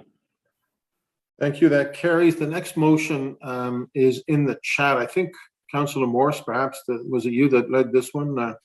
Yes, that's my long-winded motion, Mr. Mayor. Okay, so this will be 18.5. Go ahead. I move that Halifax Regional Council recommend that the Chief Administrative Officer be directed to prepare a staff report on the process and implications of be directed to prepare a staff report outlining an overall policy and process to coordinate the work of the Departments of Planning and Development and Parks and Recreation. The aim is to ensure Council can effectively implement Halifax IMP and the Green Network Plan. The staff report should consider the need for a coordinator to lead the Green Network Plan and an updated park strategy in light of 1, the current Parks Canada urban park planning process for Blue Mountain Birch Cove Lakes, 2, the pending Sandy Lake study, 3, recently identified key wildlife corridors, 4, HRM's natural asset inventory, and 5, housing development pressures. It's a move. Second. Okay, thank you. Ready for the question, colleagues? Question. Beginning with District 15, Councillor Russell. In favor. 16, Councillor Outhead. Voting yes. Mayor Savage. Voting yes. 1, Councillor Daigle Gammon. Voting in favor of the motion. 2, Councillor Hensby. Affirmative. 4, Councillor Purdy. Yes. 5, Councillor Austin. In favor. 6, Councillor Mancini. Voting in favor of the motion. 7, Councillor Mason. For the motion. 8, Councillor Smith. For. 9, Councillor Cleary. Sure. 10, Councillor Morse. In favor. 11, Councillor Cuttle. In favor. 12, Councillor Stoddard. In favor of the motion. Deputy Mayor Lovelace. Voting yes. And 14, Councillor Blackburn. Voting in favor of the motion. Thank you. That motion carries. Colleagues, the next one I think is Councillor Cuttle, and it will be 18.6. Councillor Cuttle. Thank you. I move that Halifax Regional Council recommend that the Chief Administrative Officer be directed to continue to assess request C027, which is 1246 Ketch Harbor Road, as part of the ongoing regional plan review. Second. Second by Councillor Morse. Yes. Question? Question. Beginning with District 16, Councillor Outhit. Voting yes. Mayor Savage. Voting yes. 1, Councillor Daigle Gammon. Voting in favor of the motion. 2, Councillor Hensby. Affirmative. 4, Councillor Purdy. Yes. 5, Councillor Austin. Against. 6, Councillor Mancini. Voting in favor of the motion. 7, Councillor Mason. For the motion. 8, Councillor Smith. Again. 9, Councillor Cleary. Sure. 10, Councillor Morse. In favor. 11, Councillor Cuttle. In favor. 12, Councillor Stoddard. In favor of the motion. Deputy Mayor Lovelace. Voting yes. 14, Councillor Blackburn. Voting in favor of the motion. 15, Councillor Russell. In favor. Thank you. That's carried. The next one will be 18.7. Councillor Cuttle. Thank you. I move that Halifax Regional Council recommend that the Chief Administrative Officer be directed to prepare a staff report outlining the process to initiate updated secondary plans for the areas identified as BRT Walkshed in Scenario C infill areas map in the regional plan review, which should consider 1, prioritizing BRT corridors for rezoning that supports transit-oriented complete communities. 2, identify boundaries for the secondary plan updates. 3, the process and timeline required for completing the secondary plans. And 4, the financial resources and budget required to do the work. Second. Second. Second, Councillor Deputy Mayor. Ready for the question? Thanks for the update, Councillor Russell. Beginning with District 16, Councillor Outhit. Oh, me again. Sorry. Was that a yes, Councillor? Sorry. It was a yes. It's Thank good you. to feel important. Mayor Savage. In favor? 1, Councillor Daigle Gammon. Voting in favor of the motion. 2, Councillor Hensby. Affirmative. 3, Councillor Kent. 4, Councillor Purdy. Yes. 5, Councillor Austin. In favor. 6, Councillor Mancini. Voting in favor of the motion. 7, Councillor Mason. For the motion. 8, Councillor Smith. 4. 9, Councillor Cleary. Yes. 10, Councillor Morse. In favor. 11, Councillor Cuttle. In favor. 12, Councillor Stoddard. In favor of the motion. Deputy Mayor Lovelace. Voting yes. 14, Councillor Blackburn. Voting in favor of the motion. And 15, Councillor Russell. In favor. Thank you. Okay, that carries. Ian, is that the end of our ratifications? That was the final ratification for today. Okay, colleagues, we will go to notices of motion.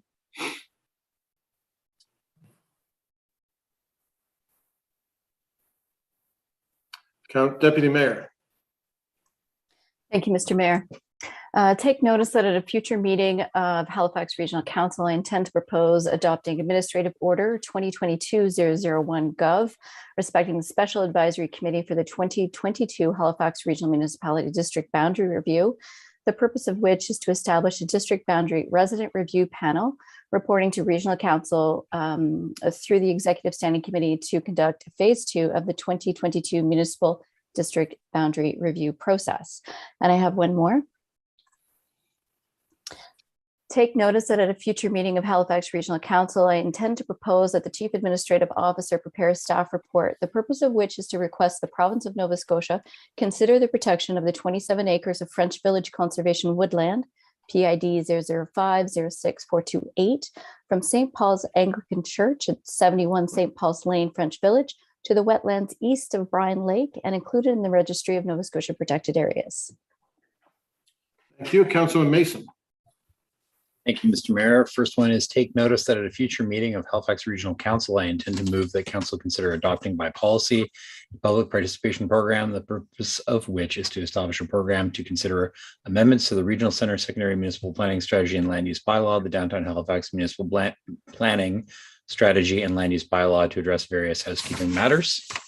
And the second is take notice that at a future meeting of Halifax Regional Council, I propose to move amendments to Administrative Order 1, the procedure of the council administrative order, the purpose of which is to include a land acknowledgement statement to the order of business for Halifax Regional Council and its committees. Thank you, Councillor Austin.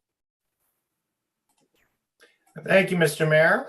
Take notice that at a future meeting of Halifax Regional Council, I intend to move the first reading of proposed bylaw D600 respecting development charges for Dartmouth Cove, the purpose of which is to apply development charges to property owners benefiting from the Dundas Street Bridge and Extension project in the Dartmouth Cove area. Thank you. Anybody else? All right, colleagues, it's been a pretty full day. Occurs to me that we had some very good staff reports today. Staff did some tremendous work on regional plan, on streets condition, and a whole bunch of other things. So we thank our staff for the hard work that they put in. And we'll be back at Committee of the Whole budget on Friday. If there's nothing else, I'll accept a motion to